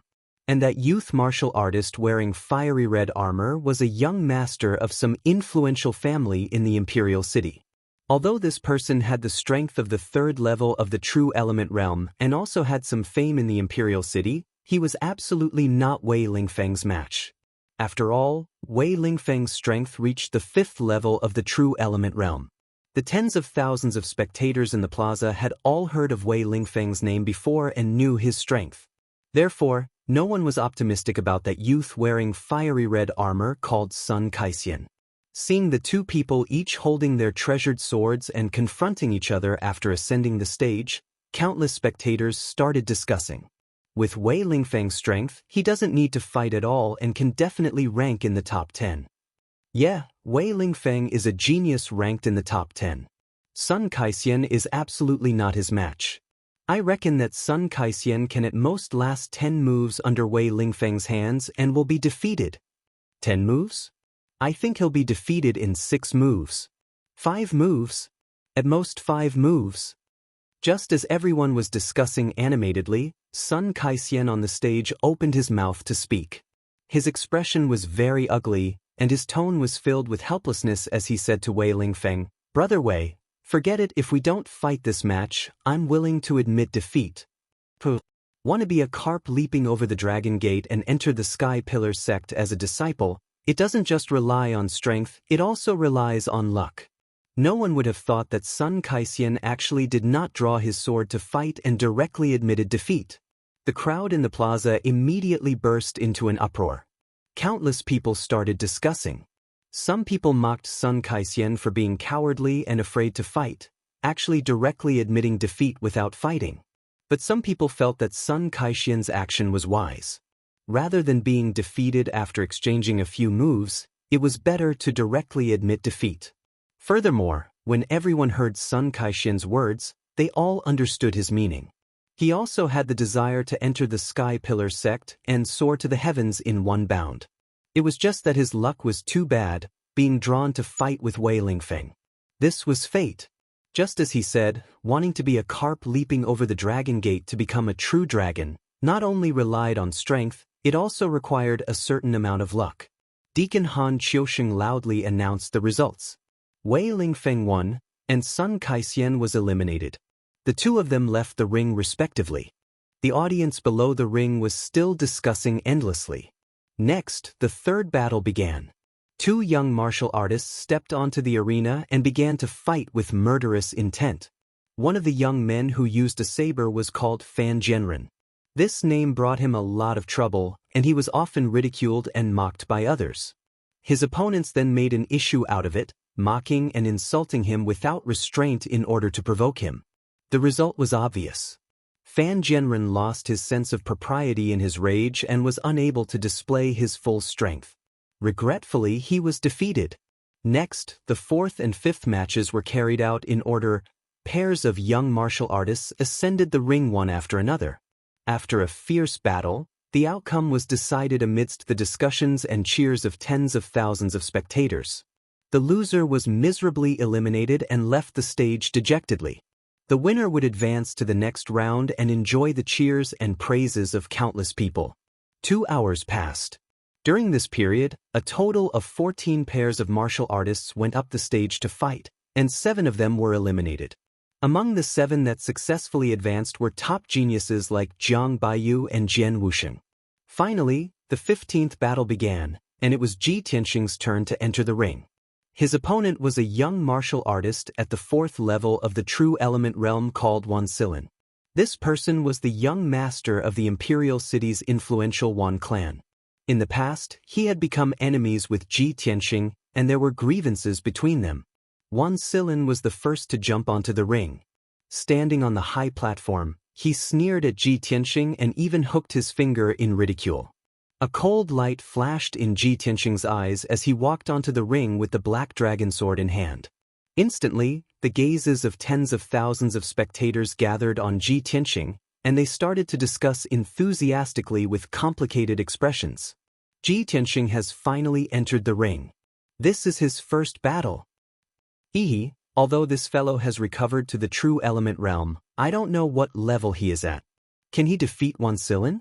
In my opinion, no matter how fast Ji Tianxing's strength recovers, it is impossible for him to defeat Wan Silin, who is at the 4th level of the true element realm. I heard that Wan Silin has a grudge with Ji Tianxing. Wan Silin will definitely defeat Ji Tianxing at all costs. Whether Ji Tianxing is a good-for-nothing or a genius who has recovered to the true element realm will be revealed soon. On the stage, Wan Silin looked at Ji Tianxing with a cold smile. His tone was filled with ridicule as he said, "Ji Tianxing, back then, you slapped me 3 times in front of everyone in the gambling house. I will never forget this grudge. Today, I will beat you down in front of the entire city and make you beg for mercy. I will avenge my humiliation." Ji Tianxing looked at him expressionlessly and said in an indifferent tone, "Back then, you schemed against my Ji family's disciples and made them addicted to gambling. You even instigated them to steal 1,000,000 taels of silver to gamble. I am only giving you a small punishment. I have already given your Wan family a lot of face. You want me to beg for mercy? Maybe in your next life." Ji Tianxing curled his lips and revealed a contemptuous smile. Wan Silin's eyes were filled with rage. He shouted in a low voice, "Ji Tianxing, you are too arrogant. Everyone in the city is saying that you have recovered to the true element realm. I would like to see how far you can recover in a short month. You good-for-nothing Ji want to turn the tables and wash away your humiliation? You must be dreaming." Wan Silin shouted angrily. He immediately drew his sword and attacked Ji Tianxing with all his might. Swish, swish, swish. 3 streaks of sharp sword light slashed towards Ji Tianxing's 3 vital points. "We will know who is the good-for-nothing later." Ji Tianxing sneered, but he did not show any signs of drawing his sword. He used a mysterious footwork and his figure flickered. He easily dodged the 3 streaks of sword light. You are not drawing your sword? You are too arrogant. Wan Silin looked as if he had been greatly insulted. His eyes were filled with rage. He waved his sword again and 5 streaks of sword light enveloped Ji Tianxing's figure. Ji Tianxing's figure flickered again and again. He easily dodged the sword light again and said expressionlessly, "You are not worthy for me to draw my sword." The martial artists around the ring were staring at the battle in the ring. Their nerves were tense. Seeing Wan Silin's fierce attacks and Ji Tianxing not drawing his sword, the crowd began to whisper to each other. At this moment, when the crowd heard Ji Tianxing's confident words, they burst into an uproar.